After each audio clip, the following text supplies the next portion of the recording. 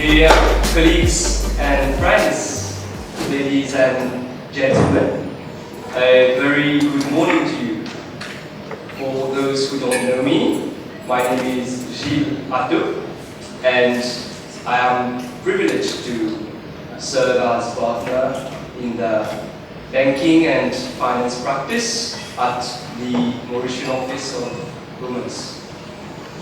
I am especially honored to join Athaw, partner of our Mauritian office, the partners of our Mauritian office, the partners from our Johannesburg office, and the entire Wilkinson family in welcoming you warmly to this full-day LMA-themed workshop. My colleagues and I are delighted to be hosting this event with such distinguished audience, consisting of leading financial institutions and conglomerates in Mauritius, and dare I say, the region as well. As we look into this fast developing world, there is great encouragement to be derived from a remarkable growth of interest in those aspects of finance and which have significance far beyond the limits of Mauritian law or mere geographical boundaries. We find everywhere the significant role which banks and financial institutions must play in the local and international community of which you are inescapably a leading part. With the ever-growing ambition of further developing Mauritius and the African continent, there is a need to be aligned with the international community's trends and initiatives and acquire broader knowledge of the market practice, of the more and more sophisticated financing products and syndicated loan products generally, and not forgetting the inescapable regulatory obligations, also essential in an ever-shrinking and competitive world. As we face emerging environmental, health, and economic challenges, the importance of training, awareness, and collaboration cannot be overemphasized. And this is where the value of knowing becomes crucial. This is no coincidence that Bowman's has carefully chosen the value of knowing as its tagline.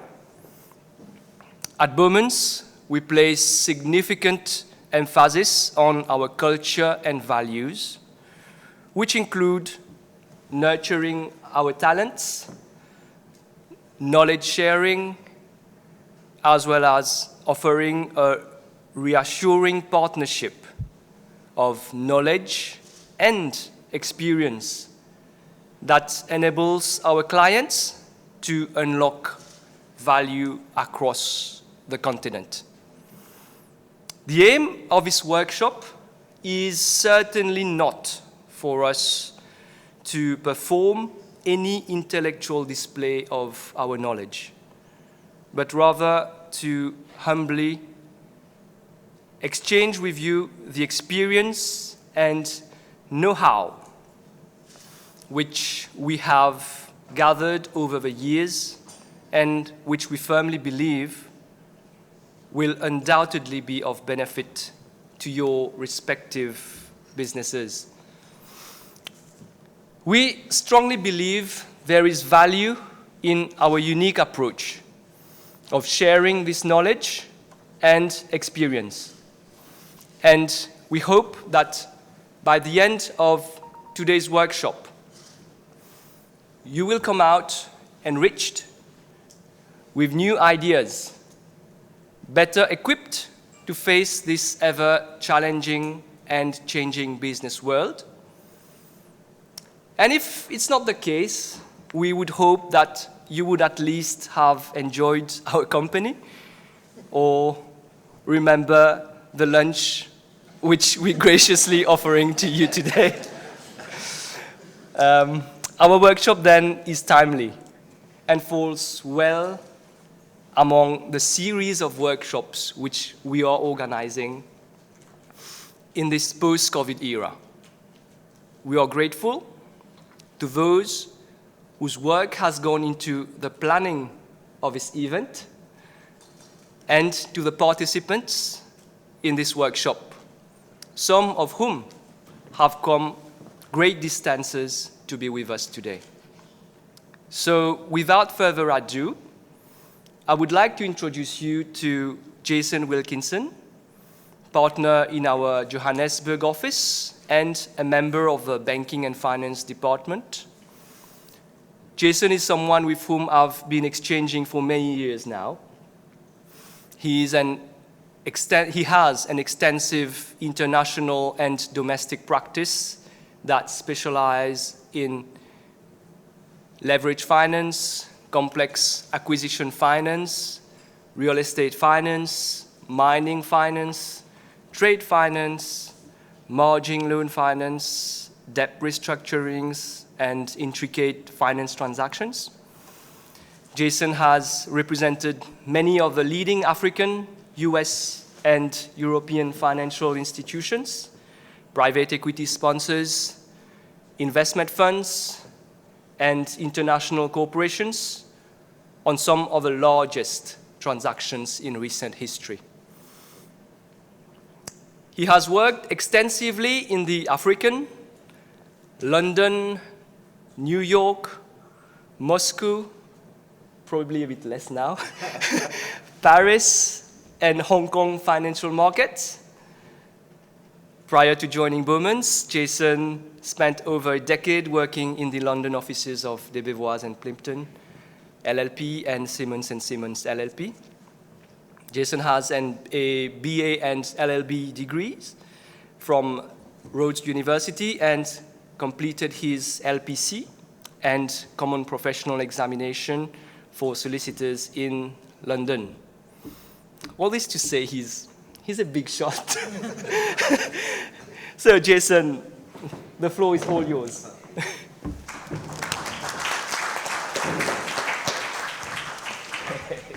Thank you very much, Gilles. That's a wonderful introduction. I might need to get you to be my best man at my next wedding because that was the nicest introduction I've ever had. So thank you very much. And thank you to every one of you for making the effort to turn out today and for making us all feel so welcome. It really is very, very much appreciated. We're going to be going through a couple of basic topics initially on the LMA. And I've tried to break it down into three different sections. The first one, what we'll do is we'll just do a general introduction into credit agreements. I think it's often quite helpful just to take it back to basics.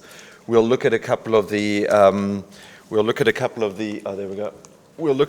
of the sort of core terms in a financing agreement, and we'll unpack why they are there, what's the relevance, what's the importance. We'll also go through a little bit of a high overview understanding of what the LMA is and what it really ascertains or pertains to try and achieve, because I think there's often a bit of a misconception as to what they are trying to do. I then thought the next session, what we're going to cover will be some of the key negotiation things we have seen in a post-COVID universe. I mean, obviously, negotiation points between banks and borrowers evolve over time. It tends to be quite cyclical, depending on the markets, depending on whether or not it's the borrower that has more control or the banks that have more control. But certainly, we've seen some trends more recently, and I thought those would be quite useful to touch on. And then lastly, I thought what I'd do is give you a summary of what we are seeing in ESG financings. There is a huge emphasis in Africa to make sure that carbon neutrality gets achieved, or certainly that there is an improvement in people's and companies' carbon footprint. So what we'll go through is having a look at how those are playing out and what the banks internationally and in the rest of Africa are looking to do. So having a look here at what the LMA is. What the LMA is, for those of you who don't know, stands for the Loan Market Association. It was established in 1996, and what its key aim is, and this is really what they try and do, is to improve liquidity, efficiency, and transparency. That's really what it is. I will come to this later on, but where it evolved and how it started originally was that all the banks in the UK and London had their own form of loan agreement. You'd have Citibank, JP Morgan, Deutsche Bank would all have entirely different facility agreements.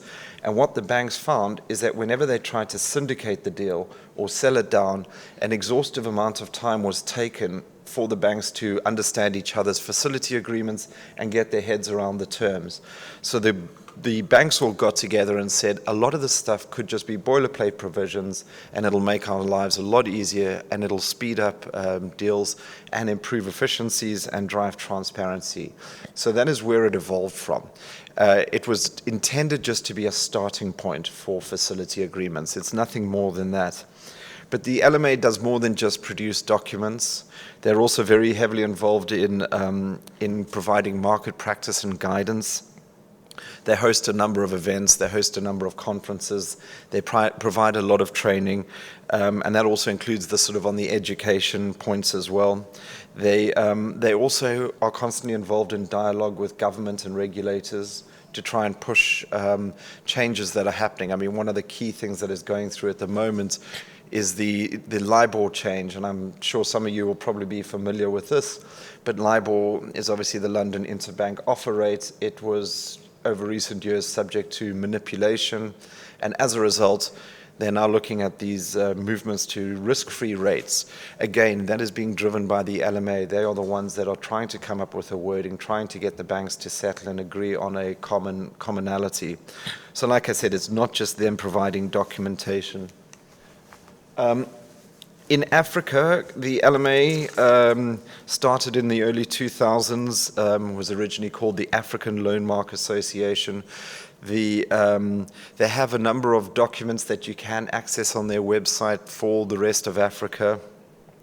They have a committee that also looks at it from an African perspective. I'm very fortunate to sit on that committee as well. And there are regular meetings where we will go through the documentation, hear points from different parties, and try and keep the document as relevant as possible. There are also other organizations internationally that do similar things. You have the main one is the LSTA, which is the US equivalent of the LMA. They tend to be used obviously more for New York law deals, but certainly very relevant because there is a lot of commonality and crossover. In particular in New York, there tends to be a big driver by the private equity firms onto how the finance documents work. And what you tend to see is when those new products get introduced by the LSTA, they slowly find their way and evolve into other markets, and so they will come through quite often. Another key organization, if there are any borrowers out there, is the ACT, and that's the Association of Corporate Treasurers. They provide some fantastic resources as well, very helpful if you're acting for the borrower. They give you a full breakdown on why a clause is there, what the borrower is trying to achieve, or what they might be able to sort of negotiate into an agreement. Again, even if you are acting for the lender or if you are a bank, it's quite relevant because it'll give you a snapshot of where the borrower's pressure points might be.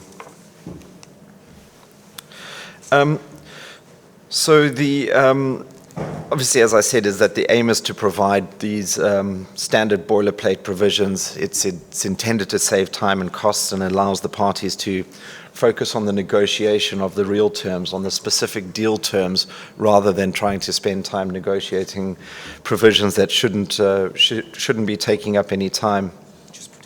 Oh, thank you. If you go onto the LMA website, there's an incredibly large number of documents that are available, so just bear that in mind.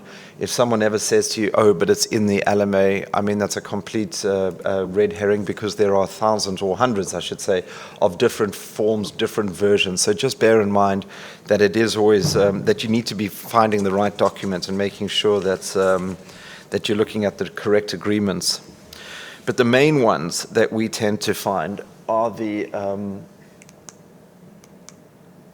investment grade documents or the leveraged facilities agreements. Now, the investment grade documents, as the name implies, these are loans that would be made to your blue chip clients. They obviously are generally unsecured, and the provisions, it's a lot lighter on the credit protection provisions. I will go into this in a bit more detail just now as a bit of a recap. And then you have the leveraged facilities agreement, which is obviously far more restrictive, and that's obviously because the risk weighting is far more significant. The other documents that, as I said, are provided there are useful users guides that are available, and resources there on the sort of secondary trading markets. So if you are doing sub-participations or risk participations, the materials are all there on their website. I guess just to re-emphasize the point that I was making is that the guiding principle is that the LMA documents are not standard form, and they should not be followed slavishly for each and every deal, but they're intended to be used as a starting point. But again, it's intended to speed up the process and allow the bank and the borrower to be able to negotiate the key sort of pricing and other necessary terms. So whenever you are doing a deal, I guess, and if you are the lawyer or the bank that's been asked to prepare the documents, and you are asked to take an LMA agreement as the starting point, there are a couple things that you should bear in mind. The first is the context. Bear in mind that a lot of the time these agreements are prepared overseas. It's a slightly different market to ours. They often have a number of more players in the market, so certainly in the sort of syndication terms. So bear that in mind, that it might be a different sort of environment that they're playing in, so you may need to change some of those provisions. It does also say in the agreements that the document is borrower-friendly. Whenever we prepare these agreements, it is always done with a lot of the corporates in discussion as well. So there is an attempt to keep it balanced, but bear in mind it's probably not as borrower-friendly as the borrowers would want. And so, we tend to be a little bit accommodating when certainly blue-chip strong borrowers come along and wish to negotiate some of those terms. Thirdly, as I've mentioned, there are wildly different LMA precedents. So whenever someone says, oh, but this is from the LMA, as I said, just bear in mind it could be from a multitude of different agreements. And then lastly, just be careful and consider the governing law. You look at where when these are produced under English law, if it may be, and you're taking it and trying to apply it under South African law, Mauritian law, or Kenyan law, or whatever the law is that you're trying to apply, just make sure that the other provisions don't conflict with whatever the national law is that you're applying to. So maybe when we start also looking at the sort of key parameters of a facility agreement, I find this quite a nice way to break it down.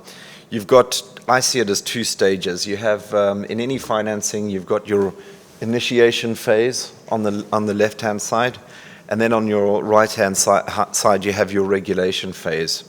And the way we see it is that the initiation phase comprises your due diligence that has to be conducted.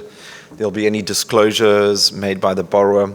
Thirdly, it'll be the reps and warranties, which are obviously designed to induce the bank to enter into the contract and lend the money. And then fourthly, you'll have your CPs and legal opinions. And obviously, once you get to that position, the investment can be made or drawdown can be effected. And thereafter, the facility agreement should be regulating your financial covenants, your undertakings, the provision of information, any mandatory prepayments, and lastly, any events of default. And that, in a nutshell, is how a financing or facility agreement should work. Now, obviously, it's all contained in different parts, but really, those are the most fundamental provisions. So coming back again, the difference between an investment-grade facility and a leveraged facility. when I started off as a young lawyer in London, I did ask the partner, I said, what's the difference between an investment grade facility and a leveraged facility? And he said, it's quite simple. It's about 300 pages. And there's actually, although that might be a joke, there is truth to this, because if you think about it, what you're dealing with is risk, and what the bank's risk is going to be. If the bank is lending to a blue chip FTSE 100 company, the risk is probably fairly minimal, and you're not going to be trying to sort of over-regulate the borrower's business too much. Whereas if you're doing a leveraged financing, and I'll take you through that structure later on, the leverage obviously becomes where dictates and where the risk weighting starts to apply. And as a result, the agreement will be far more restrictive, and being far more restrictive obviously becomes a far longer agreement. So the investment grade agreement is a very good starting point if you're trying to keep things simple, but you should always also refer to what's in the leveraged facility if you think that there are any additional provisions you might need.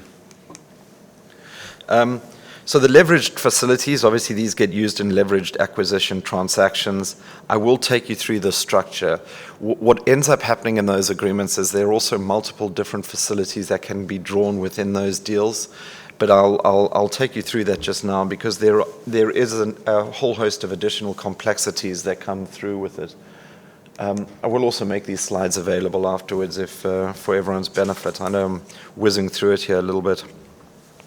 But if we look at a typical leveraged facility deal, what you would see is this is looking at where there's an acquisition. So you'll have at the top the investors, usually as some sort of private equity sponsor. They would obviously put their equity investment into the parent company. That could be through a combination of debt and equity.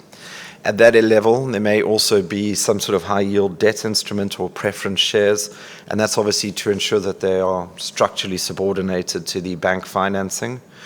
The company, at this point, the purchaser or the borrower, and that's normally where the bank debt will come in at that level, normally through some sort of a senior loan, with the point being that the loan gets advanced to the borrower takes the cash and pays off the vendor, and they acquire target company, and target company has all of its subsidiaries. In these types of deals, the critical thing is there's generally not any recourse to the investors or the private equity sponsors at the top. And that's where a lot of the risk will multiply for the bank, because you don't have that guarantee, because you don't have that recourse to the blue chip company. All you're looking at is taking recourse to the subsidiaries and their assets down below. It also is generally quite a leveraged deal. The leverage multiplier is probably sitting at about 3 or 4 times at the moment for African deals. I mean, a number of years ago, we were working on deals in the New York market where it was hitting 9 to 10 times leverage, which is pretty insane, but obviously was just a sign of the times that were happening. But as I said, with that leverage multiplier, the risk just intensifies so much more, and hence why the bank will want to ensure that you're as protected as possible. Because also, if you're not getting recourse from the investors, the bank is going to want to have security. So what they would look to do is, once the acquisition has taken place, you would want to have the target and the target subsidiaries accede to the facility agreement, and for them to also provide the necessary security, just to try and ensure that as much of the bank's sort of money is protected as much as possible. So that's just a sort of snapshot of how we see the typical leveraged finance deals happen. So then we come to what the main provisions are in the loan agreement that are going to change or alternate between a leveraged agreement and an investment grade agreement. And the 4 key areas are going to be your representations, your undertakings, your information undertakings, and the events of default. And like I said, they're going to differ wildly depending if you have an investment grade loan or if you have a leveraged facility agreement. So in an investment grade document, it's going to be fairly light on a lot of these provisions. So there will be a business focus, but they're going to look at asset protection restrictions. But these are going to be fairly straightforward. You'll look at, change of business, trying to restrict the mergers. there'll be limited, sort of normally only semi-annual financial accounts, and then cross-acceleration events of default rather than an actual cross-default itself. You'll also look at some sort of asset protections, ensuring there's no disposals. You also will have your provisions dealing with the pari passu ranking, including your negative pledges and also subsidiary debt being subordinated. And very often there's no security given in these deals. Because what you're trying to do, and it's the way I see it, is that you're trying to navigate a balance between protecting the cash investment by the bank, but also allowing the borrower to run their business. You're not trying to be overly restrictive. You probably, as the bank, if it's to a blue chip client, don't want to be getting a notification every second day about something that has happened that's entirely innocuous. Whereas on a leveraged deal, given the risk, given the amount of leverage being provided, it will be far more restrictive. So in the case of a leveraged finance document, what we see is the credit restrictions that I mentioned earlier will all be there, plus there'll be even more stringent controls on the business. Common ones we'll see is things like a positive covenants on insurances, i.e. making sure that the borrower's got a requisite insurance in place, making sure that all their IP is in place, environmental obligations, pensions. There may be a number of those that are specified. There's often restrictions on changing of accountants. One of the things that we are finding that is actually becoming problematic. What you guys might see in your agreements is it says you can't change your accountant unless it is EY, PwC, KPMG, or whatever the case is. And what you've got to be quite careful about is recent case law has been looking at whether or not that's anti-competitive. Should it be allowing other accounting firms to be there? So these types of things you do need to just sort of work through in your mind when you're looking at a leveraged facility, is just how restrictive it is, but also whether or not it's practicable. You're also going to have your typical negative covenants around making acquisitions, because obviously if a company under a leveraged deal starts making more acquisitions, it could increase the leverage. It could also, that you don't want them necessarily entering into JVs or transactions with affiliates, again, especially if those are being done on a sweetheart deal basis.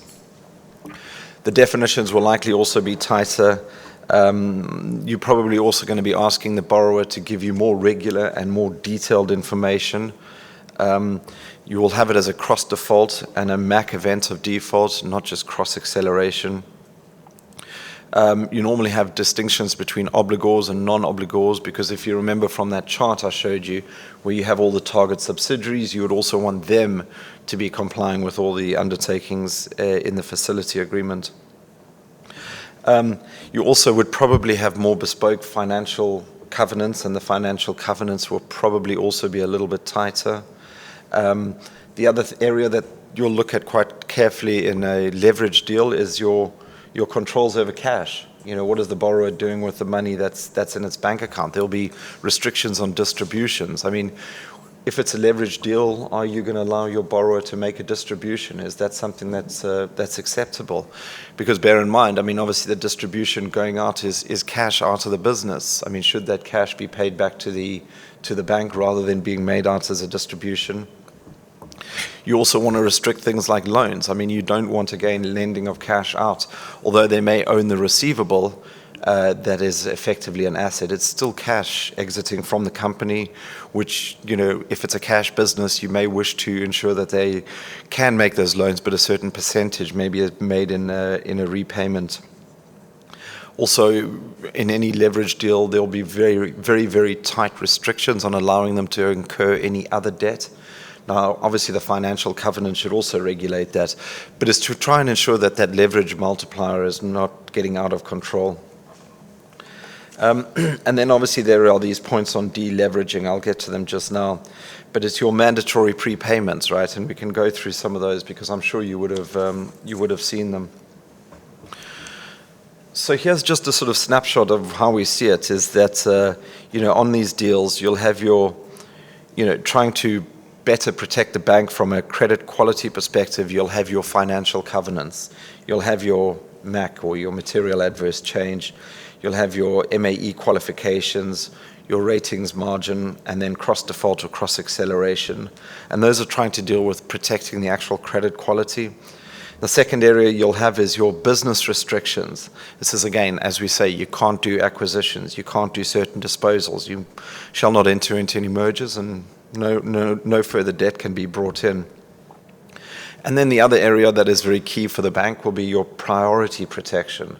And this is to ensure that, yeah, fine, there might be other loans out there might be trade creditors, for example, but you want to ensure that the bank has a priority, not least of all on a solvency issue. And then lastly, you have your other protections, such as your change of control and your other mandatory prepayments. So maybe if we just sort of jump into some of the other provisions on a facility agreement. And again, if anyone has any questions, I should have said at the beginning, please do shout out or jump in and let me know. There will be time at the end for any questions, but if you have any as we go along, please do let me know. So when you look at the facility agreement, you're probably going to find the first thing you see is the parties and who's going to be a party to this agreement. It might sound like a fairly simple concept, but it's actually quite important when you start trying to work out who from the borrower side do you want to be a party to the agreement. Again, if it's just an investment grade facility with one borrower, well, it should be fairly simple on a bilateral basis. But if it's not, there may be guarantors. There may be a number of guarantors.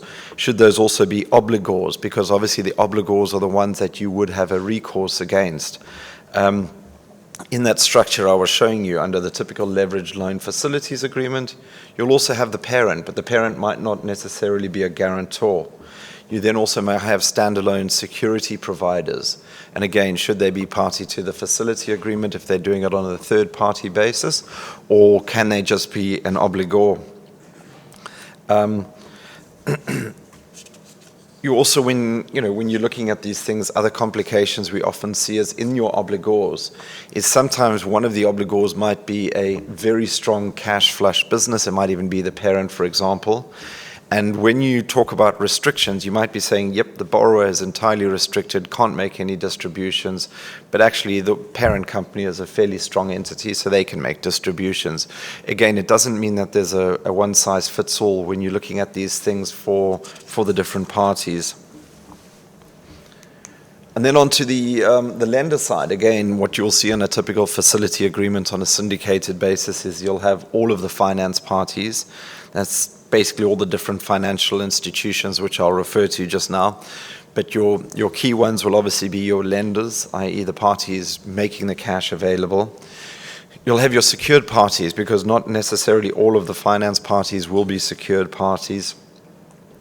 There's obviously the arranger, and this is typically one of the lending banks, and the arranger will be responsible for effectively arranging the facility. And there may be different roles within that, but obviously fees normally get paid to the arranger. One of the more critical roles is the facility agent. And this is obviously trying to maximize efficiencies. So for the borrower, rather than having to reach out to every single solitary lender on a deal for any consent or for any communications, they would appoint a facility agent who will act on behalf of the other banks as their agent.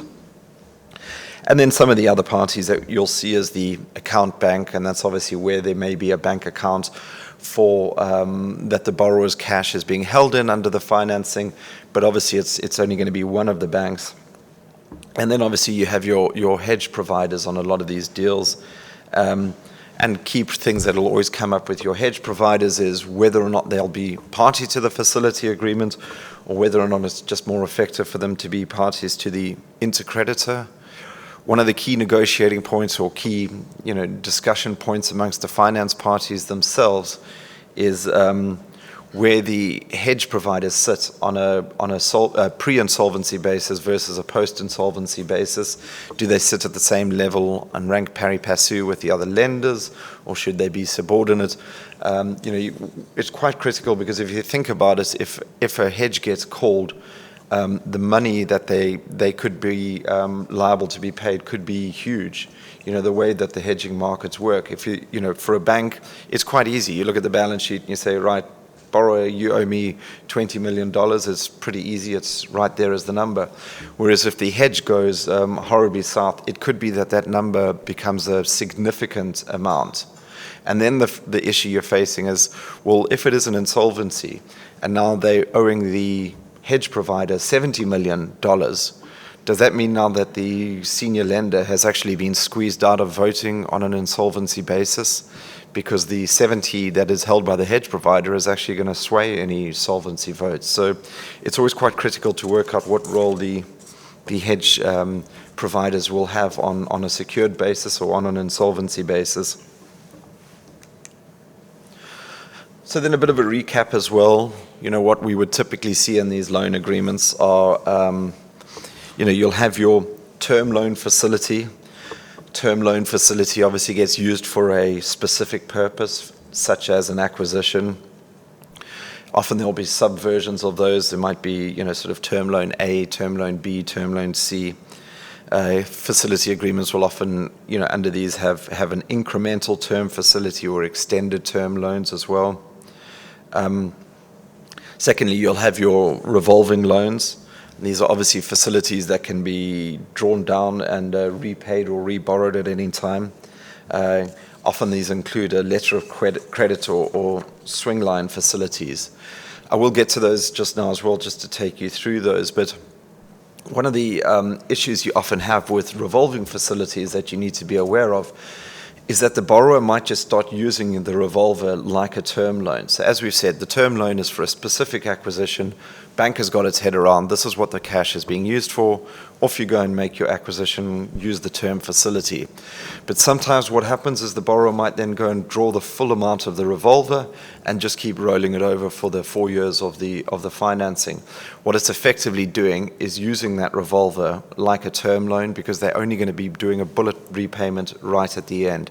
Again, that's just something to bear in mind from the bank's perspective, whether or not you are comfortable to allow the borrower to continually roll over that revolver and treat it more like a term financing. So what you will see in some of the agreements is a clean down provision. The clean down provision will say once a year, borrower, you've got to bring down that revolver to 0 or 50% of the amount. You're just trying to say to the borrower, I need to see that you've got sufficient cash resources available to bring it down. And so once a year, bring it down to 0, and then we'll lend the cash back to you again under the revolver. But it is a key thing just to bear in mind that to make sure that the borrower is not using the revolver as a term financing, if that is something that's not been factored into your financial modeling. So then you have your letters of credit. I don't know how often you guys will have seen these, but these are effectively where the bank will act as the guarantor for specified obligations of the borrower. And what it would obligate is for the bank to pay to a specific amount to a third party. So in this instance, how it would work is the borrower would say to the bank, please will you issue a letter of credit in favor of company XYZ. The letter of credit would get issued in their favor. If ever the company XYZ was to call under that letter of credit, the bank would obviously be obliged to pay the monies over to the company, and then they would turn around to the borrower and say, well, that's now a deemed utilization under our facility, you now need to pay the cash back to me. These get used quite a lot on acquisition deals, or if there's some sort of future, often on sort of property deals, where the company is making an acquisition of a real estate, either group or business, and they would want to have this letter of credit because obviously it's the bank guarantee that the seller would be comfortable with. These also vary. I mean, there's a wide array of different terms and provisions that you will see in a letter of credit. I mean, some of them are contingent on certain events happening, and some are just on demand. I mean, the ones that are purely on demand are a little bit more rare, but you do see them from time to time. They're very short and very basic, and all it really says is we bank will pay to you at any time if you call this, if you send us this notification. The other one we see from time to time are these things called swing line sub-facilities. Unfortunately, they're not half as exciting as they sound. But what ends up happening with these is it allows the borrower to use the facility on a same-day basis from a single lender, and it would just be capped at an amount, but it would allow them to, on any day, to pitch up to one of the banks and say, "Oi, I need another $5 million. Could you please lend this to me? Here are the terms." And it's smaller incremental amounts than the normal revolving loans. I thought one of the other things that would be quite useful to go through is on a leveraged facility agreement is to look at some of the key definitions. Now, I don't know if you've come across many of these before, but we can sort of take our time and go through them, because when you look at the restrictions that I was talking about, where it says you cannot make any acquisitions or you can't make any disposals, it will always be subject to something that it says, other than you can make a permitted acquisition or you can do a permitted disposal.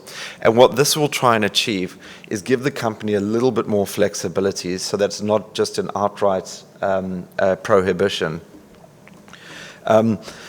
You'll often also have a basket in there that says, fine, you can make an acquisition so long as it's not more than $10 million or whatever the figure is that gets agreed between the parties.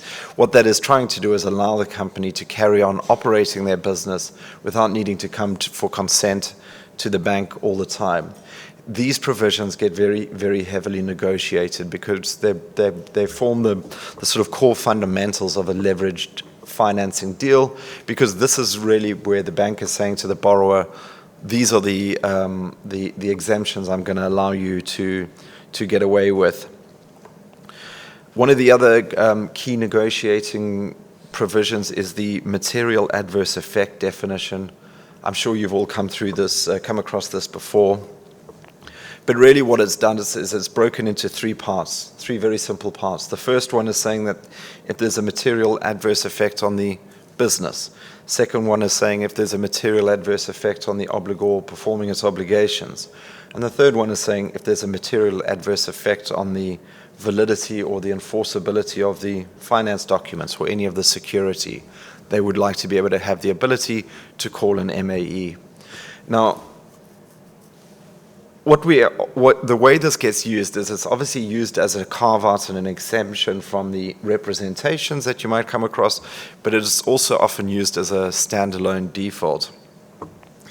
These get heavily, as I said, negotiated by the very, very strong borrowers. So your blue chip corporates will come along and say, no, this just does not work for us. We're going to have to negotiate it. What certainly they will not take is market risk. And as you'll see, this is all designed under the definition at the bottom to look at the business of the company, to look at what they're actually trying to achieve. It's not looking at the market as a whole. And that's not something most borrowers would be willing to accept, that a default could be triggered because there's a downturn in the market. But what they are looking at is saying, yep, if something goes horrifically wrong with us as an organization, then fine, that might become an event of default. Yeah. Sorry. Just in terms of your experience, right, in relation to the third point, when you're talking about the ranking of any security, usually what we see in loans is that security also includes the security given by the parent company or one of the other obligors. And further down the line, when this agreement has been negotiated and signed, the parent needs to take another loan in relation to a different transaction. So this and one of the terms of a loan that the parent is negotiating is that it has a higher ranking, right? All the loans that's given to be subordinated. So how do you use what usually happens? Are you going to renegotiate the terms? Or are you going to ask for a consent away from it? Well, normally what you're doing, I mean, these are tricky points on the validity and enforceability. So if you look in the rest of the facility agreement, there is normally a provision that talks about, if any of the finance documents, it's an event of default, cease to be enforceable. It's normally an event of default in any event. So why it's also included as an MAE, for the strong corporates, they say it's entirely not necessary exactly for the point that you're raising. A curious thing about the MAE is it actually started it was in about the sort of 1980s, early 1980s. banks started putting MAE provisions in loan agreements because they didn't have financial covenants. And it was designed to be a look forward and say, what are your prospects? What if something starts going horribly wrong? Can I call an event of default? It's a catch-all provision that was designed to cater for that. What has now happened is that for a lot of our facility agreements, we have these financial covenants that regulate everything that should be covered under an MAE. You also, to your point, will have a event of default if there is a invalidity or an unenforceability. So yes, we would normally expect these to get negotiated. To your point specifically, there is that when the borrower comes along, the parent might give its security, it would normally be subordinating its claims. So any of the claims that it has vis-a-vis the borrower, and even if that was secured, it would normally, once the senior lender comes along, have to subordinate all of its claims to the senior lender. So that may necessitate a change, but yeah. Okay, thank you. But looking at the agreement here, if you look at the definition of, if I can point there, in the first one there, it talks about the business, the operations, the property, the condition, the conditions, financial or otherwise. I mean, it's incredibly wide. Or the prospects. Again, prospects is incredibly wide, and that's the forward-looking aspect that I was talking about, that your financial covenants might already regulate. So when you're looking at this, and if a borrower starts, trying to negotiate it, you really need to sort of consider what is relevant and what do you really care about. If you have your financial covenants, do you really need to have the words prospects there and the borrower is fighting about it? In my view, I'd say you could drop the prospects. You've already got the financial covenants. Those are going to be forward-looking.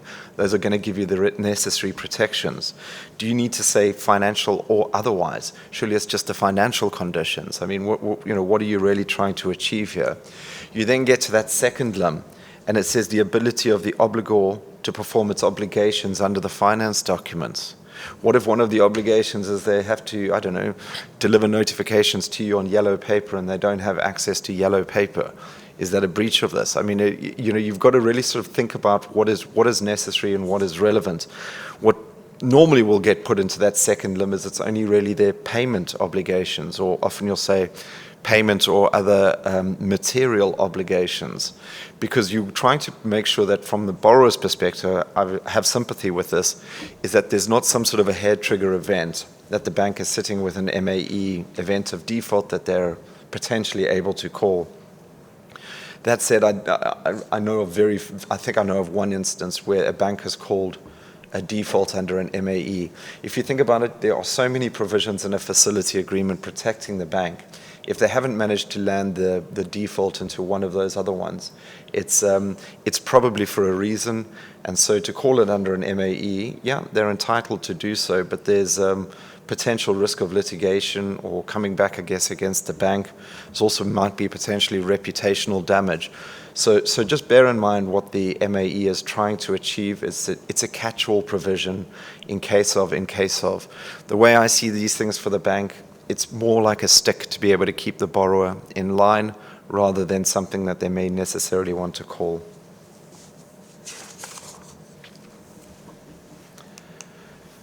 So then if you move along in the facility agreement, you obviously have the amount and the terms of the credit, or what I call the money terms.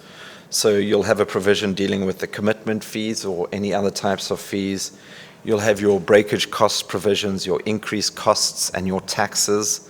Those are the things that are going to affect the amount of the commitment. There'll obviously be provisions dealing with the terms of its availability and how the borrower goes about drawing down the money. Then there'll be the section dealing with the times for payment. Obviously, you have your amortization schedule, or it could be a sort of bullet repayment at the end. I hope you all know the difference between an amortizing loan and a bullet loan. Obviously, the bullet loan just gets paid all in one go at the end of the facility, and an amortizing one is one that gets paid down over time. You also have your costs of funding, your interest rates, the cost of funding and the margin, or a default rate. Default rates in our market in the African market tend to be at 2%. Some of the very strong corporates might get away with it being 1%, but that's 2% on top of whatever the margin is. Carrying on with the money terms, in South Africa, we use a thing called JIBAR, which is the Johannesburg Interbank Agreed Rate. English deals and English law governed deals where it's USD denominated tend to, well, historically have used LIBOR, and that's obviously the London Interbank Offer Rate. LIBOR had been very, very useful and very successful, but it was recently, as I mentioned earlier, subject to quite a bit of manipulation, where people were overstating what the amount of deals that we're doing in order to push the LIBOR amount up, when in fact it was at a lower level, and the banks were skimming the difference between them. So it ended up in a huge amount of trouble, being a number of litigation and proceedings against the various banks. And as a result, they've elected to get rid of LIBOR. And there's a move towards these things called risk-free rates. And the way that these differ from LIBOR is that to try and ensure that they are correct is that they are backwards looking. So LIBOR was always forward looking based on what the previous quarter would have achieved. The other thing is that they're based on actual transactions. Like I said, under the manipulation that was going on, there wasn't their ability to verify what was happening. And the other difference with the risk-free rates is that they can either be secured or unsecured. One of the fundamental problems, though, that we are seeing with this thing is that it's that first point, is because it's backward-looking.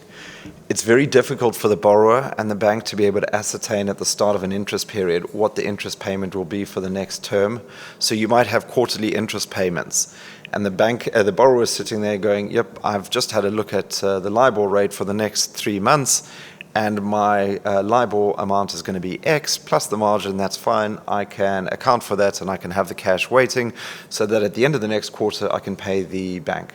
The problem we're seeing with these risk-free rates, because they're backward-looking, there's no ability for the borrower to be able to look ahead for the next quarter and account for what payment they might need to be making, where it's the floating rate plus the margin.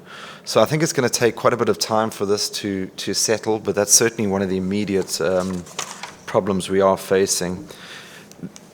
I won't go through all of this stuff, but there is a whole host of information, if anyone needs, on the LIBOR sort of change to these risk-free rates. There is some standard definitions and standard terms that have been proposed by the LSTA and the LMA that we're seeing in the documentation. They are very, very complicated, very much formula derived. So it is taking quite a bit of time for people to work through them and get their heads around it, but they're becoming the new norm, if you like. I don't know if you guys are seeing much of this yourselves. Are you seeing the risk-free rates, or is it still LIBOR? Or is it a various? Yeah, okay. Yeah, so the fun and games. I've got a friend of mine who's the Deputy General Counsel at Citibank in London. And about 3 years ago, when I went over and visited him, I said, "How's work going?" And he told me he had had the worst 18 months of his life, because for the last 18 months, all he had been doing as the Deputy GC was reviewing facility agreements to try and work out where their risk was on LIBOR, because they knew that it was going to cause such a problem for them, that for those banks overseas, with all of those deals based on LIBOR, it's been a huge task for them to undertake to switch it over to these risk-free rates, and especially for pre-existing deals or current deals that they need to convert now to the risk-free rates, because LIBOR is effectively no more. Some of the other points that you'll come across is your breakage indemnities. Now, again, if you are having a floating rate facility where the bank is borrowing the money in the market, the point of this is that the bank itself will also be borrowing it in the market on those risk-free rate terms, or historically under LIBOR terms. And there will be breakage costs if they are made to repay that early. So how it would typically work in a financing arrangement is borrower comes to the bank says, "Fine, I can lend you the cash. We're going to have interest periods of 3 months, and he has the capital to you." What the bank would obviously have had to have done in the meantime, if they don't have the necessary funds, or typically they wouldn't want to have the necessary funds, is they go and borrow the cash in the market. They've now lent it to this borrower, and if in that interim period between the interest periods, the borrower elects to prepay the facility, there's going to be a breakage because the bank now has to break its deal in the market on the terms that it borrowed, and that may come with penalties. So all that these terms are saying is we are pushing those penalties back onto you, borrower. It's because of your early prepayment that is costing me in the background, and all I'm doing is pushing those funds back onto you. You typically don't see it where there are certain mandatory prepayments, but it's very common. In fact, it's expected where there is a voluntary prepayment. You also have, under these breakage indemnities, it all looks at what your cost of funds are. And one of the big impacts we're seeing is how the bank can calculate their breakage indemnities with these new risk-free rates rather than the LIBOR, bearing once again that they are backward-looking rather than forward-looking. One of the other sort of points that come up, and I'll touch on it later on, is your increased costs. The way that any facility agreement is designed or intended to be set up is that the lender generally expects the borrower to pay for any costs that they incur after the signing of the facility agreement. So in other words, bank says, right, I've looked at the market, I've looked at what everything is going to cost, and I'll price that into my margin or I'll factor it into the deal. But if any other unexpected costs come up at a later stage, well, then I expect those to be for the borrower, and the borrower needs to be reimbursing me. So this would require them, and it's quite specific in the wording. It says that if there's a change in the laws or the regulations, and as a result the lender's return, very vague as well, is reduced or is subject to any additional costs or any amount payable to it under the facility documents is reduced, then that amount has to be paid for by the borrower. Again, this causes real headaches for the borrower because they want to be certain that the bank has actually incurred these costs. They also would like to often ask for detailed analysis of how these increased costs have worked. Now, I don't know, a classic example be maybe government changes your capital adequacy ratio for a bank in a certain period, and as a result it becomes more expensive for the bank to do the deal and have the money out there with the borrower. As a result, they would want to push that cost onto the borrower. Again, that might be quite an easy number for them to ascertain, but in a lot of these instances it may be very, very difficult to quantify the numbers. So the borrower is going to say, that's fine, I'll pay these increased costs, but I need a detailed breakdown to show what it is. And often you'll have the bank saying, yeah, we can't really provide that detailed breakdown because it's pretty difficult to calculate, and we also don't know where we're going to get all the intel from. But what the borrower, if you think through it, is trying to say is, he's saying, I don't want you to be putting a cost onto me that has come from another borrower. So let's say you've got 10 loans out in the market, and you're now just aggregating us together. But in fact, there should be no cost coming to me from this change in legislation. And that's what they're trying to get at. Again, it causes a lot of problems. We very rarely see an increased cost clause called, but it's one of those real pet peeves for a borrower because they want to know what they're in for, what their cash is going to cost them, and if there's going to be any additional costs, they would like to know from the bank how it's been determined, how it's been ascertained. So it's a real difficult one, and like I said, the borrower will often say, fine, I'll do it, but you give me a detailed breakdown, at which point the bank says, yeah, I'm not sure we can do that, at which point the borrower says, well, then why should I be paying you? So just bear that in mind if it comes up. So we've gone through this before at the beginning. I won't touch on it again too much, but your other provision you'll then deal with in the facility agreement is your conditions to lending. This is the purpose of this is once the credit agreement is signed, the lenders have that obligation to lend. You are then on the hook and required to advance the funds, obviously in a committed financing situation. And so what you would want to know is that certain things have been done. Key things are the credit agreement has been signed, security interests have been perfected, the corporate documents are authorization documents have been provided, any fees have been paid, legal opinions have been issued, there's no material adverse change or no default, and also all the representations are true and correct. And once you get to that point, as I showed on that other chart earlier on, you're generally in a place where the bank is satisfied to let the cash out the door. I mentioned some of the mandatory prepayments, and we'll just sort of touch on these very quickly. Don't want to spend too much time. But a mandatory prepayment, and it's a very key thing why a change of control is included as a mandatory prepayment and not as an event of default. And the reason for this is because if you have a company come and try and acquire another company, so you've got company A over here decides to buy company B, and company B has all these loan facilities with the bank.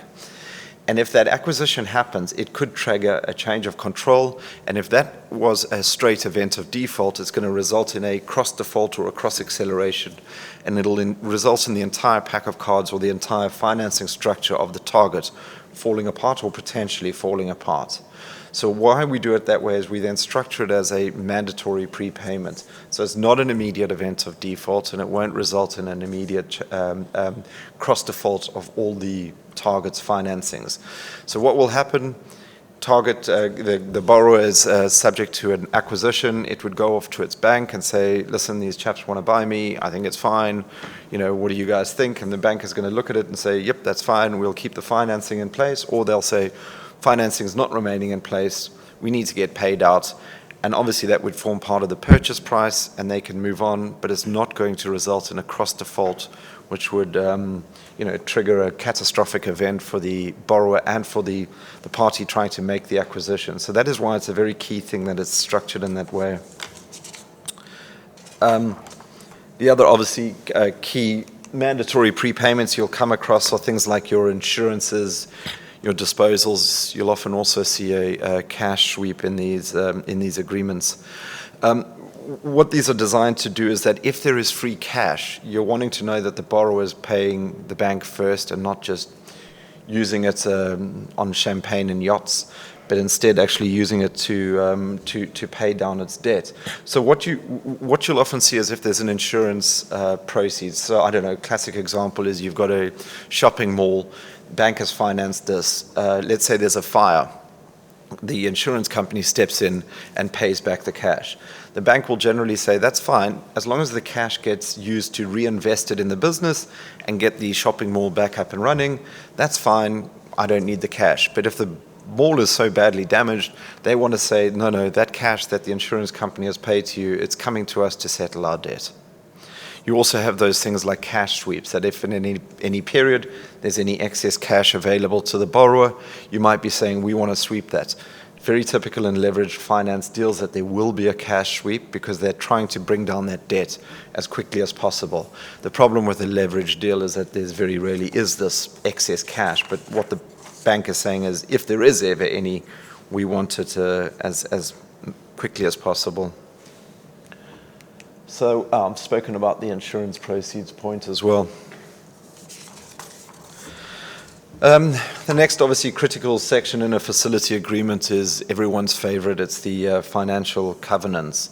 Now, these end up also being very, very heavily negotiated. Obviously the ratios are key, but you need to make sure you're also quite key with what the definitions will look like. It's a real challenge trying to get these spot on and get them right. I mean, the reality is the borrower is going to have its financial statements, and that's where it's going to be reporting on. You're going to be able to look at that and say, what's his debt, what's his equity, is the ratio in the right sync? It's obviously, unfortunately, not as simple as that. There will be a number of aspects in the equity or in the debt that either get added back or deducted or get excluded. So you need to be quite careful, I think, when you're doing a deal with a borrower to try and make sure up front you've agreed the definitions in the financial covenants as clearly as possible, so as to just avoid there being any confusion later on. Obviously, we will get to it in a facility agreement, but the sooner that can get agreed between the business teams, the better.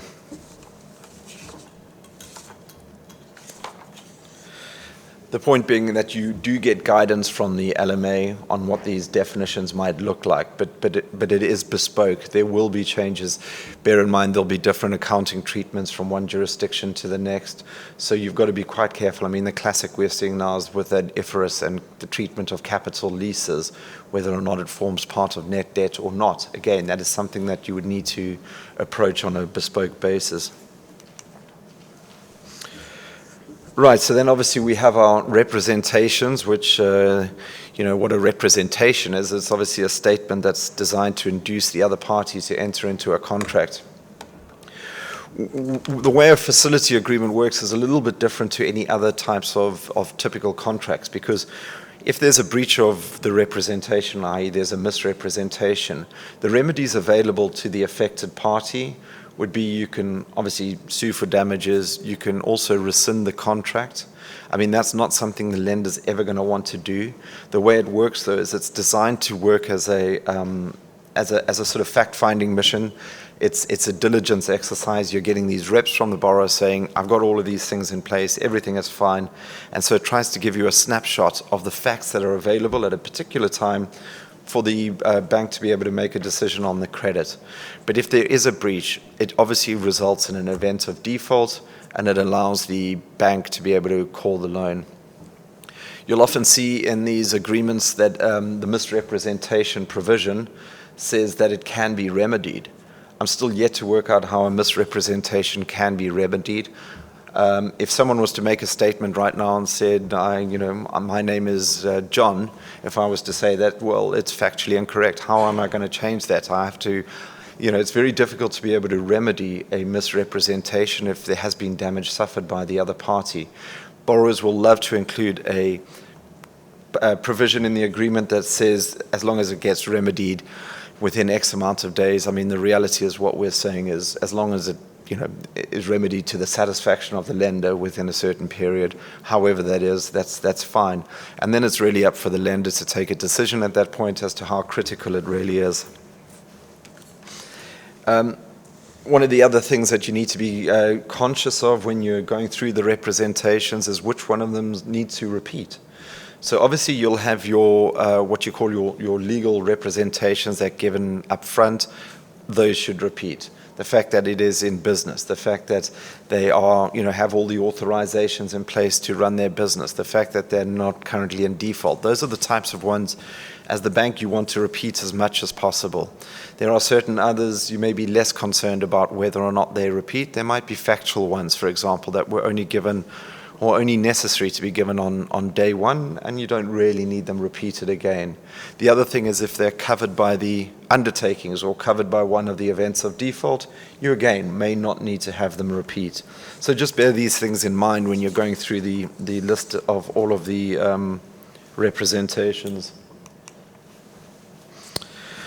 We also have our undertakings. These are broken down into the positive undertakings and the negative undertakings. Obviously, an undertaking is a contractual promise by the company or the party agreeing to either do something, that's the positive undertaking, or not do something, which is the negative undertaking.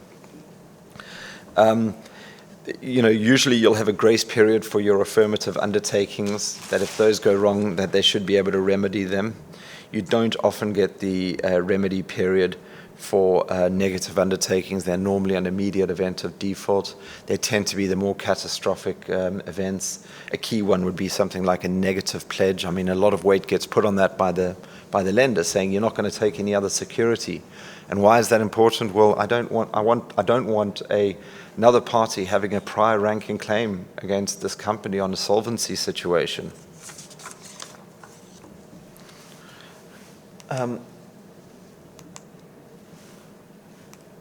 Have I broken this?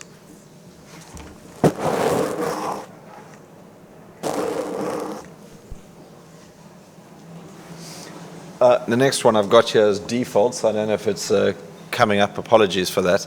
But your events of defaults, obviously these are the circumstances in which the lender can terminate its commitment to make future loans and demand repayment of it. This is what we call acceleration. They have accelerated the loan. The lender stepped in and said, right, this is enough. I can't carry on with this. You need to now pay back the cash. I am accelerating it.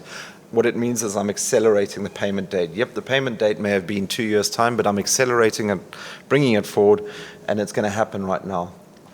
Bear in mind that it often says that the event of default has to be continuing. Hidden in the definitions in the lead into the agreement, there's a lowercase definition of continuing. It's very, very important for the bank to make sure you're comfortable with what the definition of continuing means. It will normally say in the definition of continuing that if for a potential event of default, i.e. a default that's happened but there's still a grace period to remedy it, it can either be waived, that's fine, by the bank, or it can be remedied by the borrower, which is key. Then you get to an actual event of default, i.e. the grace period has elapsed. And then the question for the bank is, are you going to allow the borrower to remedy an actual event of default, or should it only be waived? Typically, the bank will take the position to say a potential event of default can be remedied and it can be waived. That's fine. But for an actual event of default, it can only be waived. We are the ones that are controlling this. What you will see is the very strong blue chip corporates will push very hard on that, and they will say, no, they should be able to waive an actual event of default that may have occurred. It's not always accepted by the banks, but it certainly is one of the more contested or difficultly debated provisions. When acting for companies or the borrowers themselves, I've often always pushed this point. The argument I've always made is to say, what about in the situation of if we, the borrower, make a payment and the payment is affected within, there's a 3-day grace period, but the cash gets trapped in some sort of a banking mishap. Yes, you've got 3 days grace period for it to arrive, but what if it only arrives there on day 8, and this is entirely outside of our control? Have we now remedied it by the fact that the cash has hit your account, or do you, the bank, actually have to formally waive this? Is one of the points the banks start thinking about it and go, well, actually, in that instance, what is my risk? It has been remedied. It's an actual event of default, but yep, it's been remedied. What you then say from the borrower's perspective is, yeah, because if you don't waive that, I've now got effectively an on-demand facility that changes how I need to account for this in my financials, and so I should be able to remedy it. What the banks will often come back and say, fine, Jason, that is so annoying, you can move on and have that, but not allowing remedies of financial covenants, because for us, if you start messing with your financial covenants and trying to remedy those, that's not acceptable. So these are all the sort of provisions that you end up realizing buried in the agreements are a little bit more important than you sometimes realize. Just trying to think, we've coming to the end of our first session, but some of the tips for negotiating on a facility agreement.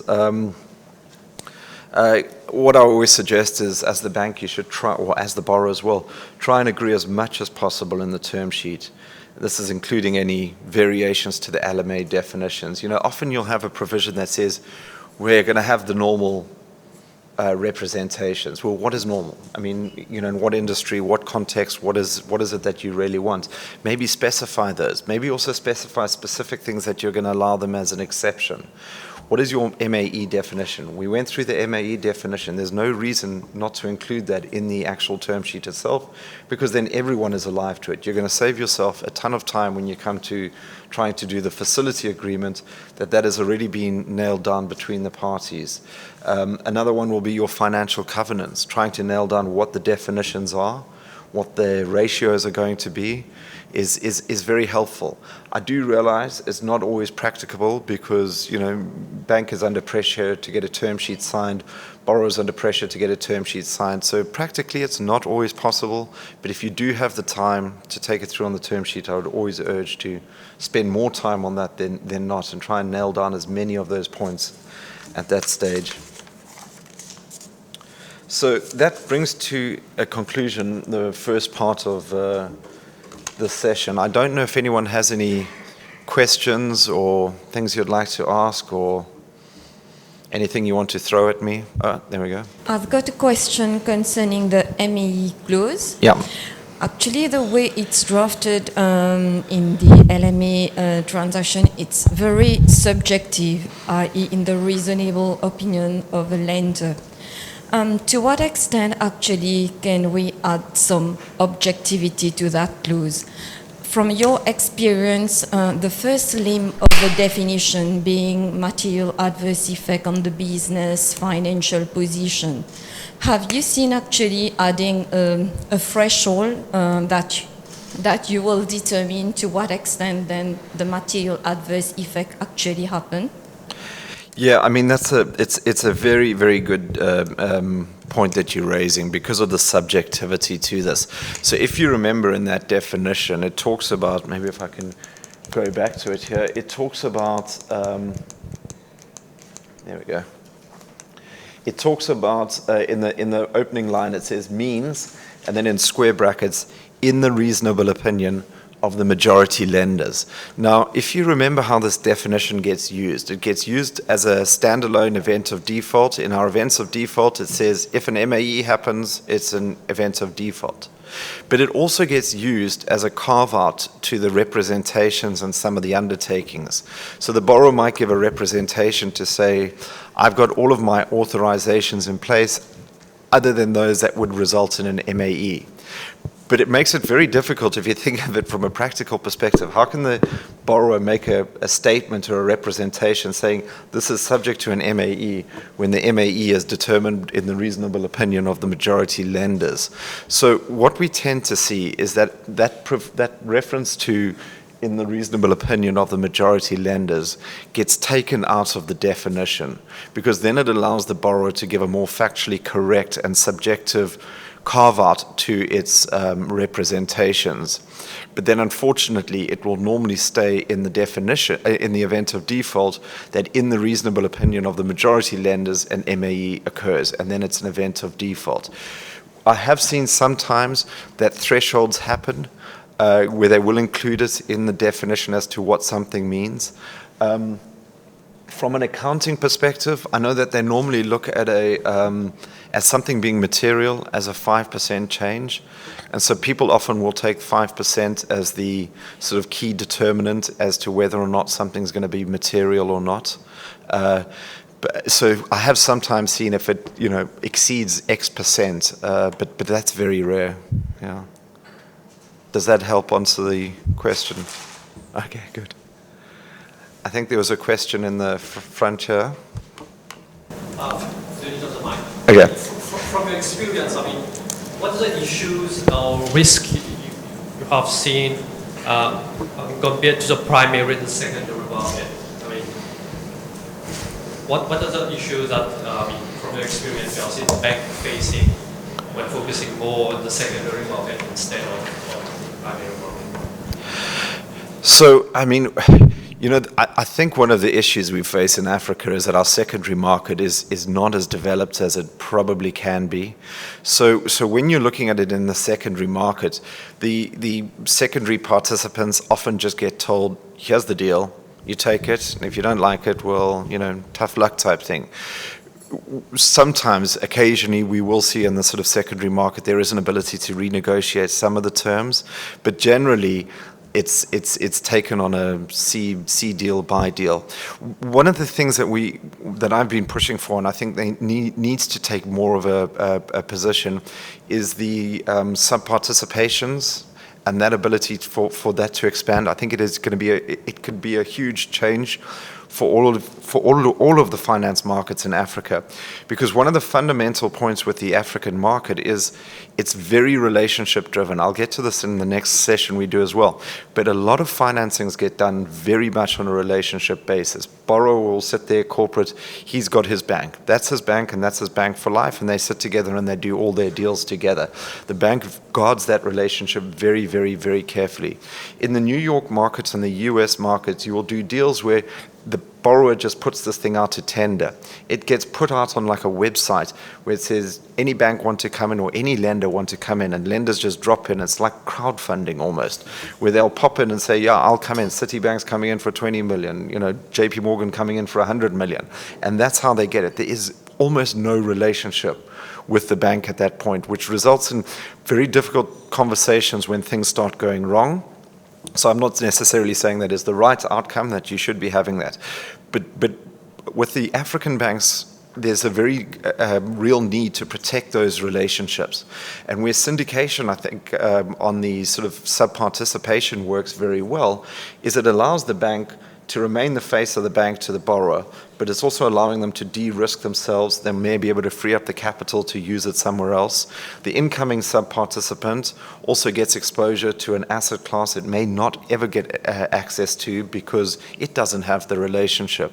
So that's what we are starting to see, but there are pressures with the secondary market participants coming in, looking at it saying, can I not have a change to this term or a change to that term? And unfortunately, it's often said this is a done deal.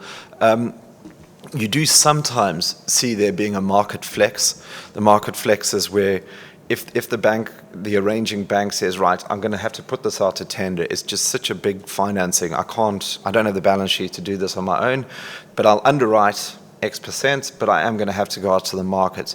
What you'll see then is they'll have a market flex, because if the bank then goes out to the market and says to everyone, right, who's in this deal? If it's oversubscribed, fine, we'll keep the margin as it is.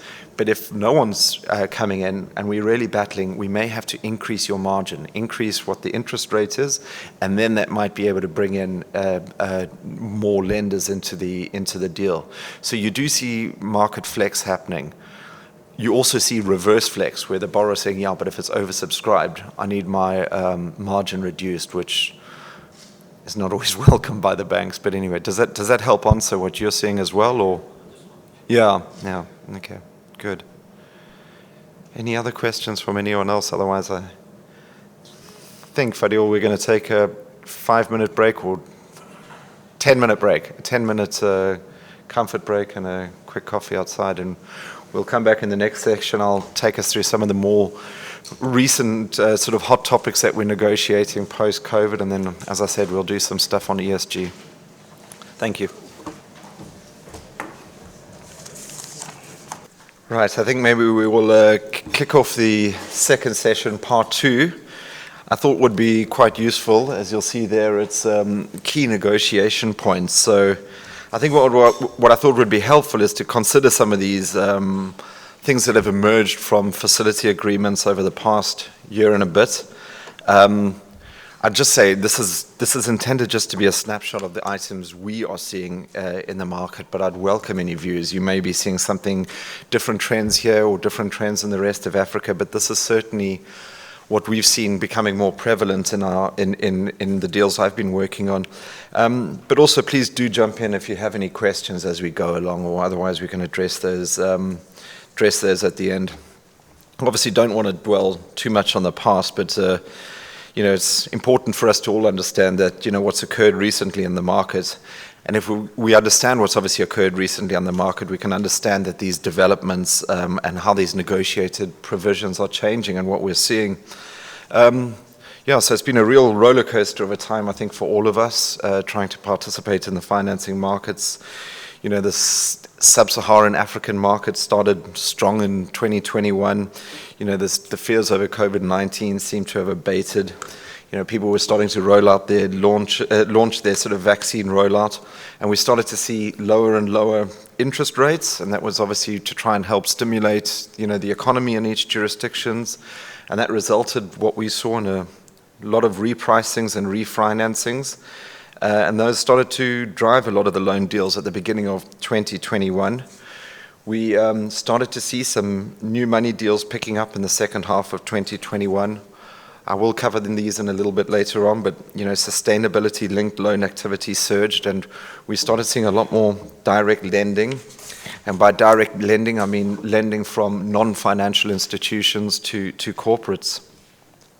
So what I think I'd try and touch on as the key areas that we'll come through is, when you're looking at these deals, what we've seen is changes in the commercial imperatives that the parties are looking at. Pricing has obviously come under real scrutiny. There's the moratoriums, and I'll go back here. Moratoriums and cessation of business is another key areas. So like I was saying, the commercial imperatives coming under pressure in negotiation. Pricing becoming very real, very relevant for all the deals we're working on. Moratoriums and cessation of business, market disruptions, extension options of financings and incremental facilities. The differential between cross-default and cross-acceleration has become even wider. our topic we discussed earlier on material adverse change, and then obviously sustainable financing. One thing we would have also noticed if we do cast our minds back to try and work out what we're seeing going forward is that at the immediate start of lockdown and COVID-19, we saw a real race by a lot of corporates to try and preserve liquidity. They obviously, went to all the banks and said, we don't know what this thing is going to entail. We need to draw down on facilities, or we need to negotiate terms to have access to these cash reserves. So there was a huge surge we saw in the early parts of 2020 in the loan market. And as I said earlier on, 2021 started strongly, but then it unfortunately through the end of 2021 had died down quite quickly. And so I think what we saw is 2020 and 2021 were false dawns. There was ups, there were downs. But we're now seeing a far more steady market. I think 2022 has brought some renewed faith and renewed hope.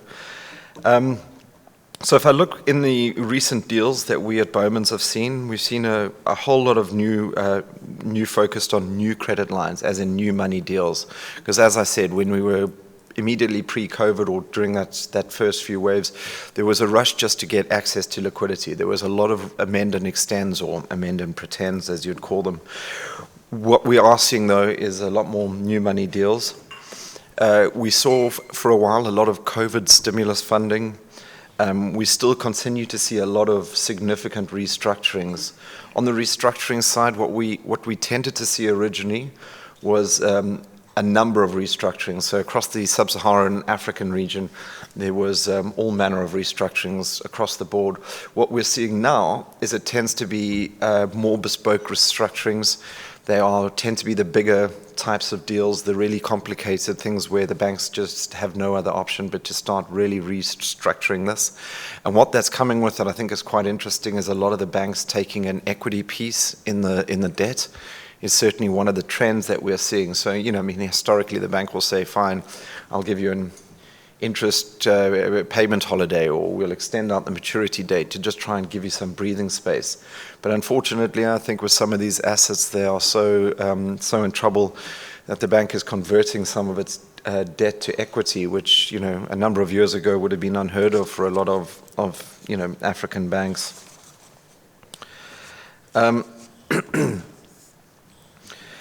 So the key areas I think that we're also seeing, I know Alan will touch on it, but we are seeing is in infrastructure projects, we are seeing a great deal of those directly as a result of the economic growth. We're seeing a greater interest from a far wider source of investors. Showing an interest in lending into sub-Saharan Africa. Your traditional banks are not only the only source of capital for a lot of these funding deals. A lot of those investors are not so enthused to do deals in Europe, especially what's taking place there. So there tends to be a lot more of the direct lending that's coming into us from Europe. And so it's pleasing, I think, for us to be able to see that in a lot of ways we are becoming a leader in the developing markets, the African continent. And the investors are certainly seeing this region as one where opportunities to invest good yields still exist. And private capital is certainly being put to work. What I'm also seeing, and again, these are just high-level snapshots, but investors are also becoming a lot more sophisticated. Previously there was very little understanding of all 46 countries within South Africa. You speak to a lot of those companies now that are trying to do deals in Africa, they've got a far greater understanding of each country and how they want to participate there. They're also a lot more eager to leverage up their deals. So you'll have the investor coming along saying, I actually understand what's going on in Ghana, and I think it's the exact right place for me, but I need to have access to bank financing, and I'd prefer to get financing from a bank in Africa. It's no longer them coming with their overseas briefcase bankers that would just jettison in and lend the cash. So I think it's very promising from that perspective for all the African banks. Another significant development we've seen driving liquidity in the markets is that the loan and the credit markets loan and insurance markets are becoming more intertwined. And so in the last decade, we've seen a number of credit insurance syndicates, and these additional players in the financial insurance markets have fueled the market's appetite to provide risk. It's allowing the banks to de-risk themselves using the insurance markets. It's this insurance risk mitigation. It's created additional capacity for the banks to provide cash for new deals. So certainly another positive. As I mentioned already, there's a far more important role for the regional and domestic banks. If I cast my mind back to the early 2010s, it was very much on the big deals, the international banks that would come in, as they called themselves, the briefcase banks. They wouldn't have a presence in Africa. They would pop in, do a deal, and pop out again. Whereas what we are seeing is the borrowers wanting to actually use African banks. They say, these guys understand the market, they can price it better, I would far rather be using them. It also comes in hand with often the borrowers wanting to be able to borrow in local currency and possibly hard currency. Again, these are things that international banks might find quite challenging to provide. So I guess in summary, what I'm saying is we're seeing greater interest, sophisticated investors. I'm seeing Africa becoming a bit of a leader in the developing markets. There's the insurance risk mitigation, and there's the growth of the regional and domestic banks, which I think is very promising in a post-COVID universe. But anyway, why don't we have a look at what some of the more key sort of negotiation points and what we're seeing. So the commercial imperatives, I mean, obviously any deal is only going to get done if both parties between borrower and lender are happy with what the terms contain.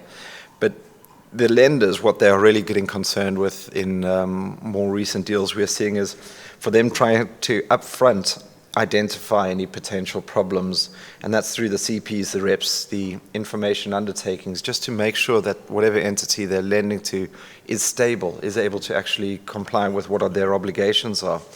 There's also then the ongoing monitoring and control of the business. I mean, what the bank is trying to do is obviously protect its return. These are becoming, once again, very, very important. I mean, they've always been important, but a greater emphasis post-COVID.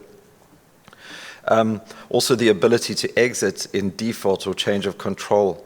There's this focus on transferability. Is it a way for the bank to be able to get out? Sometimes they just want to have that option. If you then turn it around on the flip side and you look at it for what the borrowers are looking at, they really just are wanting, they have a desire for committed, stable financing. It's in terms of them being able to manage their liquidity. It may be that they go through periods, or they've gone through periods of lockdown where they weren't able to generate the necessary capital, completely understood, and they're trying to manage those liquidity constraints. The other thing the borrowers are very concerned about is they want to ensure they have the flexibility to run their business and to make sure that reporting requirements are not too onerous. Can they still run their business? Are they given enough trust by the bank to do what they're mandated to do? I know we touched on this earlier on, but it's also, there's a desire from the borrowers to obtain favorable pricing. But at the same time, they really are wanting to maintain relationships with key banks. I know I mentioned earlier on in the US market is very different, where corporates don't tend to have such a close-knit relationship with their banks. In Africa, we certainly have that is a key ingredient. And for many of these corporates that have gone through the COVID problems and their lack of liquidity or lack of ability to generate income, it's been a huge relief to them that they've had their bank standing next to them. And it's been a wonderful thing to show that it is a relationship, that it is a partnership, but you are still seeing the borrowers asking for better pricing. So I think on the pricing, what we're seeing is that the terms are slowly returning to what we saw pre-COVID levels, especially so for high-grade creditors, where we've seen very attractively priced deals. The price and structure sounding remains important. We're seeing a lot of the blue chip companies that have not historically gone to market to borrow money in South Africa are arriving, and I'm talking about your top listed entities, and it's incredibly favorable pricing that's being being given to these entities. Unfortunately, the banks are not lending that to me on a mortgage basis. I would like it if they did, but I guess I don't have the same clout as those big corporates. There we go. Other things we're seeing is what we mentioned, your daily rate for the risk-free rate loans, and which one of those that will apply is being negotiated, and whether or not there's going to be a floor to that amount. So we are seeing that a lot. Whether or not the published rate can be, to change that published rate with the majority lender consent. And also the banks evaluating ancillary business opportunities. I mean, obviously key for any bank is not just to lend the cash to the borrower, but also to have access and opportunity to other parts of its business, key being hedging, or if there's an upcoming bond instrument, for the banks to be able to sit alongside their clients on that basis. And again, we're seeing a very strong continuity in that relationship between borrower and bank. So pricing, unfortunately, seems to be returning from the bank's perspective to the pre-COVID levels, but probably makes the borrowers happy. So another thing that we are seeing a greater emphasis on between all the parties is looking at the cessation of business or expropriation. Material or significant events until recently were viewed as, incredibly unlikely to occur in the investment grade space. You look at something like expropriation and, covers a broad range of things, including restrictions by government that substantially curtail the ability of a borrower to conduct its business. So the questions that got posed, well, if the government has implemented a lockdown, is that a restriction by the government that substantially curtails the ability of the group to conduct its business? Probably is. Is it an expropriation? I don't think it's what was intended to be an expropriation, but you're touching very close to these things. And so borrowers are now looking at it saying, we actually need to redefine what expropriation means. It really means the government taking my business, not just curtailing my ability to operate and conduct my business.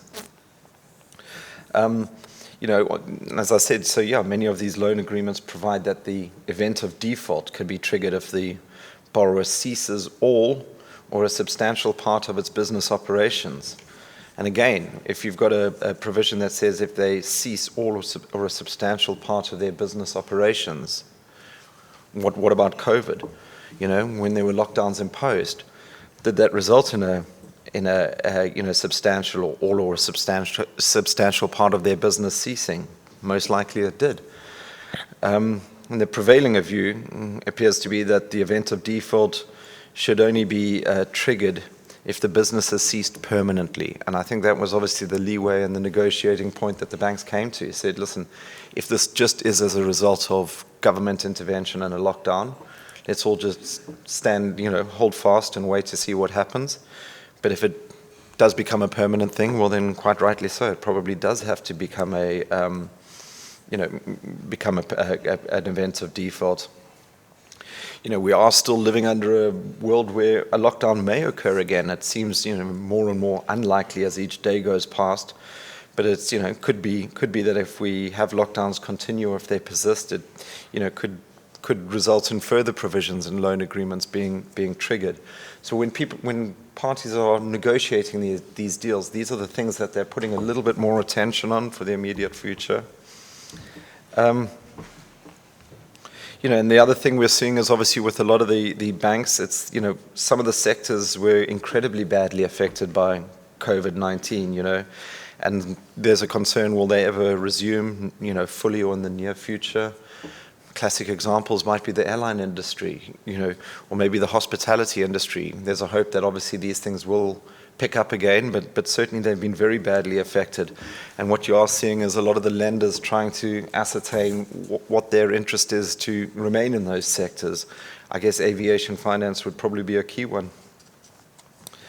I think just from a practical level, from my part at least, the cessation of business as a default is sometimes deleted. You often see it get deleted in any event on the basis that they're covered by other defaults. For example, if it's likely to involve a disposal or an actual impending insolvency, that is where your default would get covered.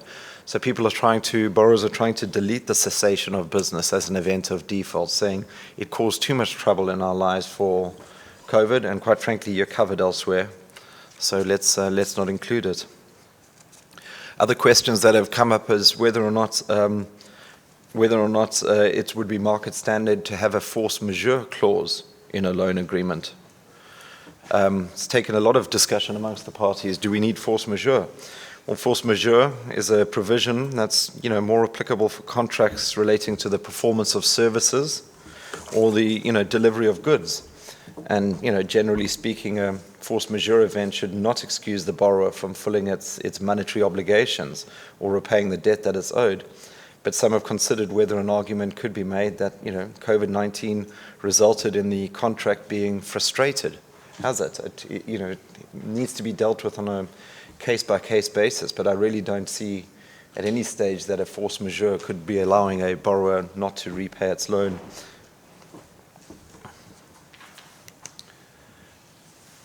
We mentioned this earlier on as well in the previous session, but a lot of negotiation going on around these market disruption clauses. These are obviously found in the syndicated deals. It's your cost of funding clause, and this is the one that gives the lender the right to trigger a process to recalculate your interest rate, applicable to a loan, on the basis that the cost of funding has obviously exceeded the bench rate, which the risk-free rate in this instance.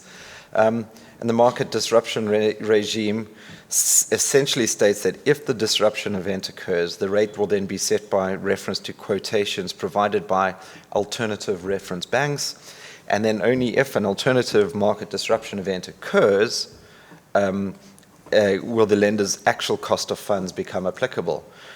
And many lenders do face themselves, liquidity issues due to the COVID-19 instability. And so unsurprisingly, it's led to a rather significant increase in the cost of funding for the banks themselves. But there's going to be mixed views as to whether or not the lenders will have the right to trigger this. Can the lenders push these increased costs onto the borrower? It's very difficult. Can you prove to them that it's directly as a result of this loan that the funding will need to be picked up with them? Obviously it's regardless of these views, these discussions have been reinforced and, widely accepted that the interbank offer rates such as LIBOR are not an accurate estimation. And so we're going to have to use the risk-free rates. Again, those are forward-looking, and how can you easily ascertain it? So these are some of the discussions that parties are having. The bank doesn't really want to call a cost of funding clause against its borrower. It might have to prove what the costing is. It might be showing intellectual property to the borrower that it doesn't want to show. It might be very difficult to calculate. And there's probably also a bit of reputational damage. Do you really want to start annoying your borrower for the sake of something that maybe can get swallowed or maybe can get included in fees for the next deal? I guess nonetheless, the market condition provisions, they warrant a great deal of consideration, in particular where we are in these difficult market conditions. And if these market condition provisions are used, the issues for the borrowers is that they're always concerned, saying, well, the agent's under no obligation to notify me that this event has occurred. And it's also if it's proposed that the funding costs of the lender, which it notifies a lower cost of funds, or if it fails to notify, it should be deemed to be that rate. Again, the borrowers are querying this. And there's obviously the other point I mentioned, the degree of transparency, is that they're making sure that the costs of another borrower are not being pushed onto this borrower. So again, what we had previously had as fairly easy negotiations around increased costs are becoming more and more interesting. Other things that we're seeing, again, this comes to your point that I made earlier on access to liquidity. Are there extension options in a facility agreement? Do we pre-bake those in? Do we have incremental facilities? Do you have an accordion facility? Extension options typically are seen in bridge financings and, corporate revolving facilities. Questions then arise is, should it be a borrower decision versus an all-lender decision? An incremental facility, this is obviously a part of the facility agreement that allows the borrower to increase the maximum commitment under the revolver, or it allows them to incur, additional term debt under, specified terms, usually used to fund acquisitions, investments, or even pay dividends. The key thing is that the existing lenders do not pre-commit to provide the incremental facility, but all they're doing is they're saying we pre-approve the amount. So if you look at numbers, maybe the financing is for $100 million. The bank says, fine, I will allow you an extra $10 million for an incremental facility. That's still within our financial covenants, but I'm not committing to give you that additional 10 million. And then what would happen is at the time the borrower decides to use it, it would seek to draw the additional incremental facility from its existing lenders. Goes to them and says, listen, I need an extra $10 million to make this acquisition. The banks can either say, yep, we're in, and they can either all participate on whatever pro rata sharing basis they want, or it might just be one of the existing banks. Or if none of the existing banks are interested, it allows the borrower to go out to market and bring in a new bank. It says, these chaps are going to do it, but the bank will be told, this is the margin, this is the cap, and these are the terms you sign up to. Again, it's just designed to try and give the borrower as much flexibility to be able to tap the market without having to get consent from the banks at every instance. The other point that's critical is that if the loans under the incremental have terms that are more favorable to the incremental lenders than the existing term loans, then the existing loans may lose value because they're going to end up trading out of their existing loan and want to participate in the incremental instead. And so that's why the incremental facilities will usually include a most favored nations pricing provision, so that if it is priced more richly than the existing loans, the margin on the existing loans will also automatically be increased. And then you have obviously the accordion feature, which is obviously allows you to increase that commitment. So yeah, again, the most favored nations point comes up quite a lot then on a lot of these deals, is precisely what is it that you can push onto the existing banks or allow the existing banks to call if an incremental comes through. So that's some of the stuff that we're seeing on the incrementals. Another big point that's being discussed between the parties is the difference between cross-default and cross-acceleration. If you look at the standard sort of LMA definition, it takes a full sort of cross-default. It's all just cross-default, whereas there's a push more recently for it to just be cross-acceleration. And I mean, I think you need to sort of take a think about it and say, well, what is the aim of a cross-default provision? And from the lender's perspective, you're obviously wanting to make sure that you're on an equal footing with all the other financial creditors in the group. So in other words, if another lender is not paid and accelerates the facility, demanding repayment at once, or if the other lender has the right to accelerate, then it would allow you as the lender to that deal to also call your loan and certainly not be at a disadvantage. What the borrower is obviously looking to do is to try and restrict the circumstances in which lenders can demand the repayments, under their agreements. Because for their perspective, if one loan gets called, it's going to result in that case in a cross-default, and it's the house of cards will come tumbling down very, very quickly. So they are very, very focused on making sure that the cross-acceleration and cross-default provisions work in their favor as best they can. I've included up here a sort of standard definition that we see in the LMA for cross-default versus cross-acceleration. And if you look at it, I mean, paragraphs A and B provide that if, some other financial indebtedness is not paid when due, or it becomes due and payable prior to its specified maturity as a result of an event of default, there will be an event of default under the agreement. I think that's pretty hard to deny. So if it's not paid when due or within the original grace period.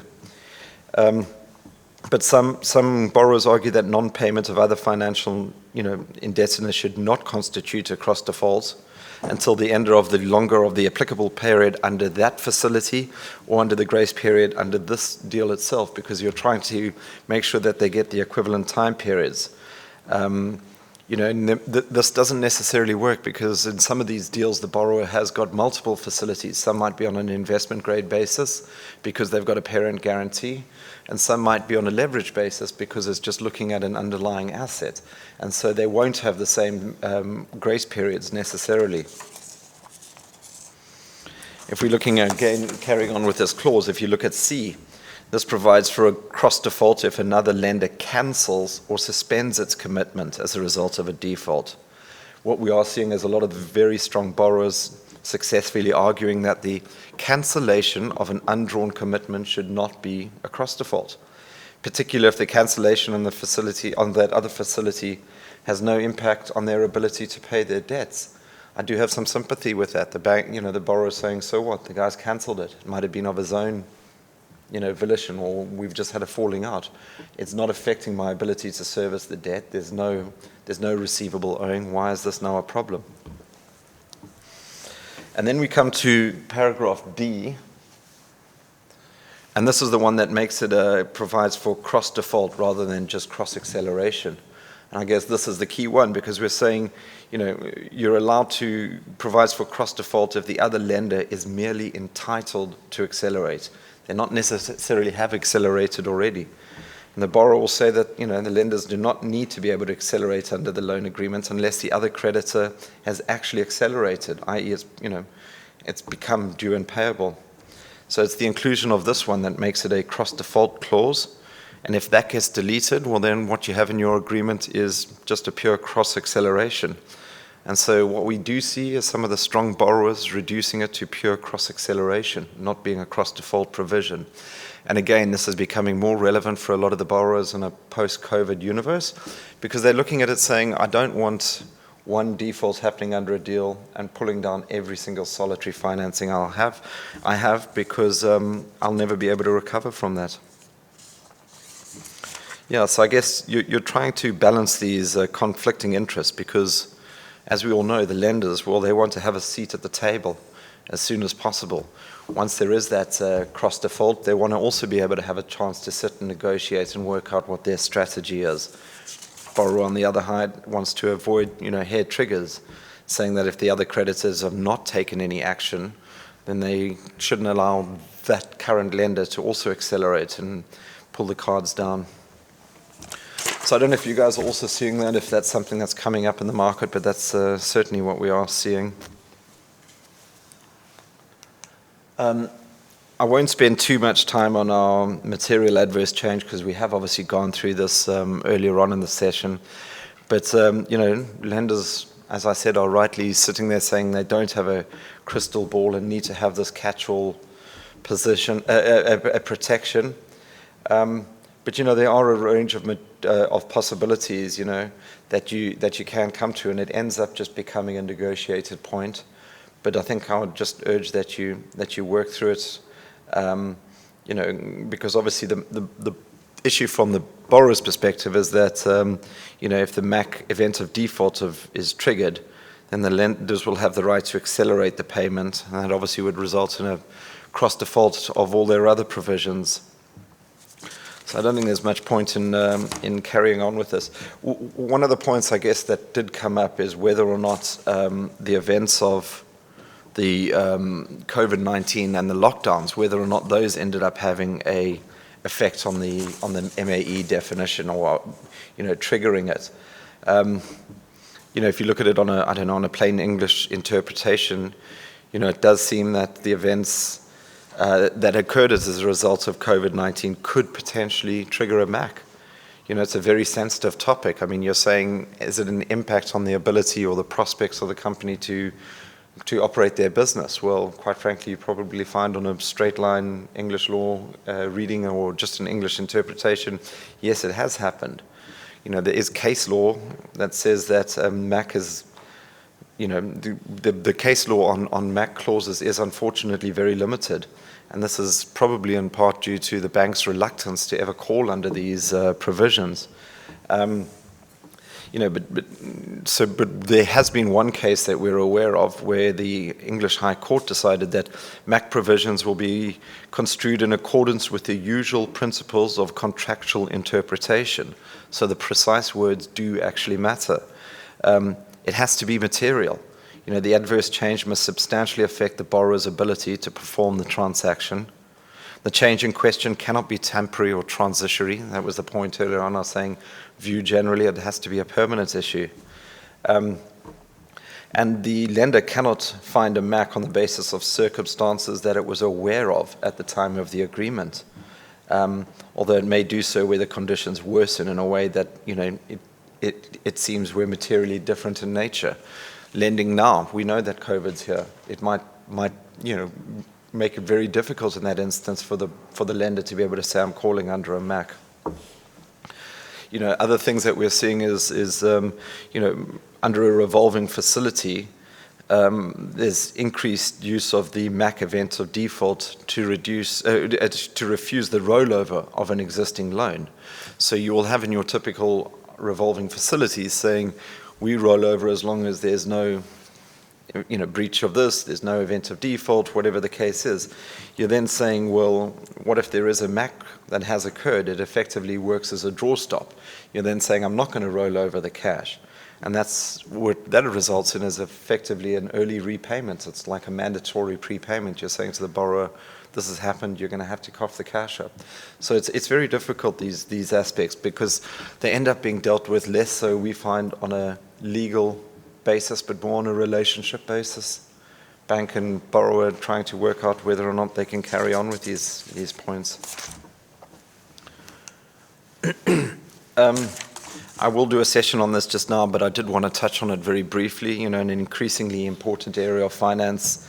More than 200 banks have supported the sustainability-linked loans and green loan concepts. There is a ton of materials available, for what you can, on these different options. Currently we're seeing the sustainability-linked loans. The KPIs are tailored to the company's corporate strategies. There are also the sort of pricing considerations, what's acceptable for the margin ratchets. And I guess these are just one of the sustainable financing products in the market that along with green loans, green bonds, social loans and others, but they're becoming increasingly unpopular because of their availability to all companies and allows them to diversify in terms of what they offer. I will do a more detailed session just now just to explain the difference between green loans and sustainability-linked loans. It seems like it's a very sort of complicated area, but it's actually fairly straightforward once we drill through it, so I will get to that just now. So where next? What would I think we're going to see next? What you're seeing in the international markets is this concept of portability. What that really means is a permitted change of control. Companies are saying, well, we're getting bought out, taken over more regularly than before. And why on earth do you bank care if I get bought out by someone else? The bank is going to turn around and say, well, it's management driven, it's relationship driven. I trust the people I'm dealing with. So the way that this portability is starting to work is it says that it allows the existing majority owner to sell its interest in the borrower to a new private equity sponsor, for example, as long as they're subject to a number of conditions. Normally it says that you can only do it once or twice in any year. You also might say that the financial conditions will get tested at that point. It might be even slightly tighter, and say if you tick all these boxes, well then fine, off we go. But again, it's somewhat removing the control that the banks would historically have said to say, yep, I agree that you can sell your company to X, and that's fine. Because obviously the bank wants to make sure that it's the same management or the preferential management, but the borrowers are saying, we don't want you to have that control. In fact, we might become stronger. It's something I think there's a lot of pushing and shoving between the banks and the borrowers on this portability points. Another thing that we're seeing is non-lender financing and permitting non-lender entities to benefit from the security or secured financings. again, you're seeing this in the international markets, but I suspect it's going to become increasingly common in Africa. So, including where the credit facilities are led by the banks who often they don't provide the sort of cash management services or hedging products. You will then have the banks or the non-financial institutions come in and take over those roles. So these provisions that you're seeing in the international deals allow non-lender entities to have the benefit of the collateral for those obligations, regardless of whether or not they will ever become a lender. And so it's putting an immense amount of pressure on intercreditor terms internationally. I think I've seen one or two of these things happening on deals in South Africa. But associated with that is the next point is the direct lending. And so we're seeing a noticeable increase in alternative financial investors in Africa. Commonly occurs in situations where the banks will view the asset class as non-bankable and or often not able to move quickly enough. And we are seeing a great surge in this, and I suspect that this will continue to take place. I don't think it's something that banks need to necessarily concern themselves too much because, like I said, it's often these are currently non-bankable assets. I mean, if we think about the historic market of how financing should work under the classic model, is you would have a DFI come in, project will get up and running, financial institution, senior lender will step in, take out the DFI, they will then service the debt, and once the company gets to the requisite side, they'll probably tack the capital markets, the debt capital markets, and they do a bond issuance. Senior lender might stay there for a marginal amount. But that is your typical sort of what we've historically seen. What we're now seeing is that these alternative financial institutions are coming in instead of the DFIs. They are stepping in and taking a punt on these companies, saying, I think these things might actually come right, and if it gets to a bankable size, I'm going to sell it down to the bank at that point, and I can step aside. So we are seeing a big surge in this. What those companies, those alternative financial investors purport to do is their ability to move very quickly. They're not subject to the same regulations that banks are. They're not subject to the same complicated, credit committee approvals. So there is an ability for them often to move very, very quickly. I speak with them quite regularly. They always say that if they break their deals down into 10 transactions, they say, 2 should be fly and make them an immense amount of money. They say 6 of them will be acceptable and probably all right, and then the rest will be just complete dogs that are throw away and let's move on. But they've made enough money through the margins off the other ones because they do charge a premium for this. It's often seen as a lender of last resort. So I don't think from a bank's perspective there should be too much concern, but just an ability to recognize them and use the opportunities possibly to work with them.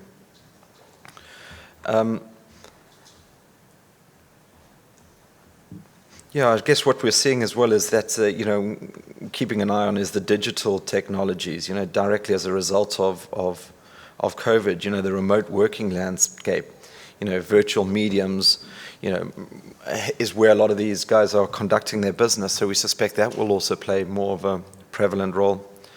Stuff we're also seeing on the international markets is auto cures. And this is obviously where there's a breach of a financial covenant. It's generally the borrower can't cure that, as we've said already, unless the loan agreement allows them to make an equity cure right.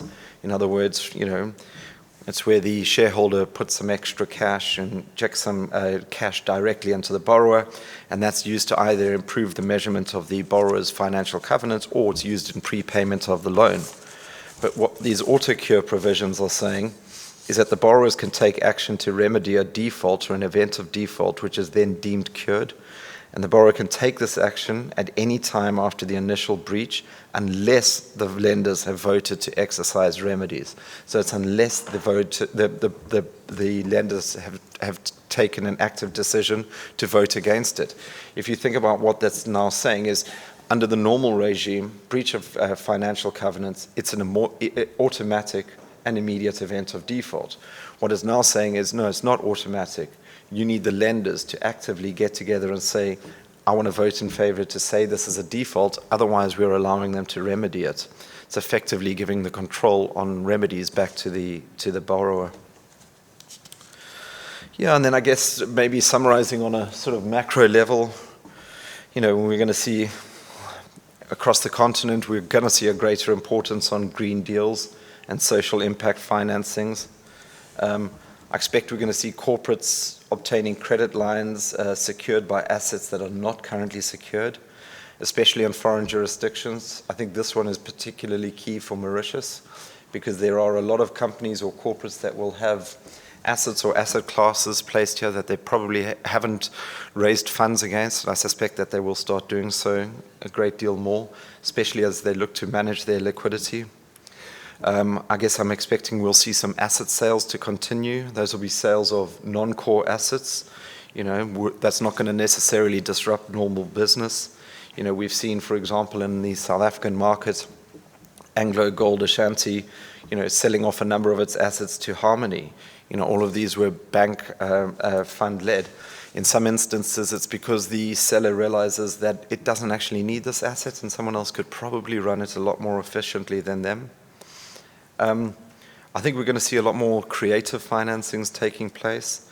You know, it'll be a combination of a number of debt classes. You know, we're quite used to in the African market of having a senior loan, and that's it. Off you go, chaps. I think what we'll start seeing is a lot more different classes of debt being provided. There'll be the mezzanine financing. There might be a bond issuance. There might be you know, the swing line facilities. You might have a sub-tier facility as well. So I think that these things will become a little bit more into the market. Again, it puts greater pressure on the intercreditors between the lenders themselves, but I think that that'll start happening. The other one I did mention earlier on is I think that the secondary markets, those are again, I think that it really is something that will become more relevant. It's, as we said, it allows them to diversify risk. It allows the lender to, you know, improve the liquidity so it can invest the cash or its money elsewhere. Helps it maybe comply with its capital adequacy ratio. You know, it saves on management time, allows them to realize value, whereas the buyer of it, as I said, you know, it allows them to acquire a new asset class that it probably didn't have access to, gives them short-term profit and maybe take a strategic position. So yeah, those are just some of the things. Oh, sorry, I was facing the wrong way. I don't know, that's not working, but I think that just brings back on to, we've got it, there we go, questions. So, yeah, I mean, those are just a snapshot of things we have seen over the last while and things that I think we are going to see continue or come into the market.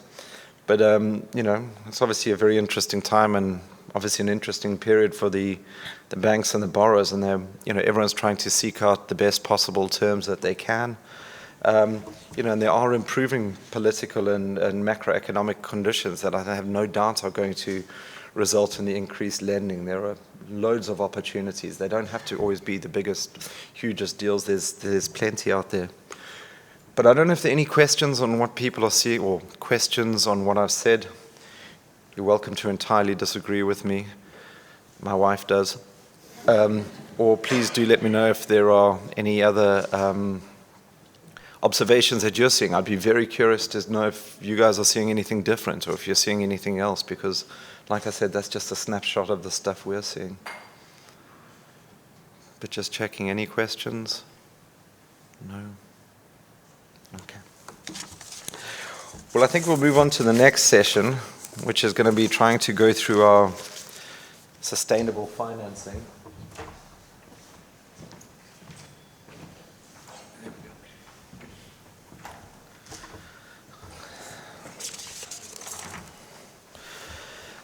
So we're seeing a huge uptake, like I said, in sustainable financing. And I'll break it down for you guys just now, and we'll go through some of the key parameters. But I thought it was quite a useful summary that I came across. There have been a number of views elicited and points that people are taking. But one of the things I liked particularly was this one at the bottom here, where it says the fight against climate change and its environmental degradation in this generation's defining task. Therefore, Europe and Africa are allies in the development of sustainable energy, transport solutions forming circular and blue economies which can underpin Africa's economic growth. I think that couldn't be more relevant than it is right now with what's taking place in Eastern Europe. There's a real issue around power and energy and people trying to control or regulate or protect their power and energy interests. And the fact that, Africa has such a resource or has an amazing access to these resources is critical. And it really is pushing things a lot. So what I thought I'd do is we'll take you through this thing again. Please stop me if anyone has any questions, but we're going to look at what are the factors that have been driving ESG growth, what are green loans and what are sustainability-linked loans, who the different role players are in these deals, what are the KPIs, what are the goals that the company is trying to achieve. We'll look at the sort of reporting and verification, and then some of the structuring considerations. Okay. Oh, no. Oh, I got a bit excited there. Sorry, everyone. There we go. So, I guess when we look at it, there was the Paris Agreement, and this is obviously one of the key drivers for ESG. And the Paris Agreement says that we've got to reduce greenhouse gas emissions by 40% by 2030, and those are to the levels in the 1990s. That's 2030. It's 8 years away. That's incredibly close. It's very soon, and people are realizing we need to actually get on with this. The other thing we're seeing is that ESG initiatives are being prioritized by the younger generation. This is both in terms of value-based investing, but also on keen job satisfaction. You're looking at it where the youngsters are coming along saying, I want to work for a bank that has these green initiatives. There's a real desire to attract that top talent, and if that's one of the key parameters, it certainly is pushing it. Or in terms of who they wish to use as their banking partner. Who do they want to go and open a bank account with? Is it a bank that is, aligned with their ESG initiatives? And what we are certainly seeing is that these ESG initiatives are no longer theoretical aspirations, but they're very much at the forefront for governments, banks, and corporates. I mean, the growth in the market size is incredible. In the past 4 years alone, the volume of sustainable finance has grown 15 times. It's largely because of the sustainable and social bonds.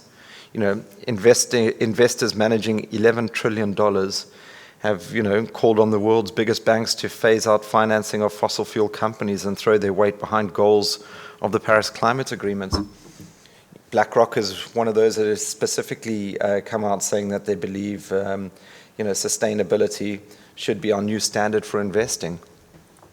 Bloomberg's intelligence forecasts stating that the ESG investments will reach $53 trillion within the next 5 years, and that ESG will represent 1/3 of the assets under management. I mean, that's an incredible amount. So the way I see this thing happening, and this is trying to, again, explain to you why it's also being pushed in the way it is I call it the sandwich effect, and it's all the different compounding elements that are pushing ESG in the market. You've obviously got the top, it's the regulatory stuff, i.e. legislation. So you've got that Paris Agreement that I mentioned. You've got the UN Sustainability Development Goals. You've got the EU taxonomy. For example, South Africa have got their social, sustainability, green finance initiatives. They've also in South Africa introduced the green taxonomy. Again, these are regulatory issues that are driving a lot of the South African banks and increasing their desire to do so. And there's increased, pressure from the regulators. We then look at it, and the next one that's driving this is the investors. Liquidity and cash available for for sustainable financing, both for private and public sectors. There's ESG-orientated funds are outperforming, and there is an incredible amount of push from the shareholders themselves, from the investors. A lot of the banks will be beholden to their shareholders, and a lot of the funds now are these shareholder activists. I mean, a classic example is you take something like in South Africa, where we need fossil fuels. You know, Eskom needs coal to be burnt in order for us to keep the lights on. And what the result is that the banks are being told you need to fund these projects. The bank is then, you know, going to its AGM, and these activist shareholders are banging on the desk and saying, what are you chaps doing? You're burning fossil fuels. This is not allowed. But what is happening with a lot of these ESG deals is they're saying, yes, we are funding these chaps, but it's also they are reducing their carbon footprint. We're trying to make the carbon footprint, you know, reduced to a level that's acceptable. This is going to be better for everyone. And at the same time, on the other side, start ramping up projects or access to cleaner energy. We're also seeing another driver is the you know, on key trade organizations. One of the key ones here is the LMA. The LMA have been at the forefront of trying to develop the market and come up with the concepts, trying to explain to everyone what the differences are and what can be achieved. And then again, as I said earlier on, a lot of it is this consumer driven. You know, there's a focus on social and economic equality. You know, the youth are driving this. I mean, there's you know, class actions are happening all over the place. There's a ton of the, you know, the consumers that are looking at the market, and what they're looking at, which I find interesting, is that they're also saying it's not just the E in ESG, because that's environmental, social, and governance. But what about the social and governance? Are there enough women on boards of executive companies? Are there enough people from previously disadvantaged backgrounds on the board of governors? And are those not things that should be given a lot more preference and a lot more of a push? So I'm guessing you may have heard about these things called green loans and sustainability-linked loans, but if you haven't, I'll try and explain them to you as simply as I can and not try and sort of overcomplicate it. A green loan or a green bond, it has to have, in order to fall into that category, 4 key components. You know, that the use of proceeds has to be for a specified green purpose or project with clear environmental benefits. The process for the project to valuation and selection has to be quite rigorous. There has to be a very clear management of the proceeds, i.e. it gets used for that, and there's very keen reporting. Typical examples of this would be a solar power project. That would be a classic example of what is a green loan. Bank is lending cash to the company to develop its solar project. That's all it's using the cash for, nothing more. There could be a green bond. What we're seeing in the South African market is a lot of the banks issuing bonds. They will issue a green bond listed on the London Stock Exchange, and all the proceeds that come to them are then ring-fenced to invest in renewable projects. Again, those are for a specific purpose, and that's what the cash is being used for. On the other side of the spectrum, we have these things called sustainability-linked loans, and these need to have 5 components, and I will tell you, explain them in a bit more clear detail. But there has to be a selection of the KPIs, the key performance indicators. There's got to be a calibration of these KPIs. You know, they have to be ambitious and meaningful. That's the wording they use. They have to have loan characteristics. The reporting has to be transparent, and verification, it can either be done independently or externally. The key thing with sustainability-linked loans and the differentiator is that it's not the use of proceeds doesn't determine what it is. So what you're seeing, and it was the example I gave earlier on, is it could just be a corporate loan. You could just have a corporate loan given to the borrower, and what you say to him is your interest rate is 5% on top of whatever the floating rate is that we're taking here. However, if in the next year you manage to reduce your carbon footprint by, I don't know, managing your lights, managing your water intake, and we can get it to an agreed better level of X, I will ratchet down your margin by 0.05%. And if in the following year after that, you then hit this target of getting down to this point, I will ratchet down your margin by a further 0.05% or whatever the agreed criteria is. So what you end up having is an incentive for the borrower to try and improve its carbon footprint and carbon neutrality. So yeah, some of the impacts that we're seeing, you know, that the entry into these green loans or sustainability loans, they have, you know, a huge amount of advantages for borrowers and lenders. what we're seeing is that it builds stronger value-based relations with the shareholders. It has a positive impact on reputation and credibility. I can't oversell that enough, how important it is for the banks to have that reputation of being one of the drivers of ESG initiatives. Is the incorporating ESG performance into the lender's credit assessment. It enhances the borrower's ambitions, i.e. it makes the borrower technically a better company, a more socially conscious company. It also engages the lenders. The lenders are effectively incentivizing and supporting a material and substantial improvement in the activities of the borrower. And also between both parties, between the borrower and the lender, it's showing that they're committed to achieving sustainability goals. It's also, intended to promote long-term growth and profitability. And also there is also the attraction of bringing in new staff that are focused on these things. So we're certainly seeing it being pushed and becoming very much more mainstream.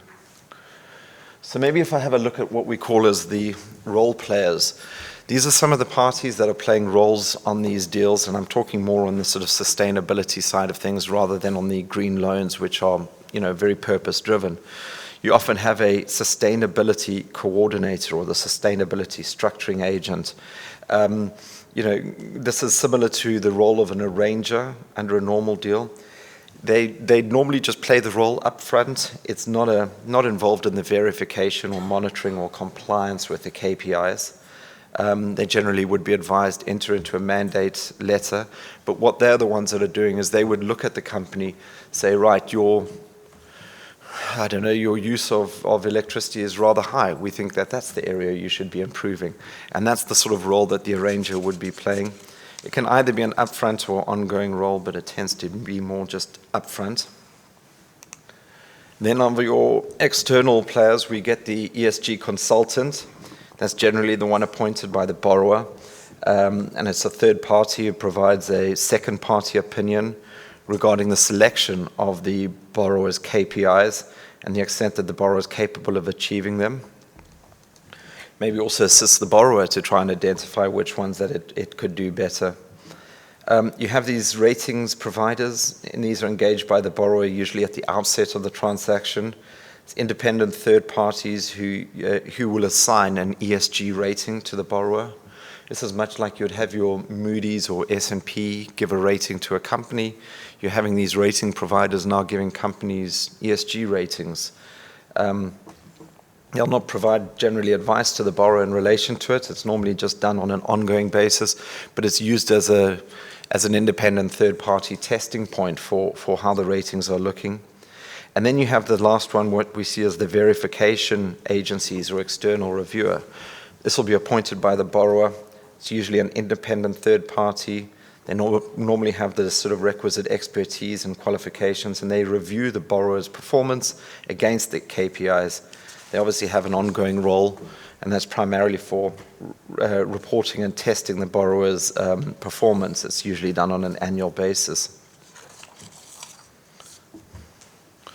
Some of the issues that we're seeing being faced, does the sustainability coordinator potentially attract liability? Sometimes it's the bank that assumes this role. Constantly then the bank will say, well, if I'm acting as the coordinator, is there a potential I'm going to be liable? Am I not acting in a capacity that's similar to an agent? Should I be charging for this? What about indemnities that need to be given to me? What type of liability would an external role player have? What if there was a liability for incorrect statements? It's appropriate to include dispute resolution provisions where the external player is providing technical advice. Those are some of the things that we're seeing with issues that you're facing with the actual individuals themselves. So then we come to some of the key KPIs. So these are the key performance indicators. I guess what we're saying is that they have to be tailored to a company and agreed with the lender for each of the individual sustainability-linked loans. They can be internal and bespoke to the borrower's business, or they can be external and set against its performance in relation to its peers, or determined by an external reviewer, or it can be set by reference to science, or a combination of these. The key I'm saying here is it can be whatever you want to agree with your borrower. It's also better to be sort of flexible on timing. One of the other things I would state here is that one of the key determinants for sustainability-linked loans is they have to be meaningful but ambitious. And how measurable is that? Can you decide what it is? The risk you run is that if it's not meaningful and not ambitious, it can be deemed to be greenwashing. Because maybe let's have a look at some of these key performance indicators. I mean, these are the ones that we are really seeing in the market, and these are the key things. You're saying, I'm going to get an improvement in my energy efficiency ratio. Company says, I'm going to change all the lights from those terrible old lights to something that's far more efficient. Does that help me improve my carbon footprint? The answer is probably yes. Does that result in a beneficial interest rate? Yeah, it probably does. Reduction in greenhouse gas emissions, obviously for a lot of our manufacturing, clients. Maybe there's an increase in the amount of renewable energy generated by the borrower. What if they suddenly go and put solar panels on all of their roofs? Is that not a reason for them trying to mitigate their own carbon footprint? Water consumption. You see, some of these things are actually very easy to determine. If for example, even Bowman's was to say, fine, we're going to have with our facility, with our bank, we're going to reduce our water, can we get a better interest rate? It's quite easy to ascertain that from an independent perspective. We just look at the water bill. Yep, you chaps have done pretty well. There we go. Other things we're seeing is increases in the number of affordable housing units developed by the borrower. There's raw materials, if it's the increases in the uses of raw materials. Circular economies are becoming popular. That's where recycling. Is there a continued recycling within the business of assets?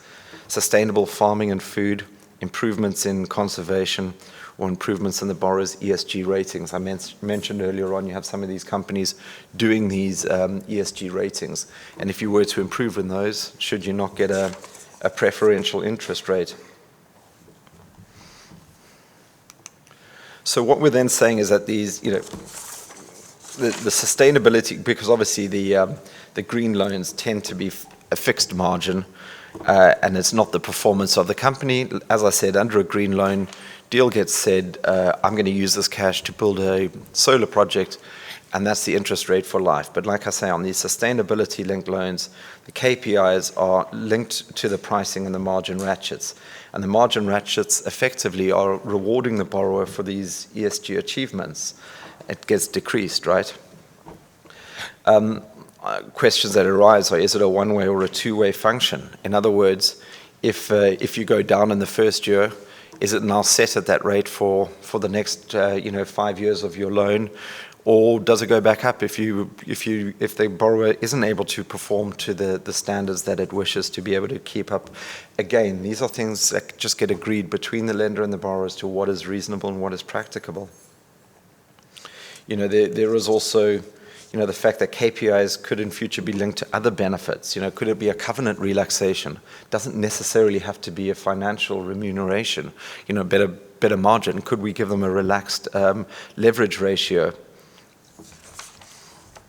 We're also seeing these reporting and verification issues that are coming up. You have the, who's going to agree that you've met these targets? Like I said, on some of them it's very easy.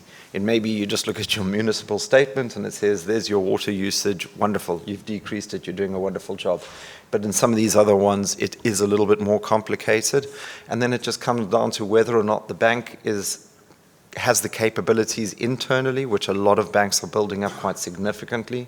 Do they have the internal ability to independently verify and check how these figures are coming out and whether or not they're achieving these KPIs? Or do we need to go to those independent providers for verification? Another key thing I'd say here is it's normally done on a self-verification basis a lot of the time. It's just the borrower self-certifying.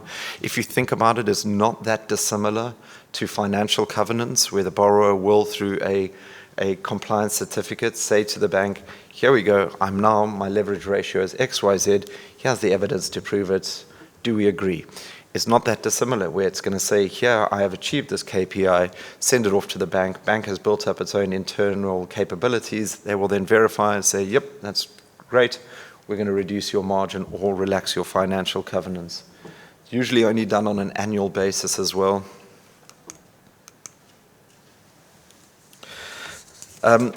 We've had a lot of sort of drafting discussions on sort of structuring of how this wording should work. There is no uniform or standardized wording developed. There aren't diverse drafting options. We've come across certain that we've prepared, things that we're comfortable with. We see it in the international market as well. So it really is, there's no one size fits all. But it is something, I think, from a term sheet stage, if you're starting to be comfortable with, it's very easy to be documented. It doesn't need to be overcomplicated. I'm trying to just think of some other sort of important points here. Obviously amending these KPIs.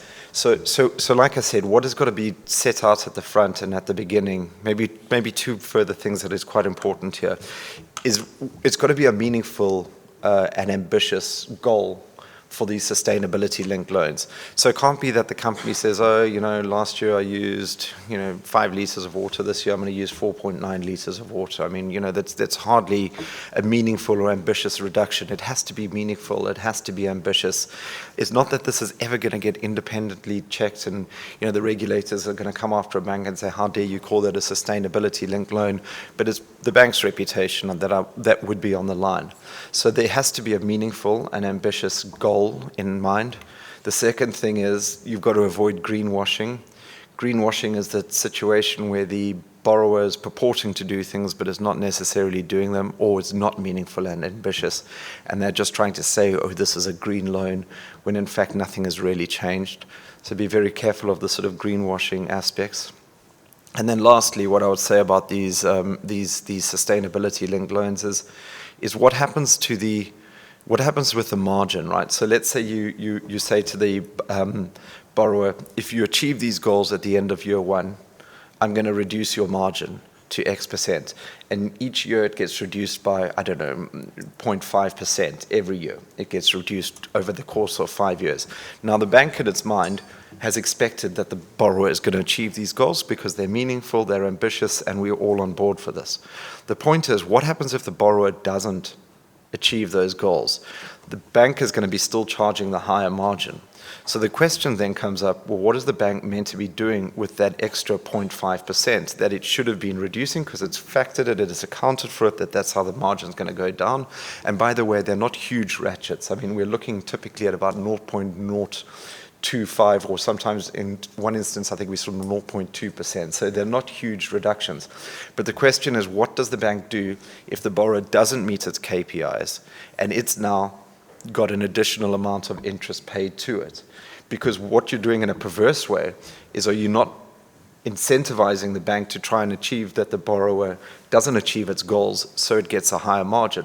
I mean, it's a fairly sort of cynical approach or thought, but that is the conflict that people are taking. So then it comes to the position as, well, what does the bank do with that extra margin?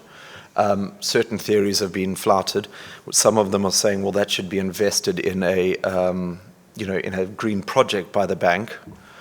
I've suggested to the lenders that they spend it on legal fees. They haven't always agreed with that, unfortunately, but hopefully one day. But again, this is the issues that they're facing. What does the bank do with that extra cash? Because you're effectively incentivizing you're incentivizing yourself not to get the borrower to do so. And well, what do I do with that extra cash?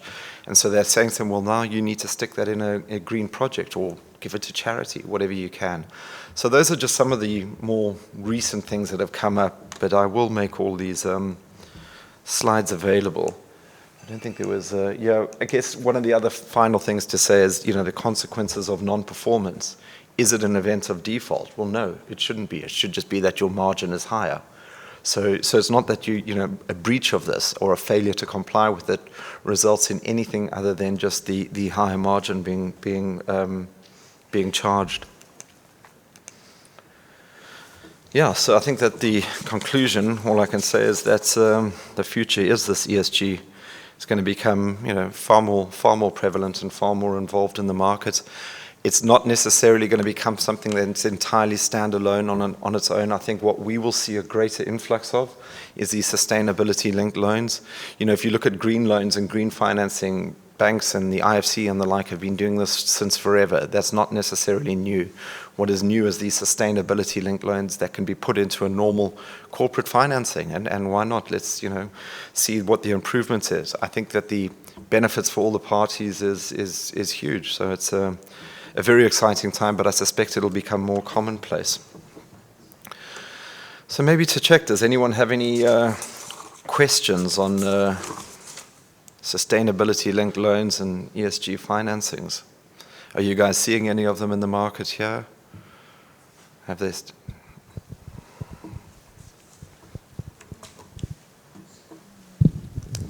Thanks, Jason, for this very useful insight. It's not a question really, but in fact we do have, I think, new guidelines both from the Bank of Mauritius and the Financial Services Commission on green lending and green bonds. And I was just wondering if anyone in the audience has any experience in dealing with or has had any challenges to take these guidelines to the practical level. I'm told they're not very popular guidelines.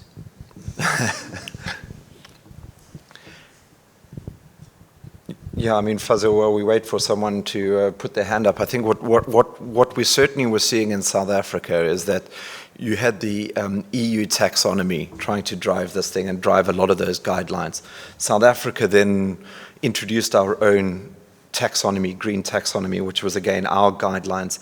It's still very much in its infancy, and it sounds like what you're referring to from the Mauritian Central Bank would be something of a similar nature. And I guess it's just whether or not it's able to put those guidelines into practice. But is anyone seeing these deals, or are we not really happening in the market?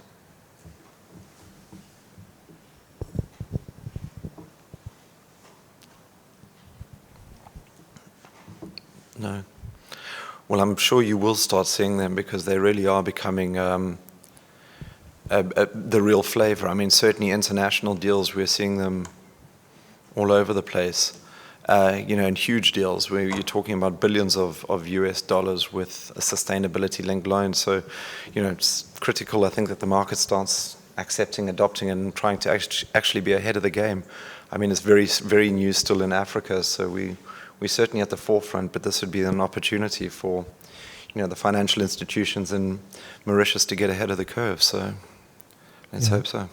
Jason, I just wanted to interject. Concerning green bonds, for instance, we only have one company which is at the forefront and which recently issued a 500 million bond, and which was privately subscribed, so it's not listed. Yeah. And the use of that, it's actually a leasing company. So the use of those proceeds would be to finance green leasing, so for hybrid and electric vehicles. Okay. But really my question remains, are there actually KPIs for that? Are they going to need to provide for independent reports or independent opinions on the actual value that they are actually bringing in financing those types of vehicles? Yeah, there should be. So how it would work, I mean, what you're seeing with the number of, I'll give you an example. So a number of banks internationally, what they will do is they will go and issue a green bond. They'll go and tap the market and say, right, here's my green bond, I want it listed on the London Stock Exchange. They then take the proceeds and then they go and invest it in, as you say, Gilles, could be in electric vehicles, for example. What gets very heavily scrutinized is your reporting requirements under the bond documents to make sure that that the asset that you're investing in complies with those parameters. Just like any bond, I mean, if you look at it in the private equity universe, there may be restrictions saying you can't ever, as a private equity company, company invest in XYZ, again, that's done under a private placement. This will be the same. It's saying you can only invest in the following things. This is what it has to be. And there will be regular reporting then from the company to the bond holders or the note holders, just so that they know that, there's not a case of greenwashing that's taking place where it's said it's being done for these purposes, but it's not. But it's great to hear that there has been the first green bond. We've had a handful of green bonds issued in the South African market. Netcare did one. It's a big hospital company in South Africa. They issued a bond for a lot of their sort of hospital services, but it was done on an entirely green bond basis. The city of Johannesburg also recently issued one where they were trying to rejuvenate and use it for the benefit of a lot of the parks and the sort of nature areas around Johannesburg. So it's coming into the fore that we're seeing more of these green bonds. But I think it'll become far more popular. But good. Any final questions, or have you heard enough of me? Yeah. Anyway, I'd like to say thank you very much once again. I really do appreciate the opportunity to speak with you all today. So thank you.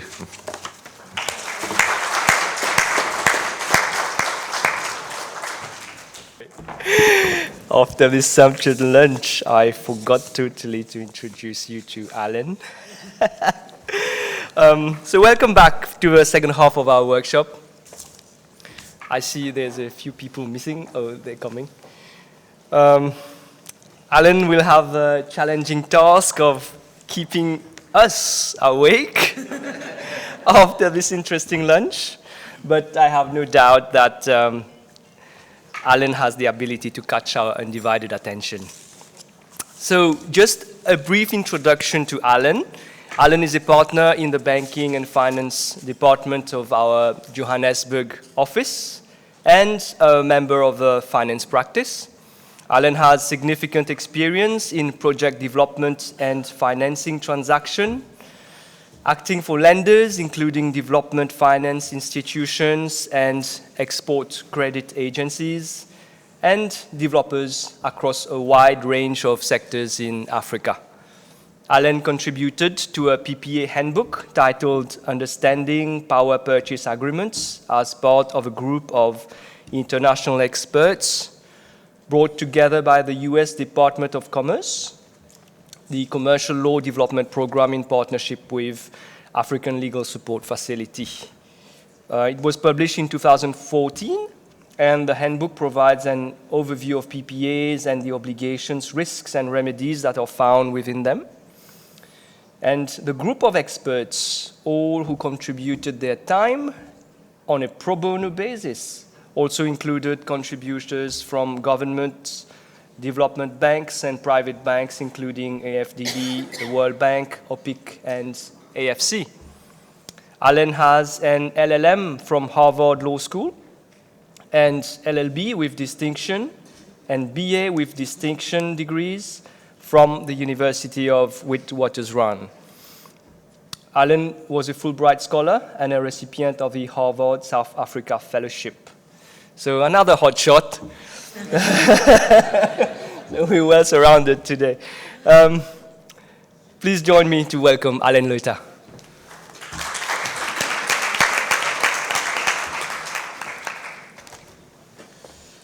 Merci Gilles. J'ai entendu qu'ici on dit qui manière. Well, for the graveyard shift, so we are going to tackle the subject of project finance for this session. We are going to pass through 5 areas really where we develop an understanding of what project finance is, have a bit of a discussion around the key concept in projects of bankability and risk allocation, and then just talk through some of the key parties you find in project financing transactions and what their interests are, and fourthly, just talk through some of the structures that you'll find in project financing and project financed transactions. And lastly, we will touch on a topic that Jason has laid the groundwork for us on, which is some of the key documentation that you'll find in project financing transactions. So to start off, what is project finance? At a very basic level, it's a form of asset-based financing where the financiers look to the asset or project that is developed for the repayment of the risk capital that they put into the project. Now, in these kinds of projects, reliance is placed on developers, but actually recourse is not to the balance sheet of any developer, but to the project itself and its ability and capacity to generate revenues for the duration of the financing, as it were. And this informs the orientation of equity and lenders in project financing, because in this sort of construct, the vehicle needs to be tightly controlled and really quite tightly risk managed, as it were. Now, projects are actually all around us, and on the board are just some of the examples that I've drawn from the World Bank site of some of the projects that have been implemented in Mauritius. And it was quite pleasant to learn that the airport that I arrived at, Terminal 2, was also developed on a project financing basis. And there may be one or two projects there around which that are reaching the end of their life cycles, and that have some interesting discussions that are happening around them, which we can pursue at a later stage. Some fundamentals, project finance, and it goes to one of the things that I said right at the beginning, which is that in project financing transactions, the debt or the risk capital that is deployed is paid out of the revenues that are produced by the cash flows of the project. The second element of thinking through project finance transactions is that the debt capacity, and debt capacity I mean the ability of the vehicle to take on debt and actually repay it over time, is dictated by the discounted cash flows that are anticipated to flow through that asset. The third fundamental element of project structuring is that security is taken over the key revenue producing contracts and any of the key assets.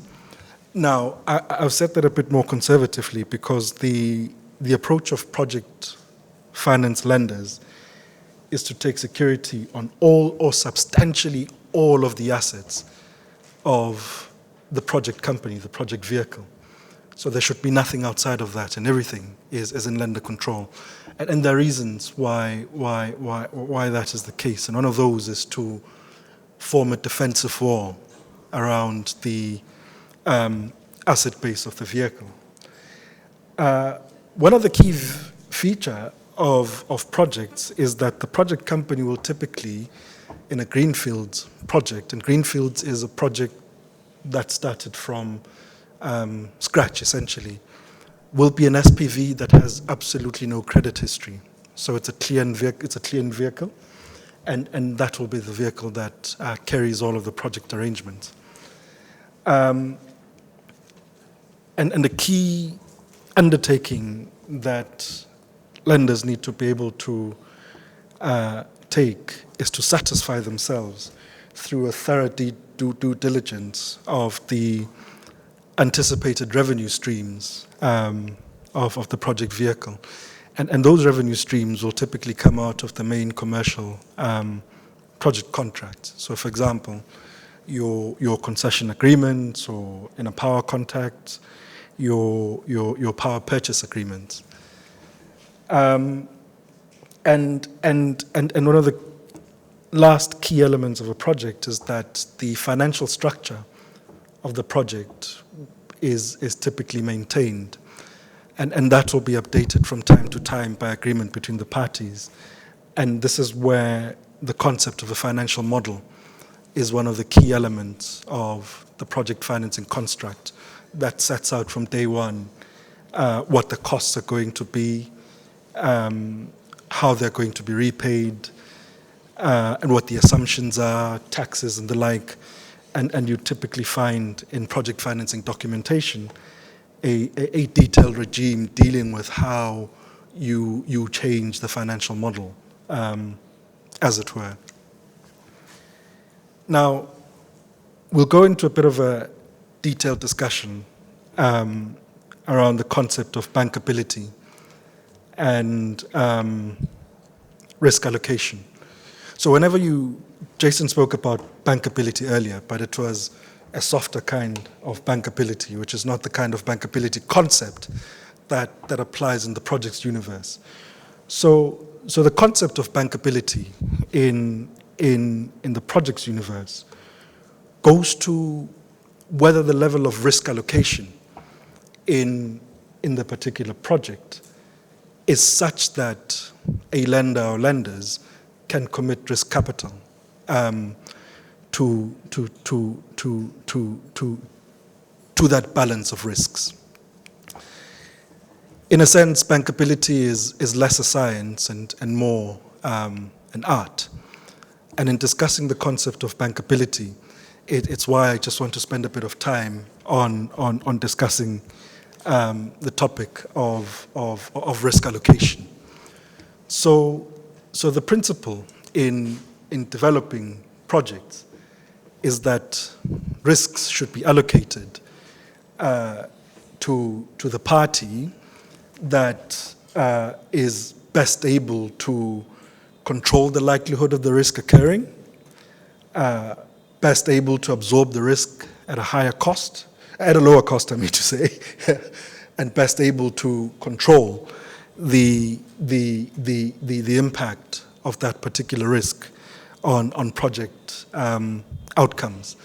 And this really is a conceptual matrix that informs how we think about the allocation of risks in a project universe. So on the screen there, I've got some examples of commercial risks, some of the key commercial risks that you'll find in greenfield projects. And I'll just talk through some of them so that we develop a concrete understanding of what they may mean, so that when we talk about the documentation phase, we've gone through this analysis of talking about risks. So one of the first risks that we'll discuss is site risk, site and access risk. So if a project is going to be developed, say a power plant, it needs to be developed on a site. To get to the site, you might need to pass through other areas, or to get equipment to site, you might need to get through other areas, and you need permissions to get through those areas, and those are contractual arrangements, and this is sometimes a question of the state expropriating land, or land leases or land purchases and all of those things. If you don't have access to the site, this can impact your ability to start building your project. It can impact your ability to operate your project.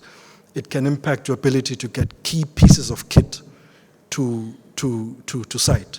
So imagine a massive wind turbine that needs to get to a site. It gets to harbor, but there's no way to transport it to site. So some of those basic questions go to how we get the project done and banked. Construction risk. Construction risk, straightforward on the face of it, but it has a number of elements potentially. One of the elements of construction risk is delay. So there may be delays in finishing the construction works on time. And if there are delays in finishing the construction works on time, there may be a background concession agreement that requires you to finish the works by a particular time. And that may put you at risk of having that contract terminated and therefore losing your potential future sources of revenue.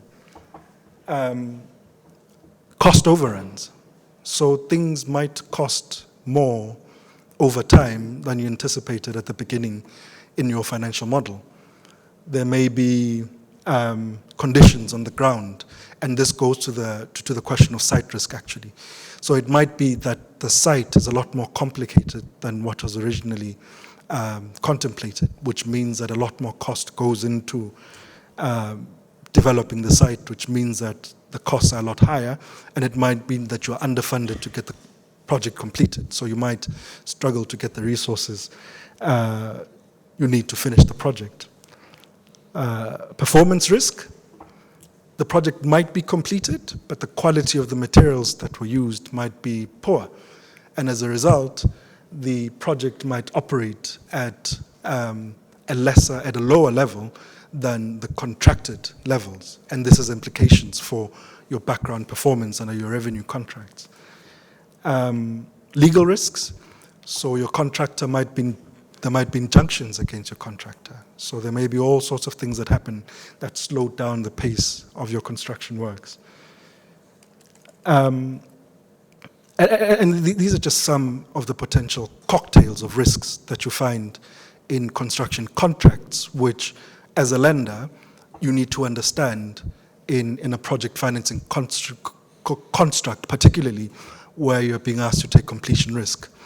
But even if you're not, you absolutely care that the project gets completed on time, to the requisite standard, and it performs at the levels that are expected. So a level of due diligence from a lender perspective is also required on the construction arrangements. In the project financing construct, the way this construction risk is typically mitigated is through lenders requiring that the developers implement construction through what is called an EPC contract. So an EPC contract is the gold standard of contracting arrangements in the sense that all of the risks, including some of the ones that I've highlighted, are housed in one central place. One party and one party alone is responsible for managing absolutely all of the interfaces, and they call this a turnkey contract in the sense that at the end of the project, all they do is they give the counterparty the key, they turn the keys, and the machine runs. EPC tends to be the most expensive form of construction contracting. So the risk allocation business moves from EPC, all risk in one party, to separate contracts, to what they call a management contract where risk lies in different places. From a bankability perspective, the lower you move, the further you move away from EPC, the more difficult it becomes to bank a project. But it becomes an analysis which goes to, are you satisfied that the risks that are present in that construction arrangement are sufficiently managed? But as a principle, EPC is the simplest and most effective way of managing construction risk. I move on next to the question of technology risk. And technology risk is simply the risk that a technology that's deployed in a particular contract will fail. And when technology fails, the asset doesn't perform at the levels that it's required to perform at, which also creates potential default risks under the background revenue contracts, which aren't desirable from a lender perspective. And a lot of the time in the projects universe, new sexy technologies are undesirable because they're not tested. So you want tried and tested technologies, and you want proper technical advice from sector experts to advise you on the reliability of the technology, where it's been tested and whether it's reliable. And some of the mitigation strategies that lenders can take to manage this technology risk element are things like performance guarantees, where the manufacturers of the technology, and these will flow through the EPC a lot of the time, give performance guarantees that the asset will perform consistently at a particular level. And also sometimes to give revenue guarantees so that if it doesn't, then there are liquidated damages that are payable, which then flow through to give the project company and the lenders a degree of comfort. Not ideal, but you keep the contract alive. The next class of risk that I'll talk through is infrastructure risk. And this sometimes you find it in projects that rely on other pieces of infrastructure for them to evacuate what the project produces. An example here is in power projects, where a lot of the time you find that you'll have an IPP, so independent power producer, that builds a power plant. But for the power plant to evacuate power, you will find that there's sometimes a need for the public sector to develop or to build a connection that allows the power company to evacuate its power from the generation facility to the end users.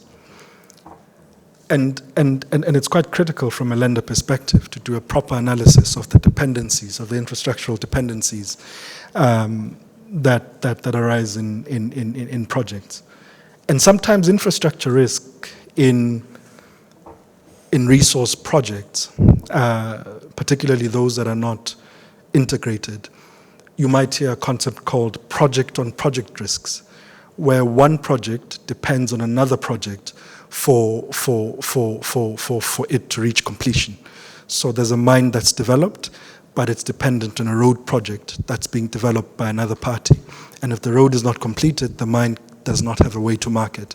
And these tend to be very important in remote places with difficult access environments. And this is just one class of examples. And it becomes critical to make sure that risk is properly understood, firstly, and properly allocated. The other risk that I'll deal with, as an example, is supply risk. So when your project depends on a particular feedstock, so for the less sexy facilities that are on their way out, like coal-fired power stations that depend on coal, or the more sexier gas-fired power stations that depend on gas that needs to be imported, you need to be able to manage that supply risk. So what happens if you cannot get the commodity that you need to fire up the asset? One, cannot get it, or two, cannot get it at an acceptable price. So if it's a commodity that's volatile and that's bought in hard currency, that has an impact on your ongoing operating costs. So again, it's another level that requires detailed due diligence from a lender perspective to understand that we've understood the risk, and also to make sure that we've mitigated the risk sufficiently. And there are a number of ways to manage supply risks, depending on the sector and depending on the commodity, depending on the feedstock. The next class of risks that I'll talk to is operating risk. So the risk that the cost of operating the asset will materially exceed the cost that was anticipated in the financial model when the project construct was developed, or that the facility is not operated and maintained in a way that allows it to perform at a consistent level. A level that's required to meet expectations under your background revenue contract, that is. Or that the operator is so lax in performing the obligations that it compromises the overall performance of the plant. Now, due diligence is one of the key strategies that are required to deal with operating risks, understanding. So it's not just a project company or a sponsor concern, but the lenders also need to be comfortable with who, in the same way that the lenders need to be comfortable with who the construction company is, experience, balance sheet, capabilities, track record. Same thing with the operating company. Experience, capabilities, track record, technology, operation schedule, and also creating incentives in the background operations and maintenance arrangements. So one of the core competencies of projects council is actually going behind the finance documents to the background documents to make sure that we've understood how the risk is allocated. And in operating contracts, one of the things to look for is whether the operator contractually has been incentivized to perform at a level that exceeds the base levels of performance. And then another thing is when you look at the life cycle of the asset or the facility, you might find that parts of the plant have a certain lifestyle, and at a particular point in the life, you might need to replace parts, making sure that those lumpy pieces of expenditure are catered for. And one of the mechanisms that you find lenders deploy in the project's construct to deal with these operations issues is this concept of a maintenance reserve account, where over time, the project company builds cash from its revenues and puts it away in a control account, and that cash is used to meet those lumpy pieces of expenditure as and when they arise at future dates. And it's possible to determine when these things will happen with the requisite level of technical advice. The other risk that I'll touch on the commercial risks, is offtake risk. So the risk that you'll have a buyer of sufficient credit quality for the produce. So in the power context, where you've got a state utility taking off power, you don't have some of the challenges that the South Africans have with the state of their utility, which is constrained, which has cash flow issues, but is structurally, because of the way the sector is regulated, the only buyer. Or in markets that are even more complicated, where the off-taker does not have the money. And in power projects in particular on the African continent, you find ways of structuring around this, using liquidity facilities and World Bank guarantees that give the lenders a bit of comfort that for windows of cash flow, you'll have an off-taker with the capacity to take the product that the asset generates and pay for it. And it's not just in the power sector. So offtake is, are there buyers available to take and pay the asset, and what is the structure of those contractual undertakings? So in some sectors, one of the ways that you mitigate the offtake risk as lenders is to have long-term offtake contracts with buyers of sufficient credit quality. Sometimes where these are not available, and some commodities, for example, LNG is one of those commodities that are moving gradually away from long-term offtake contracts to spot contracts. You need to assess the depth of the market and the availability of buyers for the commodity that's produced by the plant. And then one key commercial risk which we had to think deeply about in recent times is force majeure, defined in English law contracts generally as an event which is outside the reasonable control of a party, which prevents that party from performing its obligations under the contract. And the way force majeure provisions typically operate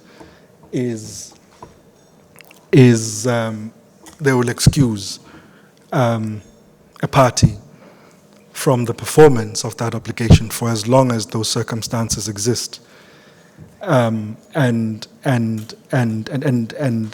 they will impose an obligation on that party to mitigate losses. And sometimes you will find that they also potentially trigger termination where the force majeure event is prolonged, allows parties to walk away, and this has fundamental consequences for the party.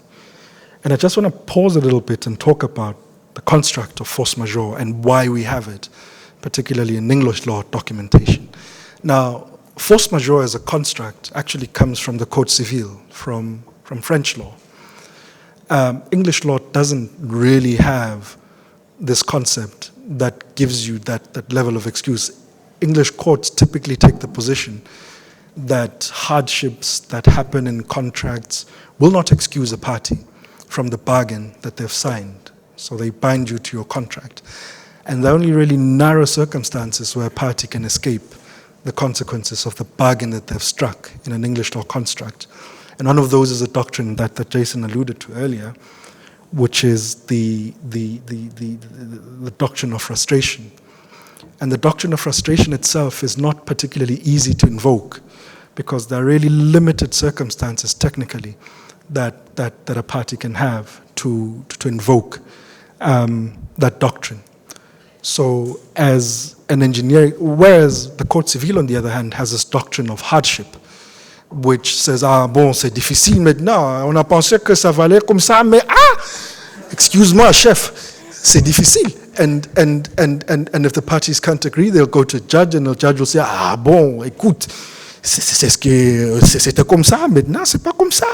Il faut faire quelque chose, alors, vas-y. So you know, there's a looser approach to these concepts in French law, which allows the bargain or a party to be excused in ways that might be prejudicial to the other party, which then leads us to the difficult position that parties found themselves in English law without the construct of force majeure, which was that the principle in English law was that the losses would lie where they fell. So if you performed the contract, you were, as the youth say, screwed.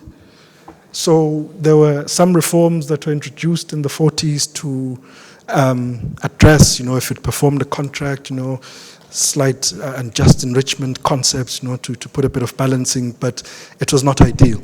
So that's why it became absolutely critical, particularly in English law contracts, to introduce this construct of force majeure and also to regulate precisely what it does. And it makes it important then when one is reviewing a project contract or any contract that has a force majeure provision to make sure that we've understood the way force majeure operates, because not all of them are drafted in the same open-ended way. Anything that prevents it. Some of them are crafted in a way that's really exclusive. And those contracts were in a lot of difficulty during COVID because they were so precisely defined that the inability to move goods because suddenly borders are closed and ships can't move, and there was no remedy for them.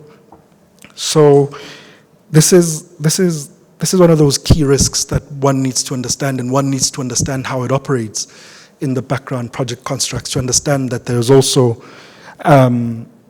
relief for parties. And when we come to the main revenue contracts, particularly in PPP type contracts, one of the questions that we need to ask, particularly thinking about the question of bankability, is what happens in a scenario where you've got prolonged force majeure and termination. A lot of the time, the solution that gets you to bankability is the lenders getting paid their debt, sometimes with a bit of a haircut, but getting a bit of cover. Equity can negotiate what happens in that scenario, but the principle generally, particularly for what is called political force majeure, and you'll see this distinction in some contracts, is that that risk should fall on the public sector. Now, there's another series of risks that I'm just going to touch on briefly, which in addition to commercial risks and flows on from the topic of political force majeure, and these are political and currency risks, and Jason touched on one of them earlier, which is expropriation. What happens if the public sector grabs your asset, which has happened in some countries, in some sectors? FQM in the DRC had very unpleasant experiences with their assets getting seized from them. Or a government does not meet its obligations under the government contracts. Or there's massive terrorism, war, civil disturbances, or strikes. Or sometimes you cannot get the licenses that you require to actually implement the project. And the key question is where do these risks lie, and how are they allocated? And these typically would be allocated to the public sector, where you've got a stateside contract through that instrument of political force majeure. Another key risk is changes in law,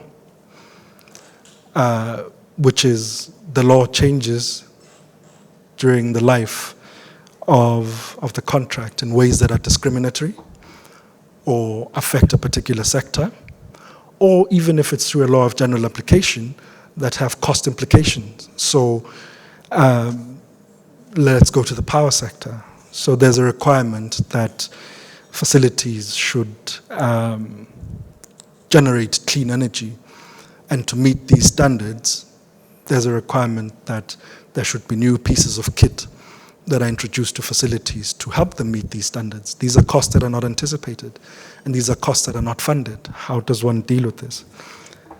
The question of change of law also has particular implications for how one thinks about the question of governing law in contracts. One of the reasons that you find finance documents in some contracts governed by foreign law, English or New York law a lot of the time, was one, to get certainty. Those are legal systems that are quite commercially friendly, creditor friendly generally, with robust institutions behind them that are established and mature. And also you insulate the governing law of the contract from the ability of the public sector to change underlying laws. So if you are contracting under local laws, the state can always introduce laws to say that particular thing that you are doing, it's no longer lawful.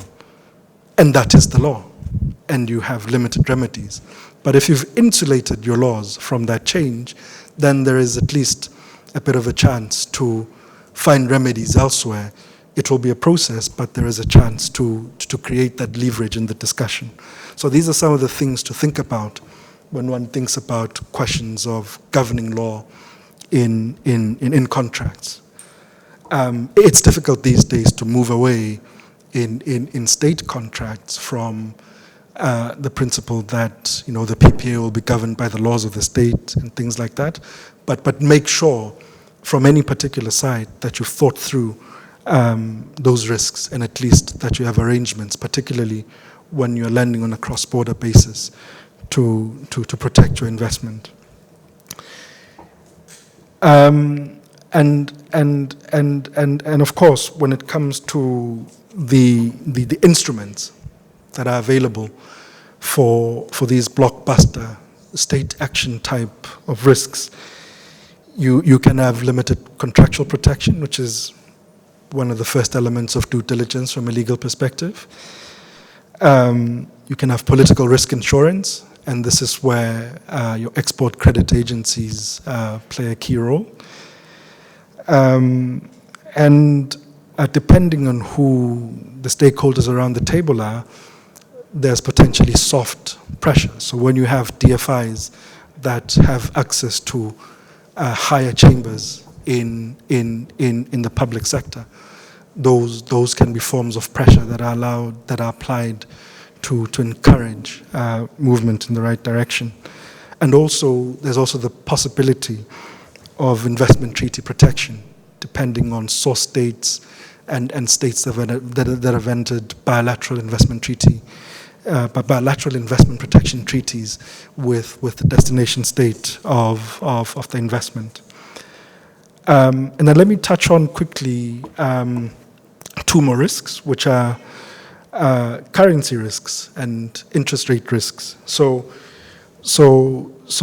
currency risks, the risk that you can't convert. So sometimes projects will be funded in hard currency and also in local currency. And as a cross-border lender who's funding in hard currency, or even as an equity investor who's investing and is taking loans in hard currency, you want the comfort and the knowledge that you'll be able to meet those obligations. You'll typically find that revenue contracts are denominated in local currency. So you need to exchange local currency to meet your offshore obligations. And there's some things that might happen that might affect that. There could be laws that are introduced that restrict the convertibility of currency. There could be the revaluation measures which rebase currency and also affect the value of that currency and potentially affect your ability to meet your obligations. And there's also the basic risk around interest rates. So in projects where the debt obligations are floating debt obligations over a long period of time, there's a risk that interest rates could be volatile and rise in levels that increase the debt servicing costs in ways that are unsustainable or unfunded. And one of the mechanisms that you sometimes see in the project's universe for these kinds of risks is hedging. And this is where you come into that population of hedging banks, which raises intercreditor issues that we'll deal with later on in our discussion and documentation. Now, I hope that discursus has just given you a flavor of the level of detailed risk analysis and risk understanding that one needs to have when you're dealing with projects, and also ensuring that risks are allocated in a way that gets you to nirvana being the project is bankable. And in some sectors, you know, the market has been established on what is a bankable risk allocation. So for example, in the power sector, there's an emerging market, a market that's established on what is a PPA that is bankable. You know, change in law risk is covered, the lenders are covered, force majeure lenders are covered. The only risk that the lenders take, if they take, is commercial risk on their client who they fund. And the expectation there is that you do your due diligence and you make sure that you back people who can perform. Similarly, in the oil and gas sector, you've got established matrices for bankability, but in the oil sector, it's generally less common to see project financing, particularly when you have majors involved. In this next phase, I just want us to talk briefly around who we typically see around the table in project financing and why they're there. So the first party really would be public sector, and of course some of the reasons, and it's more than this. I mean, we want to achieve, and you'll hear it in the State of the Nation addresses and policy statements that politicians make, and I saw a yawn, graveyard shift, economic development, we want to develop public infrastructure, we want to achieve the transfer of risk from the public sector to the private sector, we want to achieve value for money, we want to keep assets off our balance sheet because we've got restrictions from the World Bank in terms of the level of indebtedness that we can undertake to fund public infrastructure.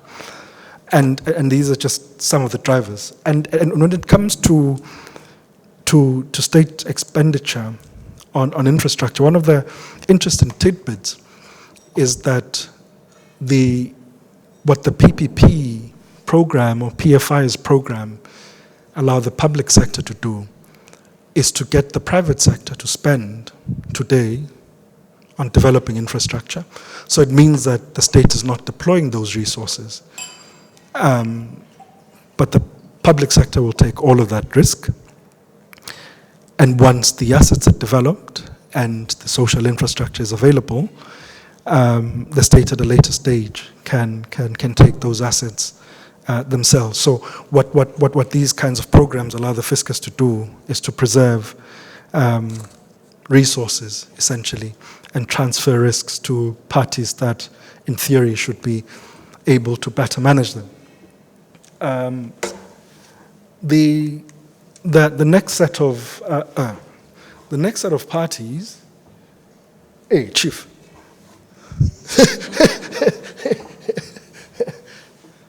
Yeah. There we go. So the next set of parties, it's straightforward. So sponsors. I mean, why do sponsors get around the table and develop projects? One, it's return on equity. You need to be able to deploy equity and get a return on it at a level that's acceptable to you as a developer, and extract that equity through distributions or through services that you provide to the entity. Risk sharing, some of these things need support from the public sector and other parties to help you get them off the ground. And one of the key strategic concerns from the public sector is keeping control over the development and over the asset. And then funders, across the different classes of funders. Funders also deploying other people's money. You want a return on risk capital. And quite importantly, you want to keep control. And in a project construct, the level of control that funders require is a heightened level of control. And you'll exercise this formally in your loan documents through your covenant packages. But by the time you get to your loan documents, you've already done that background risk analysis. You've already looked at all of the background project arrangements, and the things that feed through to your loan documents reflect that understanding of risk. Now, sources of project finance. So commercial banks, quite a number of you in the room. Multilateral agencies, so your development finance institutions, your IFCs, AFDBs, and the like. Export credit agencies, quite a key community when it comes to projects, and also particular pieces of kit. And I'll speak a bit more about export credit agencies later, because they're quite an important element in projects. You also see the capital markets as important sources of funding for projects, and increasingly so, particularly on the continent. And the difference between wrapped and unwrapped project bonds is the level of risk that the bondholders take. So with the wrapped project bonds, the bondholders don't take project risk. That risk is outsourced to the entity that provides that wrapping solution. And in the unwrapped ones, the bondholders actually do take a degree of project risk, and it's quite unusual to see them taking that risk alone. So you often see them taking that risk post-completion when the asset is complete and generating revenues and the like. But also increasingly you're starting to see them getting in from the beginning. But the way you typically see those structures, that be a special bond vehicle that's established to raise bond capital, and that bond vehicle will provide a loan to the project company. And that loan will have exactly the same levels of extensive lender controls that one typically finds in a project financing document. the next interesting source of project debt providers are mezzanine debt funders who are not quite senior, not quite equity, but right there in the middle. Usually have shorter tenors, take a bit more risk, and are compensated a bit more for the risk that they take. And then you'll have hedging banks who are quite important for some of the risks that we described earlier around interest rate and sometimes currency. And increasingly, and this is one of the trends that Jason alluded to earlier, direct lenders or private credit providers, so private equity funds that are established precisely to invest in certain classes of infrastructure. So over the past decade or so, we've seen them taking more and more roles in funding projects, and not just on the equity side, and also on the debt side as well. Some of the key features in these different communities of potential funders, I mean, I say commercial banks, one of the key features of commercial bank debt is flexibility, simply because commercial banks have the mandate to negotiate commercial deals a lot of the time. And how far they go, or how far you go, is a function of your risk appetite and your understanding of the underlying risks. Your mezzanine funders, they tend to have a high risk appetite, chasing high returns. But one of the challenges with mezz funders is sometimes they have shorter maturities, so expectations of being refinanced earlier. And then the ECAs and multilateral development, multilateral agencies and ECAs, so some of their objectives have been things like achieving development. So these are things that you'll find in the mission statements of all of the MLAs and ECAs, protecting the environment in different ways. And one of the fascinating trends to observe in the past couple of years has been the mainstreaming of environmental protection. So some of the green loan principles and green loan funding in the projects universe, these have been a fundamental feature of structuring projects. Before a project has to be done, there needs to be an environmental impact assessment. You need to make sure that communities are taken care of. You need to assess impacts, and you need to have action plans and all of those things to make sure that all of the environmental and social impacts are addressed and that the project is sustainable. And a lot of the time, these are driven most primarily by IFC, which developed these set of principles called the Equator Principles, and associated performance standards, which informed the level of diligence and environmental compliance that was required in each class of project. And a lot of the time, these environmental standards that the MLAs were driving were at a higher standard than national laws.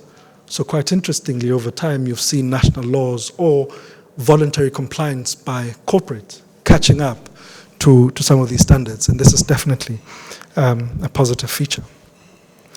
Procurement, making sure that public procurement is conducted in a manner that is transparent, competitive, and doesn't encourage corruption. And you'll find in ECA and MLA documentation specific covenants that deal with these sorts of issues in a very specific way.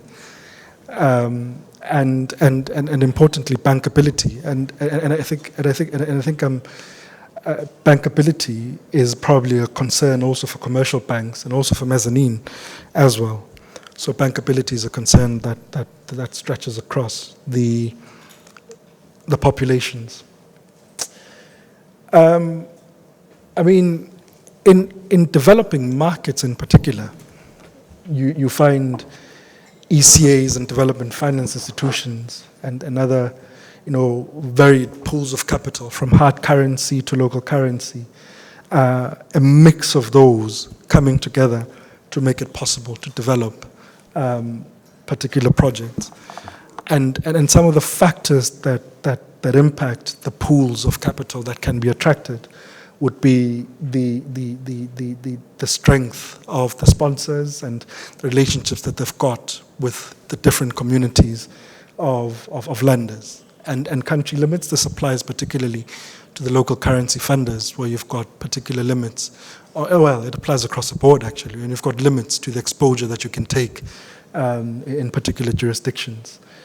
Of course, the issue of capital adequacy and regulatory issues. So these are just some of the cocktails of communities that funding communities that you find in developing projects. And I just want to pause there to see if we've got any questions at this point, because this feels quite like a soliloquy before I proceed into exploring project structures and going into a more detailed discussion around documentation. I'm actually pausing for a glass of water. Questions at this stage? I'll proceed. So in this next segment, we're just going to explore at a really high level some of the structures that one finds in the project's universe. So in a PPP context, a lot of the time, you'll find a sort of structure where you've got your government, local authority, that issues the concession contract, your project company that has the obligation to deliver the contract in accordance with the PPP contract or whatever concession contract that's awarded to it, and then that has the responsibility of procuring all of the other support contracts, subcontractors, to enable it to achieve its deliverables under the contract with the local authority. Then you'll have your community of lenders who will put in risk capital and will take security over all or substantially all of the assets of the project company.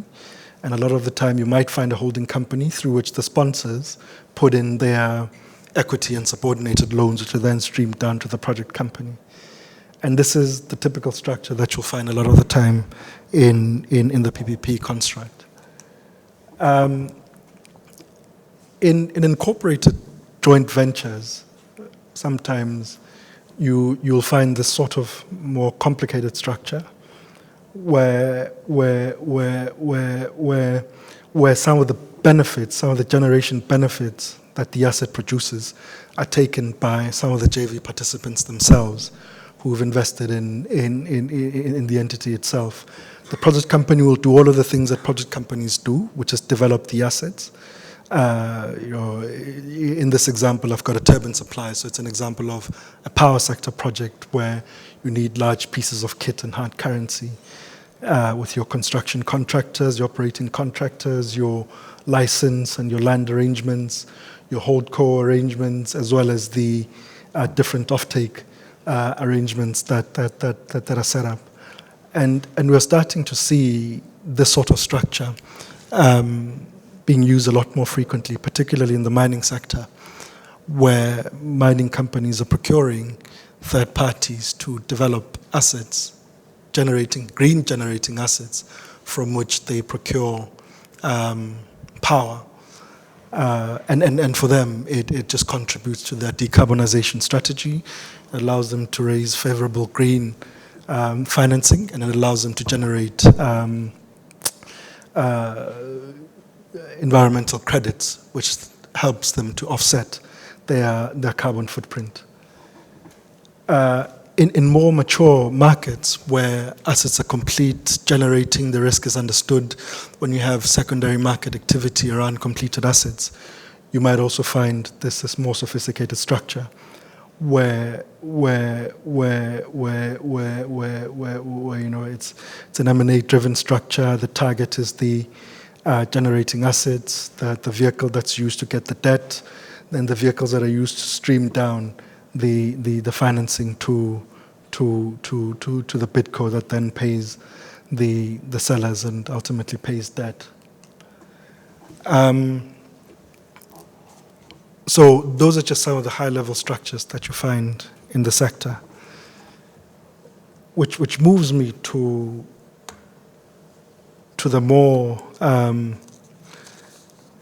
detailed part, in a sense, of the discussion, which Jason has actually covered substantially, and what I'm going to do is just build on some of the things that Jason has touched on. But before I get there, so in infrastructure projects and in other project sectors, some of the documents, some of the key documents, key project documents you'll find will be your concession agreement, which gives the project company the right to exploit the asset or to develop a particular asset and to exploit it for a period of time and earn revenues out of it. You'll find your construction contracts, which houses all of those elements of construction risk that we discussed earlier. And you'll find your operating and maintenance agreements, which house how the asset, once completed, is operated and maintained. And then on the financing side, you'll find your lending documents and your documents through which security is taken. And quite importantly, in a project finance construct, you'll find direct agreements. And I'm going to say a word or two about direct agreements and why you need them and why they're important. So essentially what direct agreements, I mean, we spoke about risk earlier. And the way to think about risk is matter. You can shift it. It doesn't really disappear. And sometimes there are elements of that matter that you can't really shift. So the only strategy that you have available to you is manage the consequence. And the more fundamental consequences in project sense is a termination of your fundamental revenue contracts in particular. So you introduce the concept of a direct agreement with the grantor from a lender perspective to give yourself the ability to step in and attempt to save the source of your future revenues, because ultimately it is the future revenues that will repay the debt obligations that the project SPV has undertaken. So a lot of the time you will find that direct agreements will set out a process. And that process will be triggered by a default under the main contracts. And there will be a requirement that if there's a default, before any step that can lead to termination is taken, notice be given to the lenders. And once that notice is given, it'll trigger a standstill period. And the standstill period basically says to the counterparty, sit on your hands while we figure out a way to keep this thing going, because the termination of this contract at this stage is quite catastrophic for the capital that we have at risk. And then you'll find provisions that deal with step-in. So you'll find these strange provisions, step in, step out. So the step-in provisions will create a mechanism that allows the lenders to step into the shoes of the defaulting project company and try to resolve the underlying default. And in the extreme case, to substitute the project company with a new counterparty that will then perform the obligations to their conclusion. And you'll also see in direct agreements a concept of a step out, which allows lenders to step out and for their liability to end at that point. And the mechanism through which lenders will step in and step out will be through ring-fenced entities that are designed also to manage their risk. And in the worst case, you will have the consequences of termination that would have flowed from the beginning. And there could be any number of triggers for termination, from by events of default, project company events of default, state events of default, prolonged force majeure, as I've alluded to, and expropriation, political risks, or other forms of termination, as it were. So direct agreements essentially create that contractual line between the lenders and the grantor of the assets. And they can be extended to construction as well. So if the lenders care about the construction arrangements, you can negotiate construction contracts. The direct agreements that cover the construction contracts, direct agreements that cover the O&M contracts, or direct agreements that cover all of the material documentation in the contractual nexus that makes up a contract. And the reason really for having those is for the lenders to give themselves the ability to take corrective measures. And the reason why lenders would want to do that is, as I suggested earlier, to preserve the integrity of the assets and therefore the future cash flows. Security documents tend to be what they are, so I won't spend too much time on those. I will touch on ECA documents because these tend to be quite peculiar. And sometimes if you've not come across ECA documentation and you come across ECA guarantees and you've come across commercial guarantees, they will sometimes make for very strange reading. Now, I'll take a step back. What are ECAs? Export credit agencies. So a lot of the time, the support that they give is tied to specific objectives of their home country. So they encourage the flow of exports from their home countries. And then they will tie this up to a developmental mandate of sorts. And they will then give protection or cover to lenders, to projects that use those pieces of kit or those exports from home country. And this cover is often, when it comes to commercial cover, not full cover. So it will be around 85% a lot of the time, meaning that in the extreme scenario where lenders need to rely on the guarantee from an export credit agency, you'll take a bit of a haircut, but at least you'll be coming out with something rather than a very difficult situation that leaves you with a pure loss. Some of the risks that ECAs will cover will be things like breach of sovereign financial obligations. So the state does not make the payments that are due from it when they're due, or pure political risks, expropriation, and the like. And sometimes they will cover insolvency. So if your borrower becomes insolvent, they will give you a degree of cover for that. ECAs also give protection for equity under different heads of cover. The forms of documentation that the ECAs use tend to be bespoke to the particular ECAs, and all of them have their really specific requirements. So a lot of the time, the funding will be tied to a particular purpose. So you can only draw down funds at that point in time when those pieces of kit are paid for, and this is called tied financing. So a lot of the time the ECAs are behind the lenders, so the lenders remain the lenders of record, but in the background the ECAs maintain a level of control over the lender through the policy document. And one of the key features of ECA funding is that ECAs don't take documentation risk. So the ECAs say to you, if it happens that the background finance or project documentation is ineffective for any reason whatsoever, don't come to us. That's your problem. You should have satisfied yourself that all of those documents are legal, valid, and binding, and all of those things. And one of the conditions for getting ECA cover is that you deliver to us legal opinions that give us the comfort that they are. And that bullet point around heads of cover goes to the kind of cover that the ECAs will give you.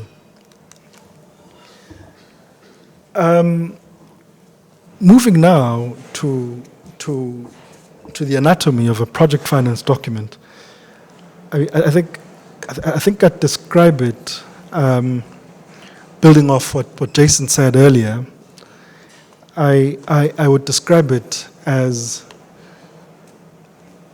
the base of a leveraged finance document, but with a lot more control and a lot more intensive. And in what follows, I'm just going to describe the respects in which the project finance credit agreement will differ will have additional elements to the leverage finance document. And as I'm going through these, you will see why that discussion on risks was important quite earlier. So in the purpose clause of the project finance document, it will be specifically for the project. And it will have specific requirements to the extent that you have ECAs and DFIs involved that will specify that it is to, a particular facility is to be used to pay specific contract costs. In the prepayment provisions, and these are clauses that deal with voluntary prepayments and mandatory prepayments, you will have restrictions on voluntary prepayment. One of the restrictions on voluntary prepayments will be that you are not allowed to voluntarily prepay the facilities if, as a result of the prepayment, there would be a funding shortfall. And this speaks to particular concern of lenders, which is that the project should always be fully funded, particularly prior to construction. So that'll be one of the key restrictions on voluntary repayments. You'll have mandatory prepayment events that relate to insurance proceeds. And essentially what these mandatory prepayment requirements that relate to insurance proceeds deal with is they try to deal with the situation where the project has become unfeasible. So there's been a catastrophic event and there are significant insurance proceeds.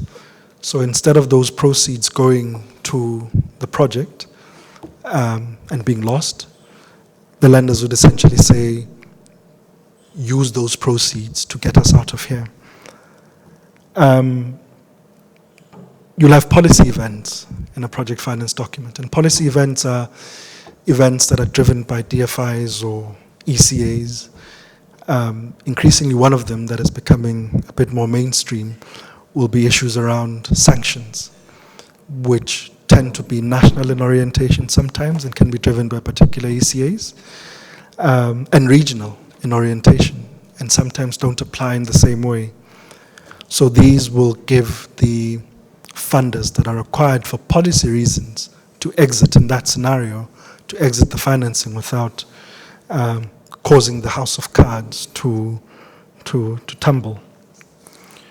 You'll have change of control restrictions, and those really are driven by the reliance, particularly during the development phase of a project, that lenders place on the sponsors.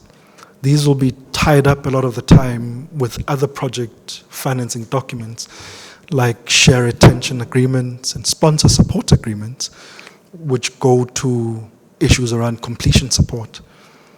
So when I say completion support, if a project needs to be built, before it gets built, that's completion risk. And lenders are averse to having a project that's partially built because that cannot generate the revenues, and they're not in the business of building or running those kinds of assets. So in addition to the EPC, you'll sometimes find lenders saying to the sponsors, put up facilities that cover cost overruns and the like, or if you have strong sponsors, put up high or high water sponsor support arrangements that give us the comfort that if there's any funding shortfall, the sponsors are going to plug the gap and get the project to completion. And then I'll move on to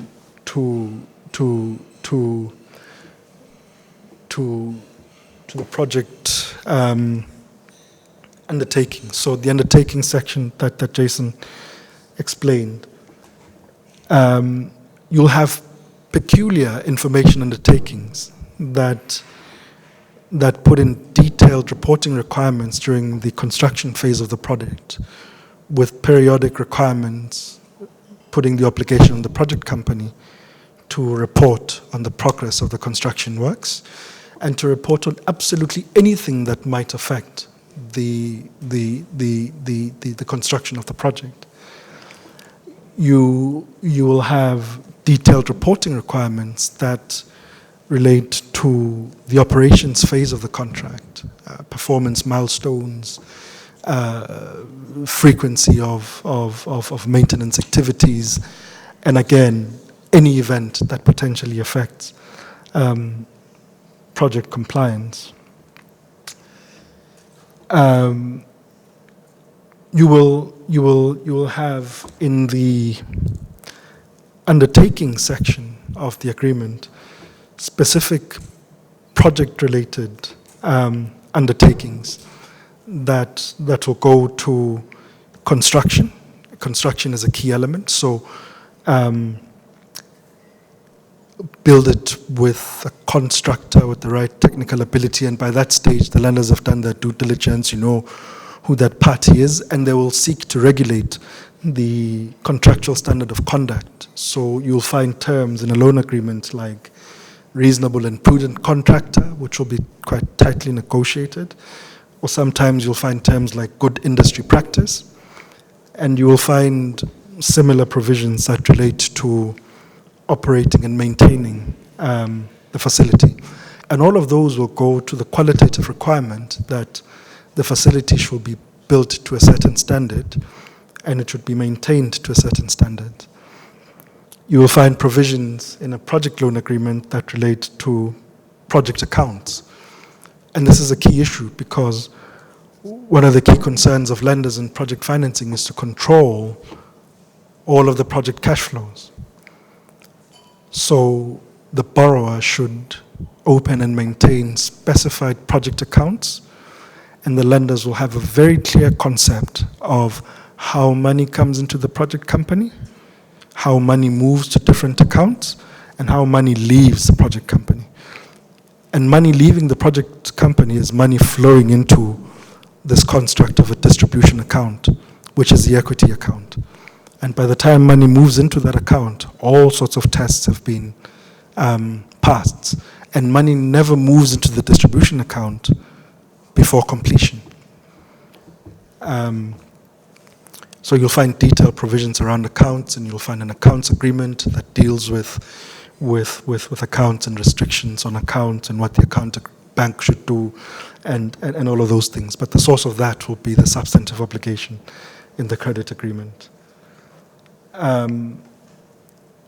You will find detailed provisions that relate to environmental compliance. And as I alluded to earlier, these were driven historically by the DFIs. They're becoming more mainstream, still more detailed in the project's context than in your leverage context or in your general financing context, but you'll find those provisions. And those provisions will also be informed by the environmental due diligence that the lenders would have undertaken.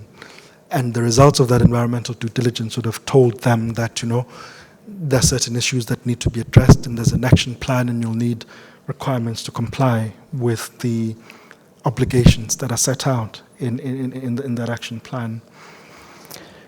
You'll find also really detailed provisions around insurance. So it will be what to insure, how to insure it, the classes of insurance, and there'll be the requirement that the lenders should be added as additional insureds under the insurance, and also the whole security regime around insurances. And sometimes, in some markets, you'll find that the local market is not deep enough to absorb the insurance requirements of that project. So you'll find reinsurance arrangements over which lenders will also want to take security. But all of those provisions will be quite tightly detailed in the loan agreements. And then you'll find provisions that deal with the project documents themselves. Don't amend them. Don't agree to anything under those provisions. Don't do anything before you tell us. And some of these things will feed into a universe of events called reserved discretions. And through the mechanism of reserved discretions, what lenders try to do is to control the exercise by the borrower of its rights under the different material project contracts.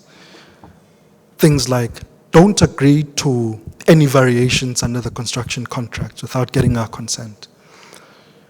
Don't give any waivers under the construction or the operation contract without getting our consent.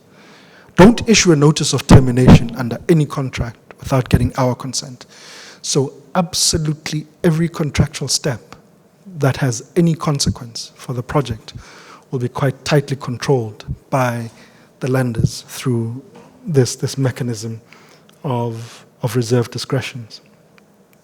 You'll also find provisions around hedging and treasury transactions. And basically what those provisions will say, don't you dare play in the hedging market.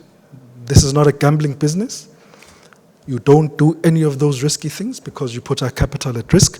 The only thing you can do is to hedge in line with what they'll call a hedging policy. And the hedging policy will specify permitted hedging arrangements that the project company can undertake.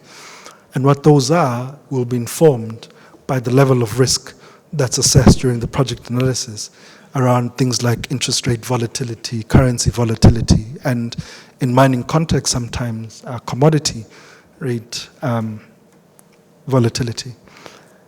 And you'll find provisions that say, if you do hedge, make sure that your hedging counterparty accedes to our financing arrangements as a hedging counterparty.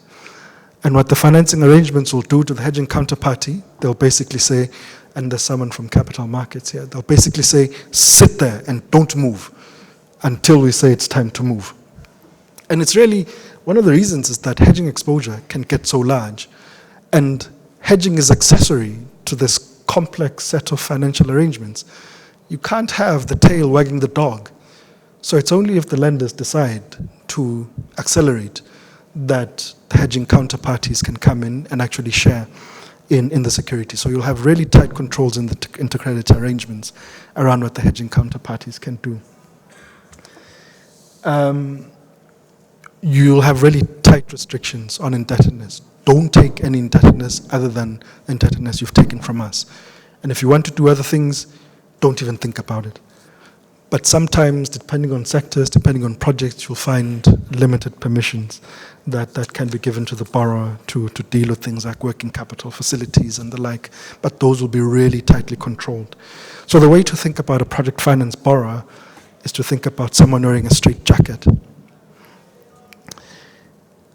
You'll also find provisions around financial covenants, and some of the key financial covenants that you'll find in the project's universe will be your debt service cover ratio and your loan life cover ratio, both of which are concerned with the capacity of the borrower to service debt for a period. In the case of the loan life, for the life of the facility based on projected cash flows, and in the case of the debt service cover ratio for shorter windows, 6 to 12 months, actual and looking forward and looking backwards.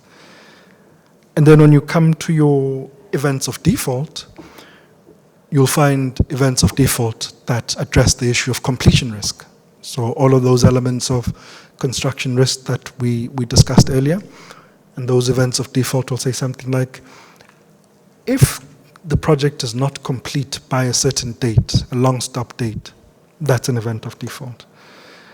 And you'll find events of default that relate to performance risk. So sometimes in the background, revenue contracts, there'll be performance measures, penalties that ultimately build up and lead to termination.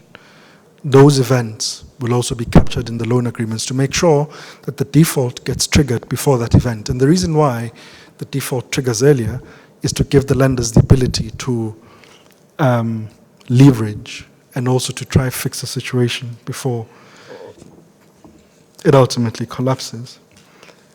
You'll find events of default around the termination of material project contracts, construction contract, operation contracts, your revenue contracts themselves.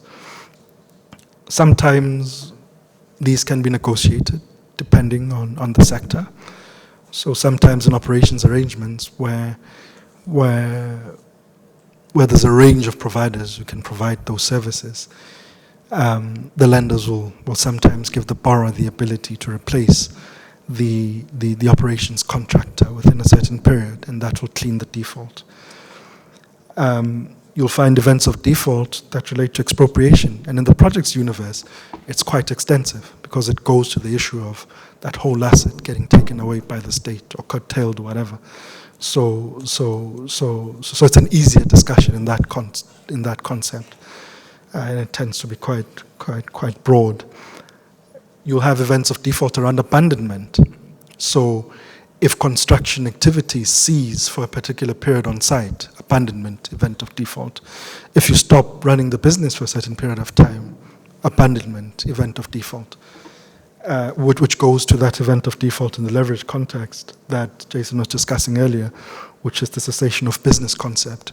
In the projects universe, it takes a heightened sense of importance because the business of the project company is the only business that should be performing. And if it's not performing that business, it's compromising the background revenue contracts, which are the source of its value ultimately. And then you will find events of default that relate to the management of the project accounts. So one of the ways that lenders will sometimes protect themselves against fluctuation of revenues over a period is through the requirement of a debt service reserve account, which they'll use to keep a certain amount of cash in there to cover debt service for a period. And what that debt service reserve account is for lenders is an early trouble indicator, but also it helps to smooth out those periods in the project cash cycle where there might be issues. So if you don't keep that debt service revenue account properly funded, or even your maintenance reserve account properly funded, or any other reserve account properly funded, that will also trigger defaults.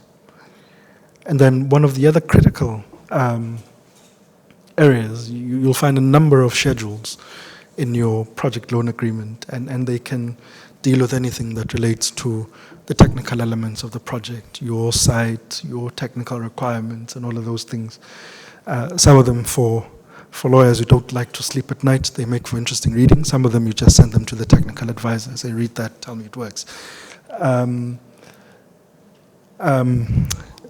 then one of the really critical parts will be strangely, your conditions precedent, because that will feed in all of those elements of prior due diligence that have been done from the project economics to project technical to project environmental, as well as your usual corporate requirements for facilities. So the CP schedule in making sure that the CPs that are required actually address the base elements of risk will be quite an important element to deal with. The last thing that I will touch on is just a tip for negotiating project finance arrangements. And you'll find that the discussions tend to be long, detailed, tedious, sometimes after lunch, sometimes over breakfast, sometimes you want to drink whiskey.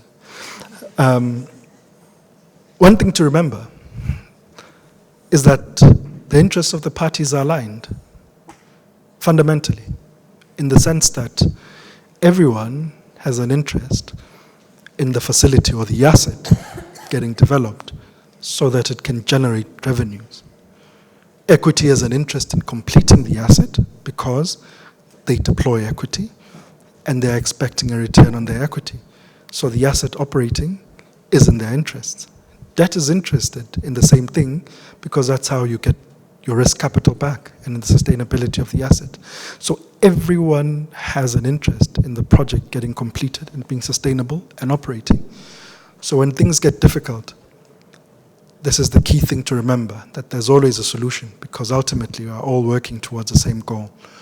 So the issue always is to take a step back and ask ourselves, what are we dealing with right here? What is the problem that we're trying to solve? And try to solve that problem in a way that gets us moving again. I'm going to conclude there, but I'm noticing one of the notes that I made to myself, which is that another critical element of a project finance document, which will sometimes be strange, is that the representations, the undertakings and covenant package, as well as the default package, will apply to an extended list of parties. So they will even apply to parties who are not parties to the contract. So they'll apply to what I'll call key project parties.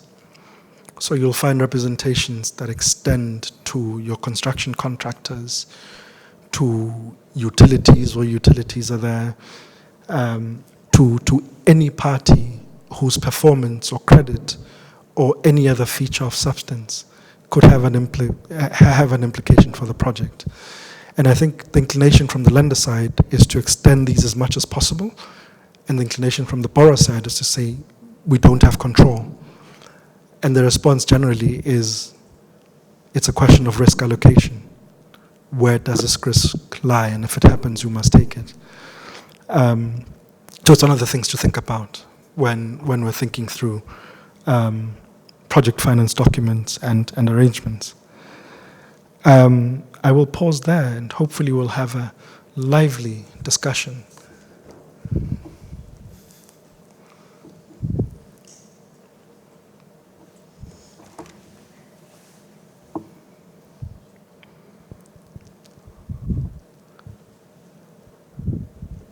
And the room fell silent.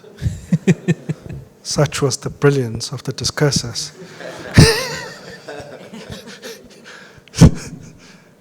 No questions? Going? Nothing at all? Right. On that note, Mesdames et Messieurs, merci. Let me thank you very much for this opportunity to engage you on this topic. I felt like Shakespeare conducting a soliloquy. But thank you. I mean, I'm available afterwards for questions or discussions.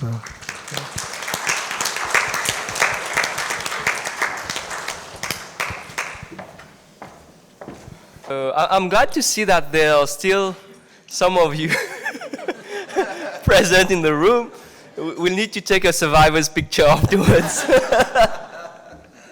So I'd like to introduce next Shianee Calcutteea, who's a partner in our Mauritius office.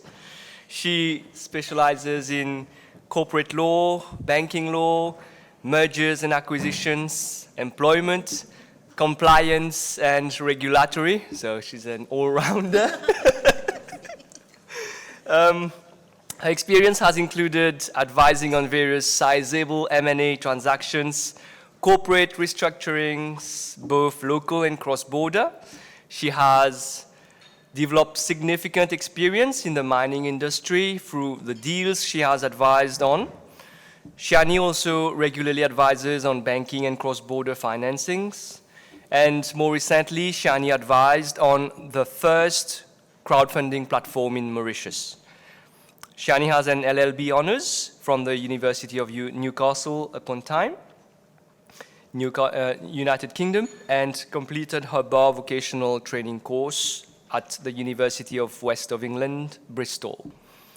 Another hot shot from our team. So please welcome Shianee. Hi everyone, rest assured I'm not a hotshot. Well, I've been tasked with the very interesting topic of compliance. I know it's been like a hot potato for the last couple of years. Indeed, the last 2 years have been an upheaval for our financial services sector, both banking and non-banking. The grey listing of Mauritius by the FATF and the blacklisting by the EU has forced us to take a long and hard look in the mirror and forced us to address our deficiencies. So let me just put on the slides there, yeah? As a consequence, there has been quite a few series of amendments that have been made to our laws addressing those concerns and aiming to change how we look or how we traditionally have done things. So the outset today, or the message today now is we need to change how we look at compliance and understand the importance of the compliance culture. I believe that this has been well set out in the national strategy of combating money laundering and the financing of terrorism and proliferation, issued by the Ministry of Financial Services and Good Governance. So I don't know if I'm going, oh, why is it changing? Right, so this has been set out in the vision statement, which I think gives a very nice outlook on what we're looking to achieve. So we're looking to achieve a transparent international financial center of integrity committed to maintain a robust and effective framework for combating money laundering and terrorism financing. And we really need to grasp this message across and apply it throughout the financial institutions, right? The policy statement that has been laid out in that document mentions that the agencies should adopt a holistic approach to follow the money during investigations leading to subsequent prosecutions and confiscation of proceeds of crime. Government will ensure that a risk-based approach is adopted to effectively mitigate the risk of money laundering and the terrorism financing. So we have moved from a tick-the-box approach to a risk-based approach nowadays. And obviously it has its advantages, but also its challenges, which we will look at afterwards. Just a little bit more on the national strategy. It is based on the findings of a national risk assessment and the gaps identified in the AML and CFT mutual evaluation report of Mauritius published in 2018. As you can see on the screen, the first two are the overall ratings for Mauritius, and I've inserted the rating for the banking sector as well. We'll see that the banking sector has a high threat rating as compared to the overall Mauritian rating, right? So something to be borne in mind when we are addressing the business risk assessment of the institutions. Yeah. So, well, the national strategy has set out 8 core themes that enhances the ability of Mauritius to prevent, detect, and deter money laundering and terrorism financing, including the strengthening of our framework, enhancing transparency of legal persons and arrangements. I'm not going to go through all of them because all these changes have been implemented through changes in our laws and which you as banks or financial institutions need to abide by. So this session is not going to be very much detail, or we're not going to be going in depth into the compliance obligations of financial institutions or banks, which just aims to give a broad overview of the obligations. I think compliance is such a very important topic that it needs a little bit more time. The main legislative framework that is applicable for banks will be the FMLA regulations, and the guidelines issued by Bank of Mauritius, on top of the usual suspects that you would find, the Prevention of Corruption Act, the Prevention of Terrorism Act. A breach of or under these laws or regulatory actions can entail the imposition of non-monetary sanctions, monetary penalties, and in various instances can also lead to the revocation of your license. It has been mentioned in the guideline issued by the Bank of Mauritius that banks should, as far as possible, adopt an appropriate and intelligent risk-based approach, and always needs to consider additional measures that could be necessary to that particular financial institution. Which brings me to say that the risk-based approach is not a one-size-fits-all. So it depends upon your business, what kind of services you're offering, and then you will tailor your risk appetite accordingly. And this is an issue that we are encountering across all banking and non-banking licensees. When we are conducting compliance audits, which is now a requirement under the law, the tendency is like we try, or service providers try to make sure like they have this and this document as required or as advocated by the regulators. But that is not necessary so. If your business is small and does not require this kind of service, you can always explain it. As long as there is a reasonable explanation, I think that should be sufficient enough. Let's remember, it's not a one-size-fits-all approach. It's a risk-based approach. It's based on your appetite, on the financial institution's appetite. Yeah? However, it is a criminal offense for financial institutions to fail to take measures to prevent their institutions from being used to commit or to facilitate the commissioning of money laundering. This means that it's not like you get a blanket and say, I don't need to apply any AML safeguards. No, you do need to apply, but it obviously depends upon the type of structure that you have, the type of businesses that you have, and the size of a business, which is quite important as well. So now what we're going to do, right, okay. So talking more about the risk-based approach, it's broken down into three main areas: a risk assessment, a risk mitigation, and risk monitoring.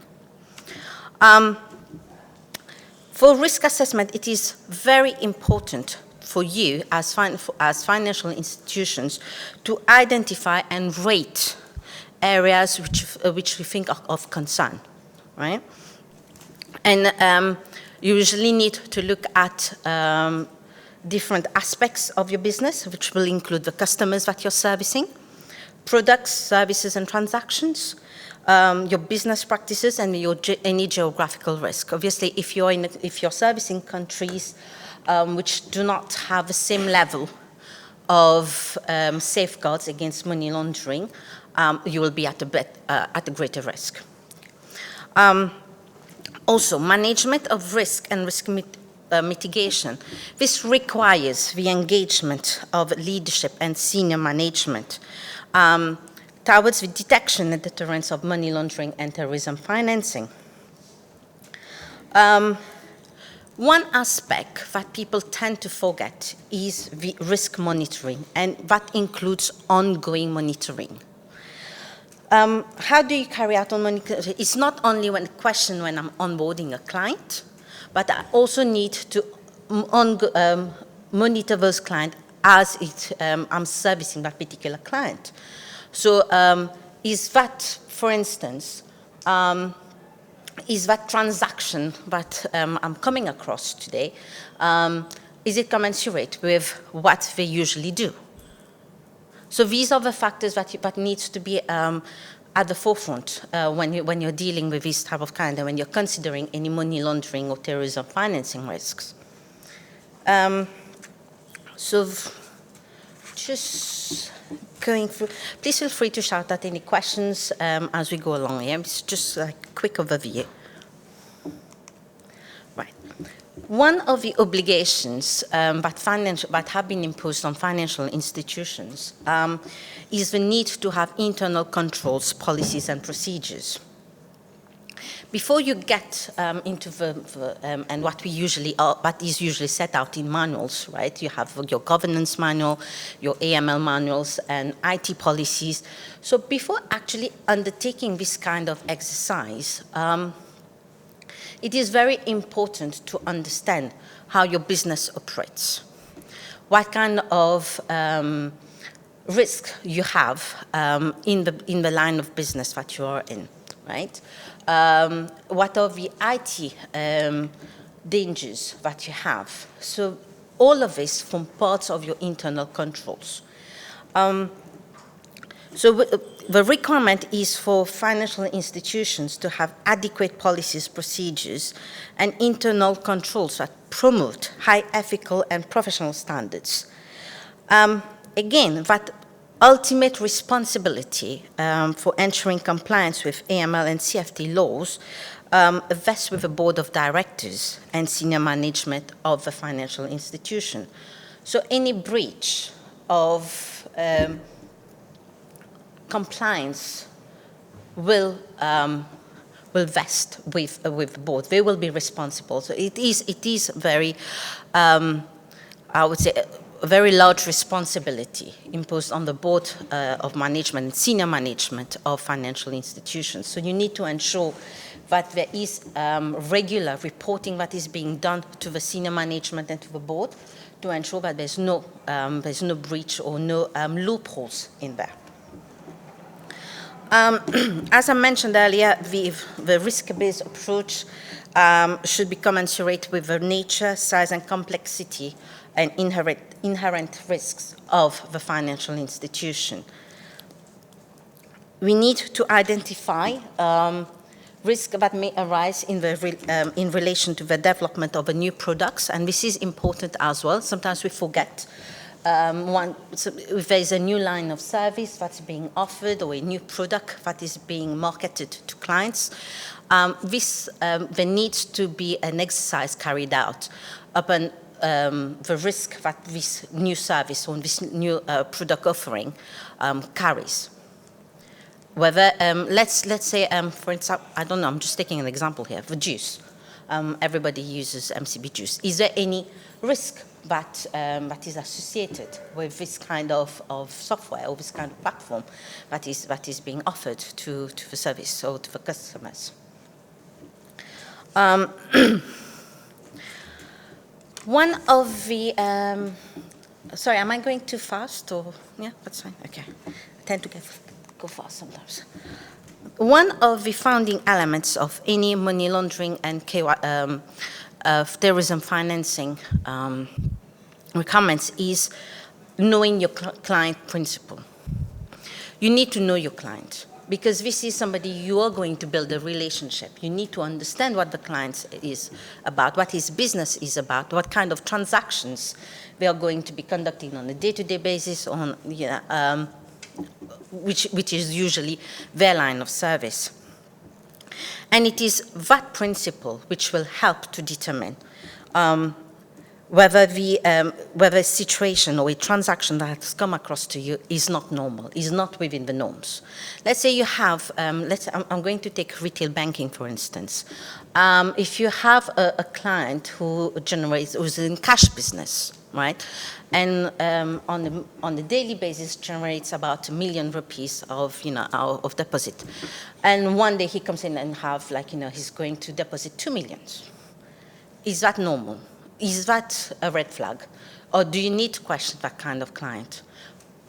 So these are the kind of situation or kind of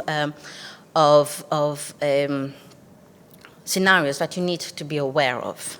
And it's important, therefore, to understand your client, to know who your client is, in order to be able to understand whether a particular situation is not commensurate with that particular client's usually trading business, okay? Oh, sorry, I'm just going back. I don't know why this one keeps there. Okay. So the inadequacy or absence of any KYC standards can subject financial institutions to serious risks, especially reputational risk. As we all know, we are a small market. Financial institutions are heavily regulated, so there are quite a few risks that are there. So reputational risk being one. You also have operational risk and a legal risk. So any risk that lawsuits or adverse judgments be brought against the financial institutions. Flowing from KYC is the customer due diligence requirements. As we all know, these have been quite revamped in the couple of last years. CDD requirements should be applied, I don't know what's happening, at appropriate times and on the basis of materiality and risk.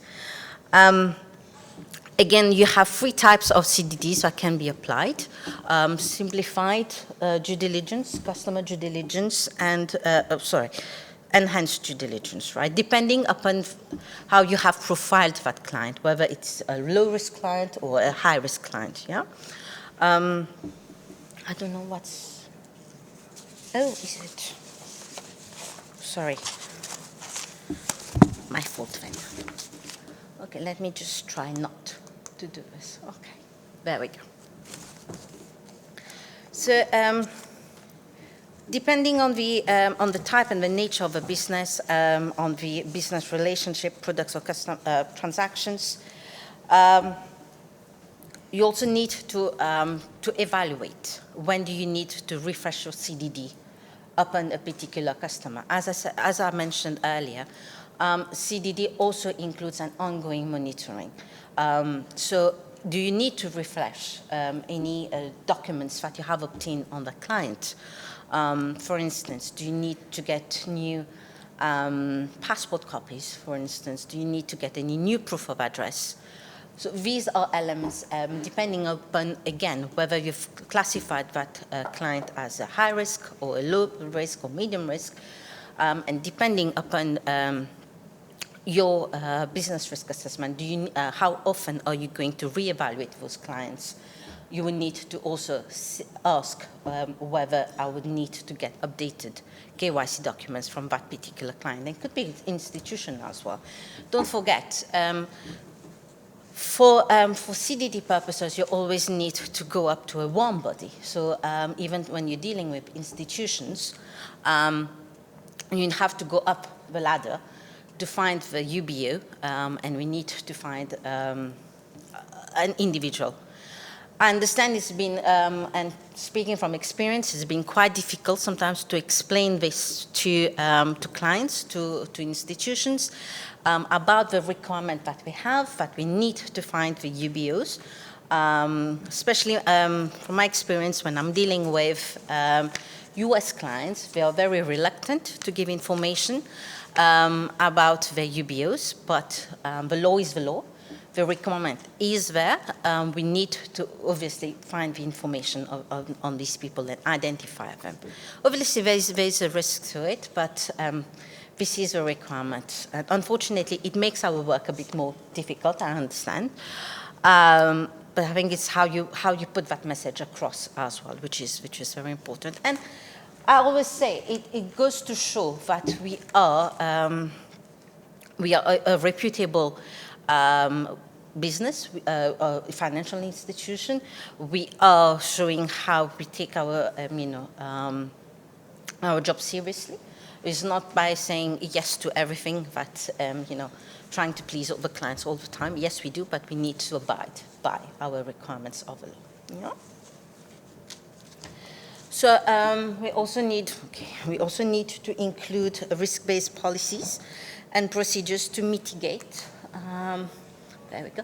To mitigate the money laundering and terrorism financing risks that you have identified in your business and business risk assessment and client risk assessment. So these aspects need to be covered in your manuals, and it's very, very important that your manuals are updated, are vetted regularly to ensure that they are complying with the laws. It is a tedious job, I understand, but it needs to be done, and there's a lot riding on this aspect. Okay. Now, moving on to ongoing monitoring. As I mentioned earlier, again, this is also an aspect of compliance requirements. We need to monitor as the client's live transaction at your institution of the transactions that they are currently doing. And why do we need to do this? Obviously, we need to do this to detect any STRs, any suspicious transactions that need to be reported to the FIU. We'll be talking about STRs in a few moments. To keep client identification, beneficial ownership information, and the purpose and intended nature of a business relationship record up to date. I'm sure you're aware now that the Registrar of Companies now requires that you disclose your beneficial ownership. So this is, quite significant as well. We also need to reassess the risk associated with a business relationship based on the transaction and activities, and determine whether the transactions and activities are consistent with the information and risk assessment of that client. And this is where knowing your client, knowing the business becomes very important.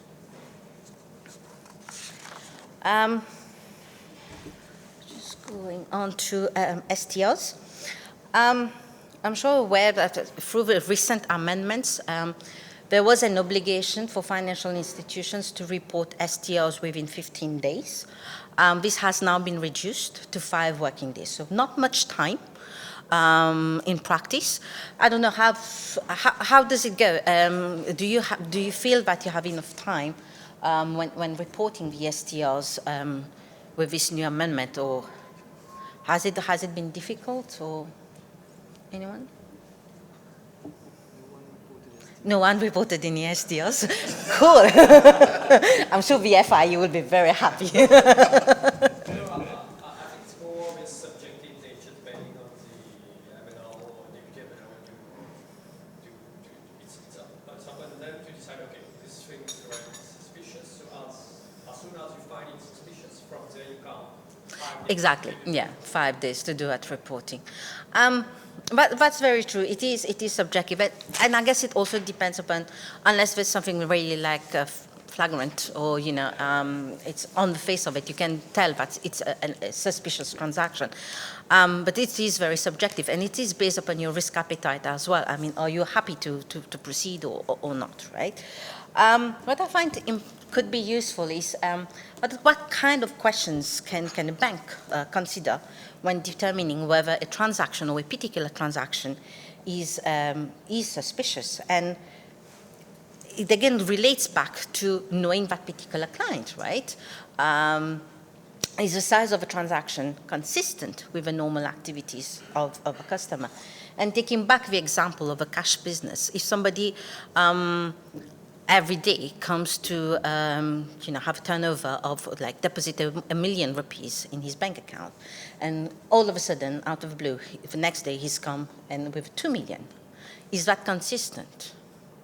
I don't know. I'm just feeling out with rising prices of petrol now, or 75 rupees. Petrol stations, I think that's going to be not a red flag there, right? Is a transaction rational in the context of a customer's business or personal activities? Is that something that is consistent with what he usually does, right? Does he have any documentation to support that particular transaction? Let's say there has been a remittance in a bank account of somebody, and it's not a usual supplier, it's not a usual, not supplier, but not a usual payee. Is that something that could be a red flag? I call it a red flag, but it's not a suspicious transaction yet, but is that something that needs to be further probing? Has the pattern of transactions conducted by the customer changed? Did he usually do payments in a particular matter, and then now he's completely changed, and it's more difficult to understand, or full of money? Where the transaction is international in nature, does the customer have any obvious reason for conducting business with the other country involved? Again, it depends upon the business plan of that particular customer. I think it all relates to that, it all boils down to knowing that particular customer, knowing his business. Is that consistent with what he usually does or not? So these are certain questions or certain aspects that can be considered before determining whether a particular transaction is suspicious or not. I'll put the question to the floor. Do you think there are any other aspects that can be considered when before determining whether a particular transaction is suspicious or not? What have you encountered before?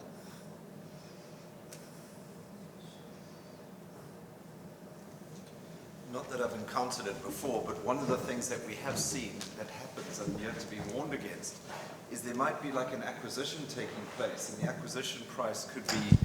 Thank you. The acquisition price could be something like $1 million, right? Yeah. And the purchaser, you've done all the KYC checks, everything is fine. They then do the purchase and they accidentally add an extra digit on. So they pay the 10 million into, it could often be into a law firm, into your client account or into the bank account. You then contact the client and say, I'm terribly sorry, you seem to have overpaid. They say, we're terribly sorry, we've made a mistake. You then return the surplus to them, and it's been laundered perfectly. It's one of the ways that you do need to be conscious of. So even though you've done all the other checks, the suspicious activity is the accidental overpayment. It's the accident of... I think I've got two clients in two different scenarios. Well, it's not really suspicious, but we get instructions like, they send an invoice, like they receive an invoice, and we usually pay that, do the payment to the nominated bank account, to that, on that, appearing on that invoice. Then out of the blue, they receive an email with seemingly the same, from the same person, from the same email address saying, my bank details have changed. Yeah. Please do that payment into this particular bank account now. So what do you do in these kind of scenarios? I always say, I think a callback to that particular person is important, right? Yeah. Because once, just to make sure that you're making the right payment. So yes, so this was about the suspicious transactions. Just to round up, other obligations are record keeping and training. There is an obligation now to keep for a period of at least 7 years. It used to have an exception for foundation for 5 years, I'm not sure, but I think that's been removed now. So it's 7 years now to keep all records obtained through CDD measures and copies of all documents evidencing the identity of customers and beneficial owners. Records on transactions, just a paraphrase here, transactions according to the laws also include attempted transactions. So it does not necessarily mean that the transaction has completed. If I've attempted the transaction, has not gone through, I need to keep that record on that as well. Again, that's for 7 years, and you need to keep sufficient records which will allow that reconstruction of that particular transaction. Copies of all STLs made to the FIU, including any accompanying documentation. So that's on a bit on record keeping. In terms of staff training, there needs to be an ongoing staff training. So it's not only one AML course and then you think you're done with the obligation. No, that's not the case, unfortunately. It needs to be, you need to do a lot of AML trainings for your staff. And particularly for banks, the guideline has set out specific guidance for the following personnel. Account opening, frontline staff, global trade services staff, new employees, they need to be aware of all the policies that are in place, supervisors and managers, MLROs, internal audit, and compliance employees.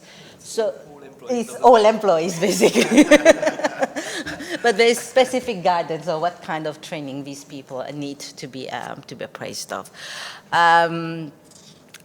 So that's it from me. Just a brief overview of the compliance obligations of the banks and financial institutions. If we need further sessions, I'll be happy to oblige. I always think like compliance is is a very interesting topic, needs and there's room for plenty of debate. Any questions? Happy to answer. So we're all happy about compliance and obligations. And cool then. Thank you so much. I'll let you.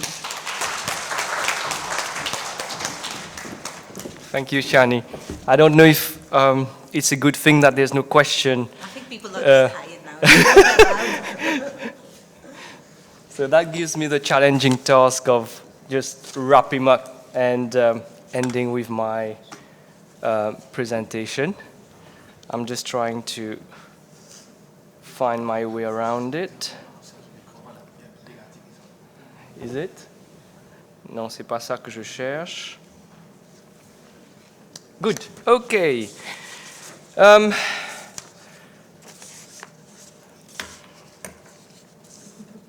This morning I shared about Bowman's value of knowing tagline, but I think one aspect which we should also add is that Bowman's also does things differently. Whenever a client has a financing transaction, all parties are aligned with what is the destination. So they know exactly where they want to end.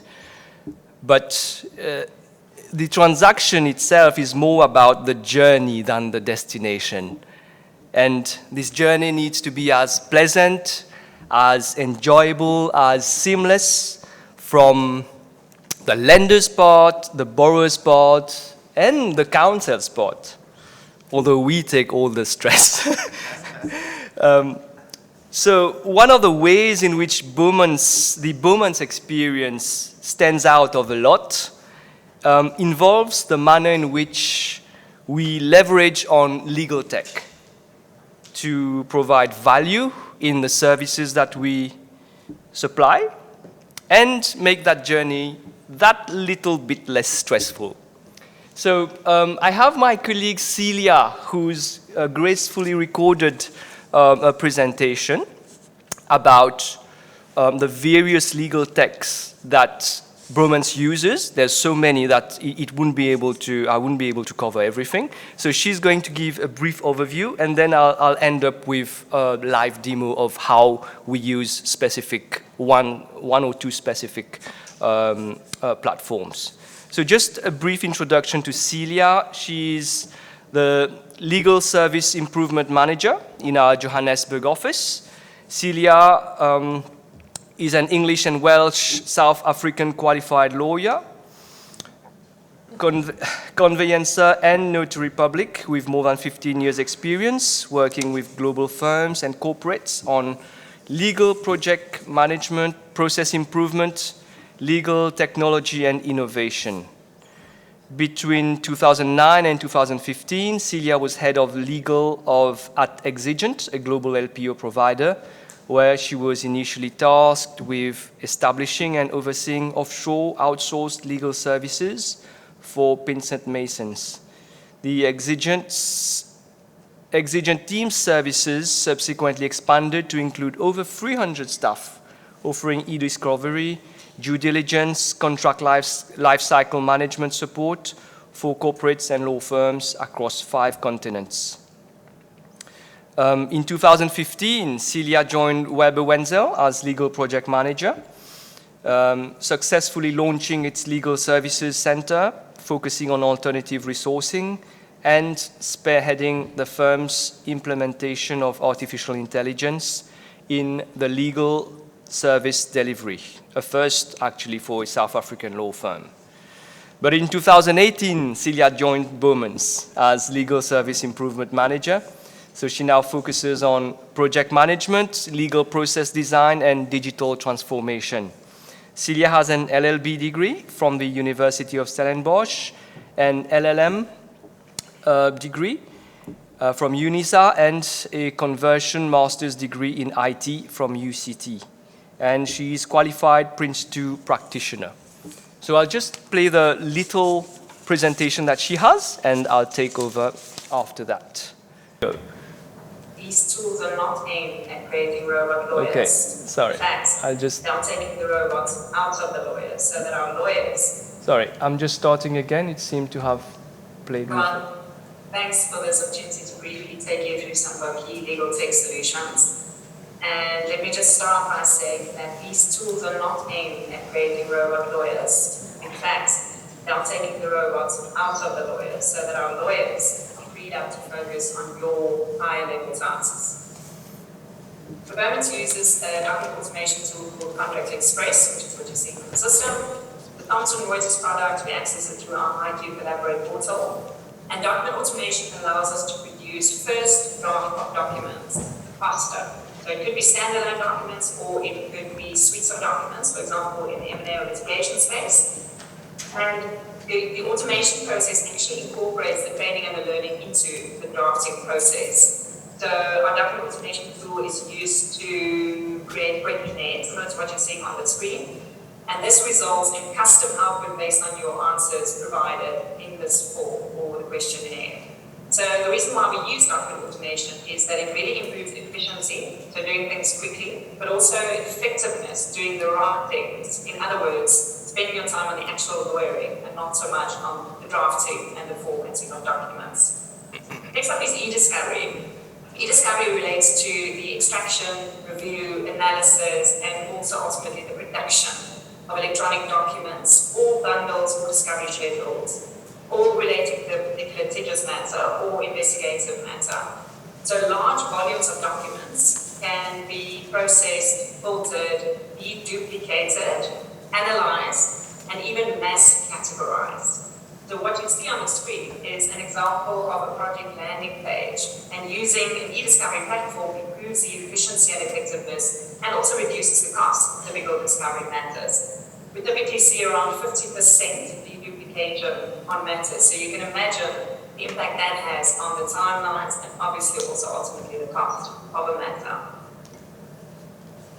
Calcutteea is a machine learning platform, AI platform, that automates the extraction and analysis of key provisions from both structured and unstructured documents. Since 2018, Bowman's has been fine-tuning our instance of Calcutteea to improve the accuracy of extraction, thereby further improving the effectiveness of document reviews, while at the same time also reducing risk. Calcutteea allows for compare functionality against multiple documents, creating sort of a heat map of negotiated or changed clauses. And through the continued use of Calcutteea, we are seeing 20 to 40% reduction of time spent on due diligence reviews. It's worth noting also that our instance of Calcutteea has also been trained on data protection reviews. We have invested in IQ Collaborate, which I've mentioned a few times already, and we typically use it for secure file sharing or client collaboration portals or virtual data rooms.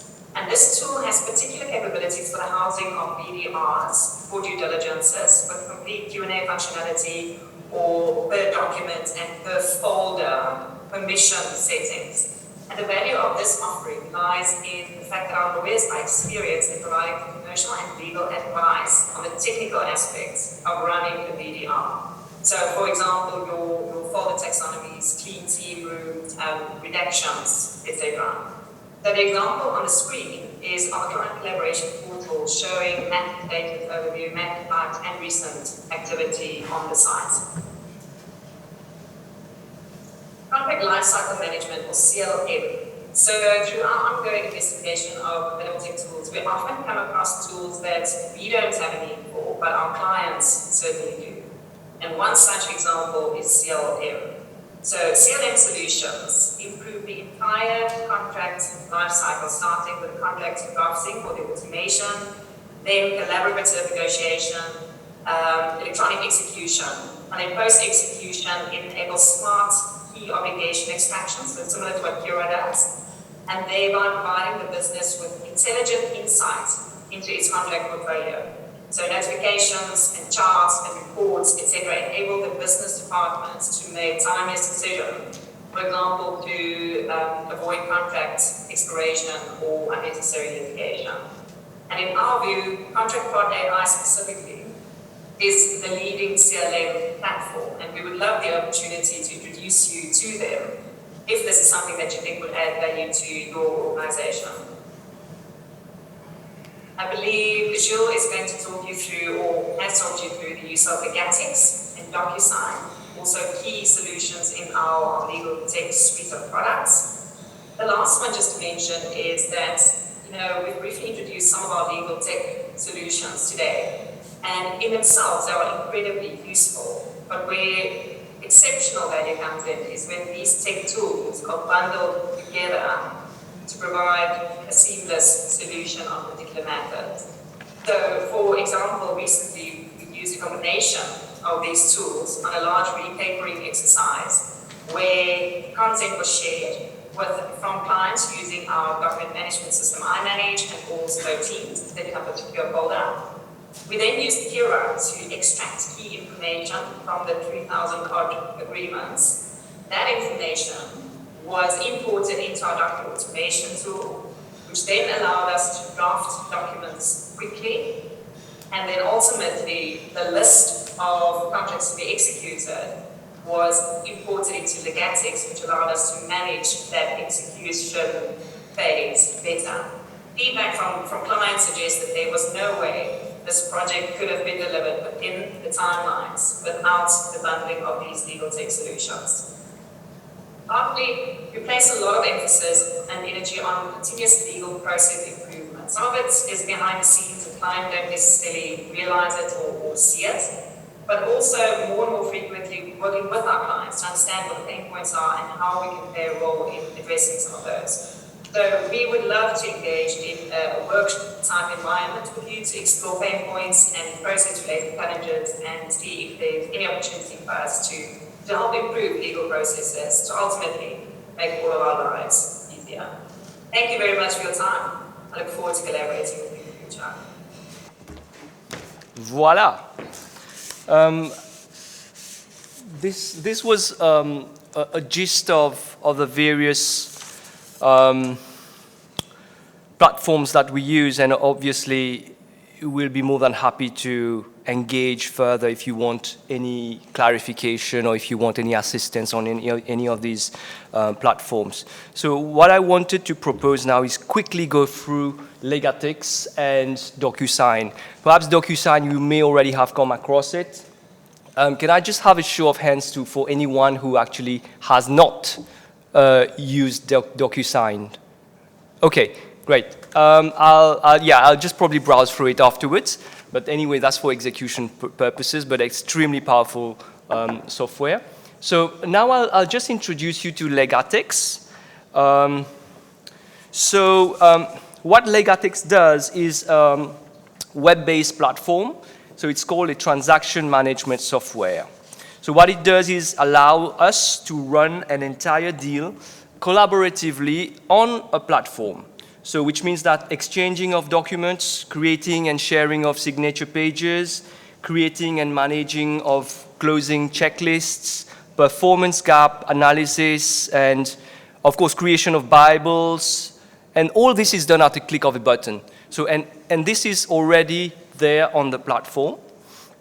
It's also useful for collaboration in remote working environments, particularly in the COVID or post-COVID era. So I just wanted to go through it quickly and show you how it's done and how it looks like in practice. So it was initially designed for transaction matters like banking and finance, mergers and acquisitions, but it's also starting to be used for matters which require checklists, like equity, capital markets, competition, merger filings. And so I'm going to just show you a quick demo of how it's done. So this is the platform. What happens is if any party is part of a transaction and we are opting to use this platform, you are just going to receive a link. We are setting up everything at our end. You'll receive a link. And when you receive a link, you'll just need to click on it, and it will send you directly to the website and platform. So it's just as simple as putting in your email and putting in your password. Just trying to see if... Okay. Bear with me, I might need to put in my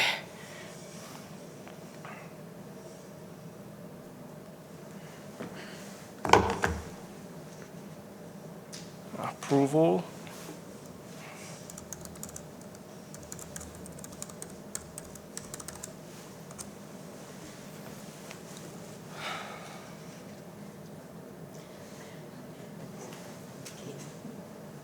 There we go.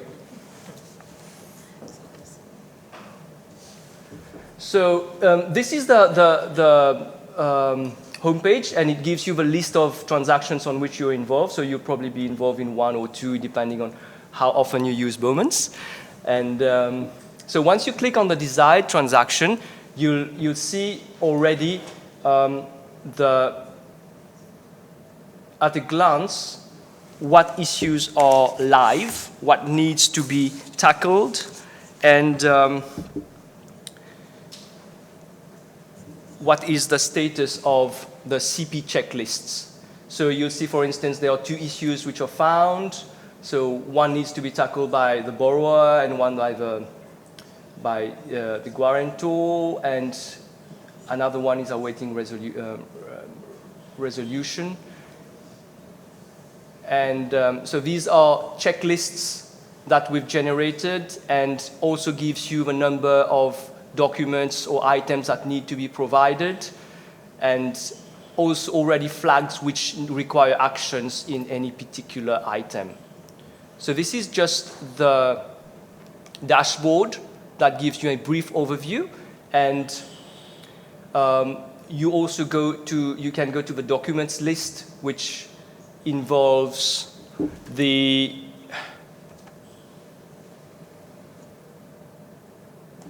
list of documents that are in the transaction.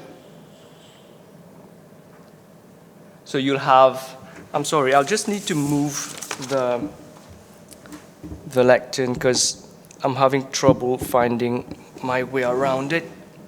There we go. Right, so you have a list of agreements, the facility, the pledge, and all the rest.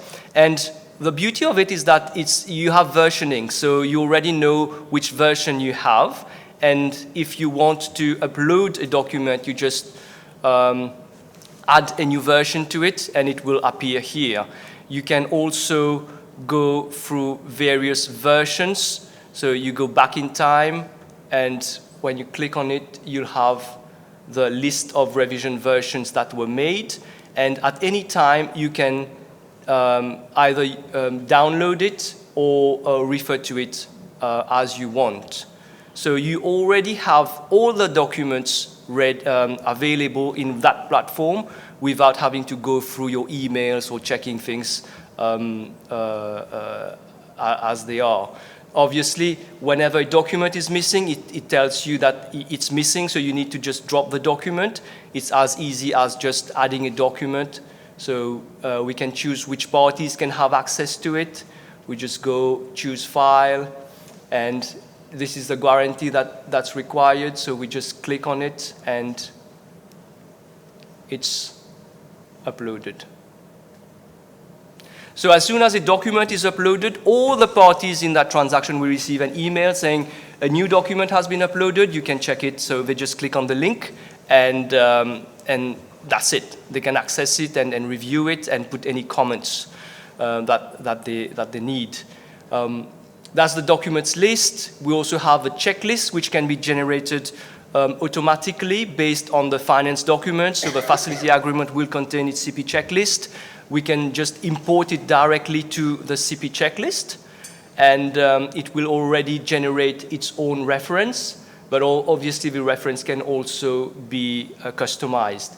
So this is the list, for instance, of constitutional documents. Well, in fact, it's all the CP checklists that I've already downloaded for the demo. But so you'll see the basic corporate documents that are required for the borrower. They just need to add further documents as and when they are collected. And so you'll see there that there are comments that are available. And so these comments need to be tackled, okay? So we've reviewed, for instance, the share register, which did not contain the date and the signature, and we've added comments. So one of the things which is also very interesting in this transaction, in this platform, is that we can filter which party can have access to what comments.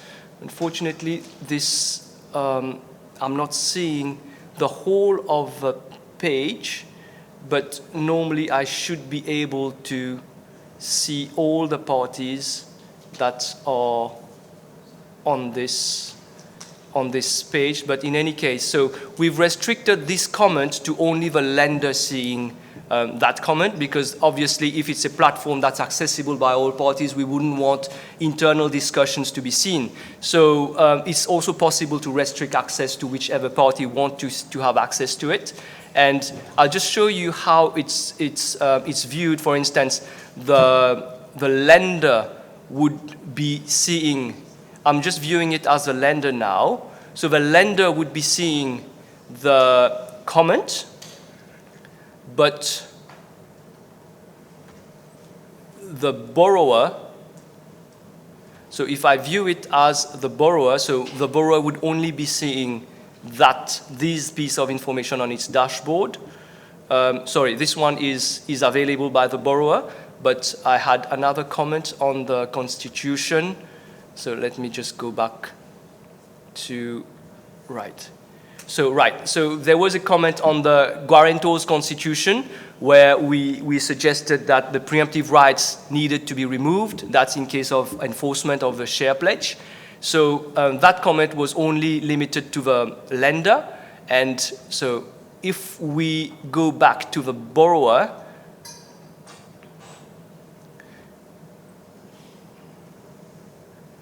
that was the guarantor's constitution, and the borrower does not see the comment. So it's fairly easy to customize and know exactly who needs to see what and who can access what at any point in time. And so these are the checklists that are available. It's easy as ABC to also download. So any party can download the CP checklist at any time. It's just a matter of, sorry, I'll just load in as the lender, for instance. So if the lender, for internal purposes, needs to download the CP checklist, it just clicks on Word download. Sorry.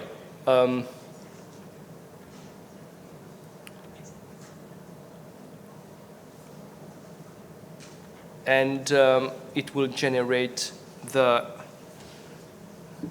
CP checklist. Sorry, it's just loading at my end.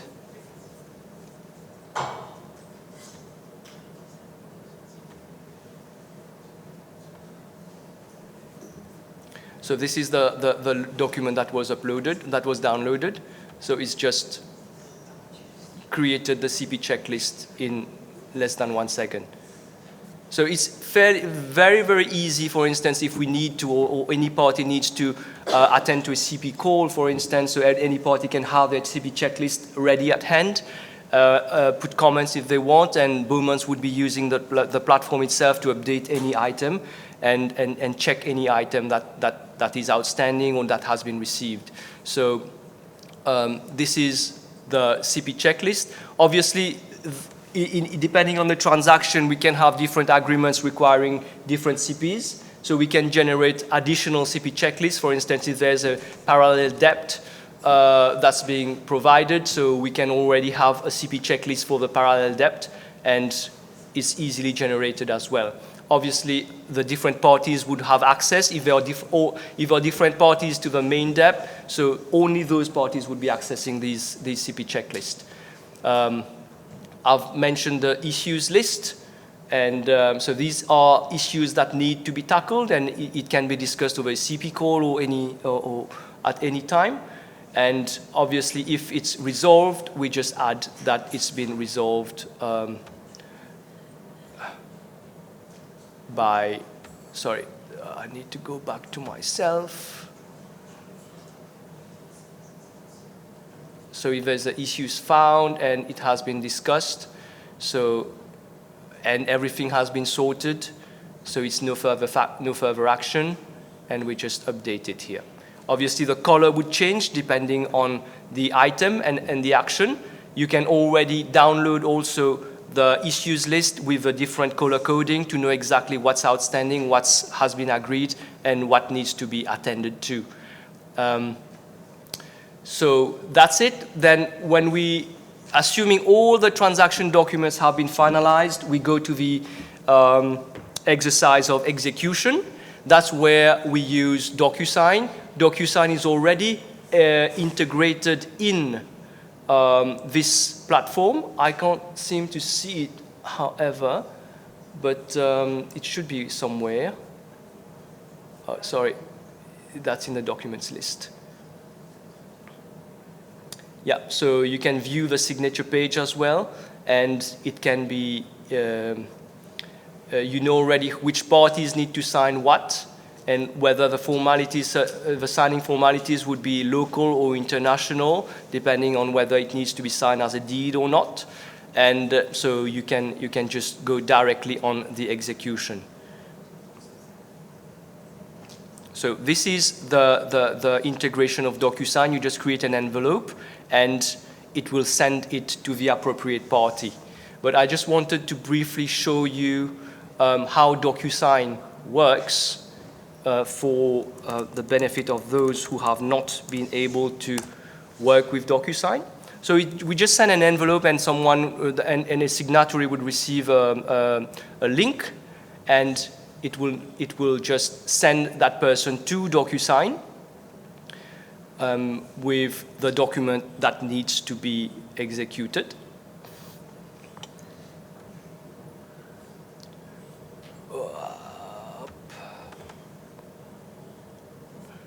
Gilles, maybe a question? Yes? Does that other person need to download an app for DocuSign? No, you don't need to download the app. So once the person receives a link for the email, they can also check it on the mobile app, on his or her mobile, or on his or her laptop. So it's easily done. Execution can also be done through the mobile. So it's extremely powerful. I'll just show you, and I'll share with you one experience that we had recently. So it just tells you, please DocuSign the document, and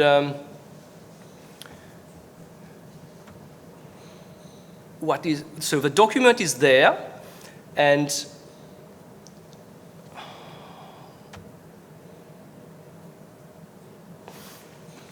the beauty of DocuSign is that sometimes you have so many parties, and we find it difficult to explain in an email who needs to sign what and on what page. If you have an agreement with the execution page, but also other annexures which include other agreements, and you always will find one party signing the wrong signature page. But this software prevents that, in that we can either set a signing order, which means that party A needs to sign before party B, and party B needs to be signed before party C, or just set out which party needs to sign what. So we can just add the lender, for instance, and the email. So we've added already the borrower. We just add the lender as well. And it will create the email, and it will register the email, and we just set out the instructions. So do they need to sign? Do they need a person signer, or who receives a copy? So once you've put that, we can already customize where they need to sign. So we just go down, scroll down to the execution page.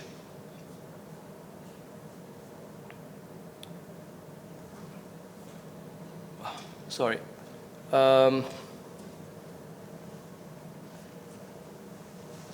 So before going to the execution page, we can also customize an email saying, so, okay, you need to sign where, but it's not necessary, because the software will already indicate where that person needs to sign.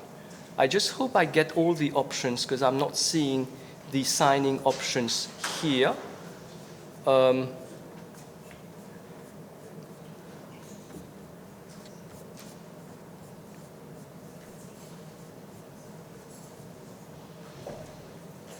So for instance, here, I'm not, I don't know why it's,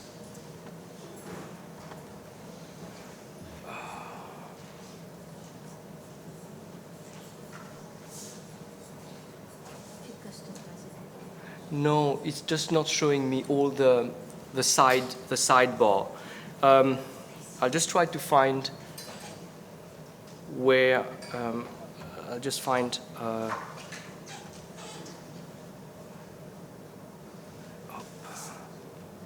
presentation, legal tech presentation.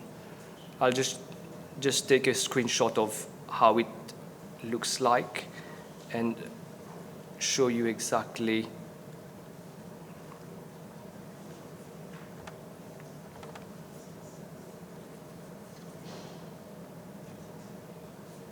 There you go.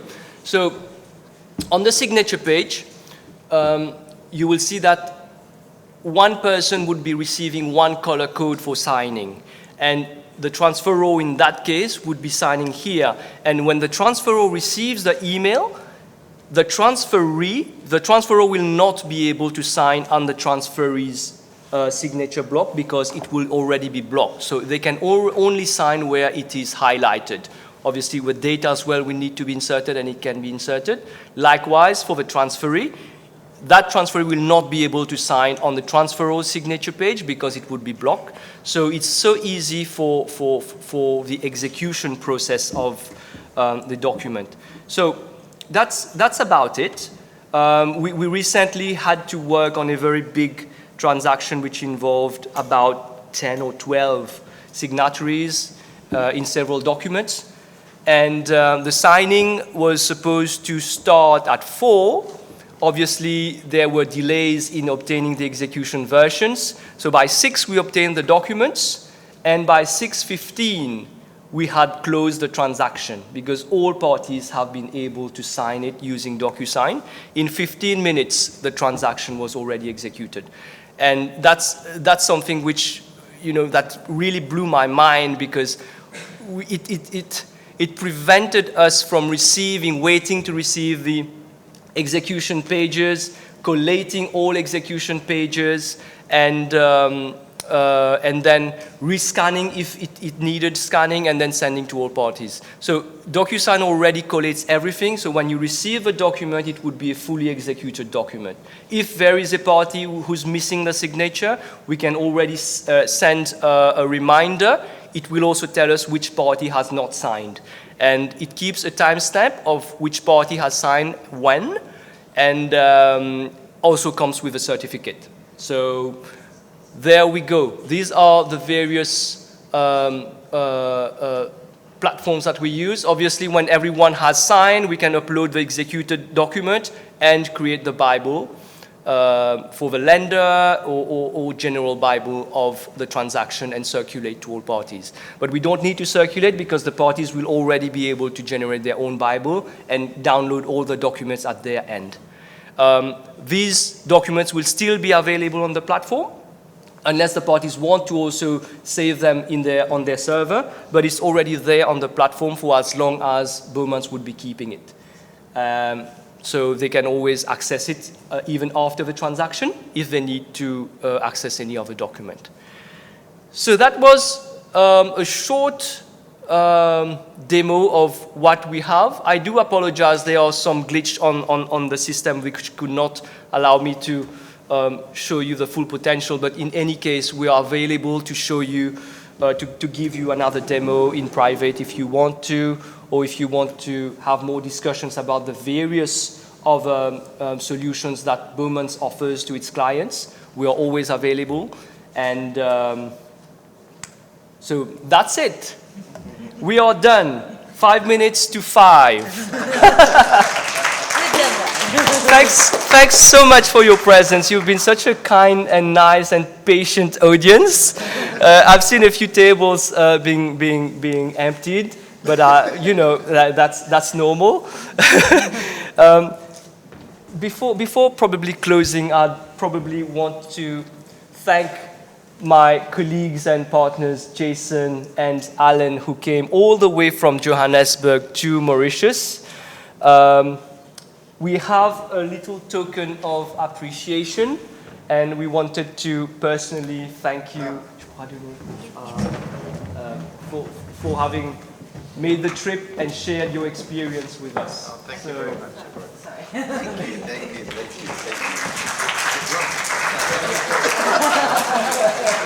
Thanks so much, and we hope to see you again. So, thank you again, and we hope to see you all around. We'll keep in touch. You've got our contacts, and the journey is only beginning now. Have a great...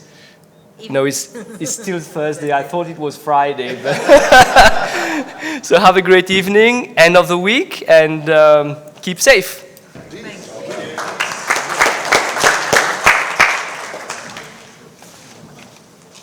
I'm sorry, I didn't ask if you had questions, but I assume you did not. But I'm here. I don't think anybody's... I'm here if you need any clarification on any item.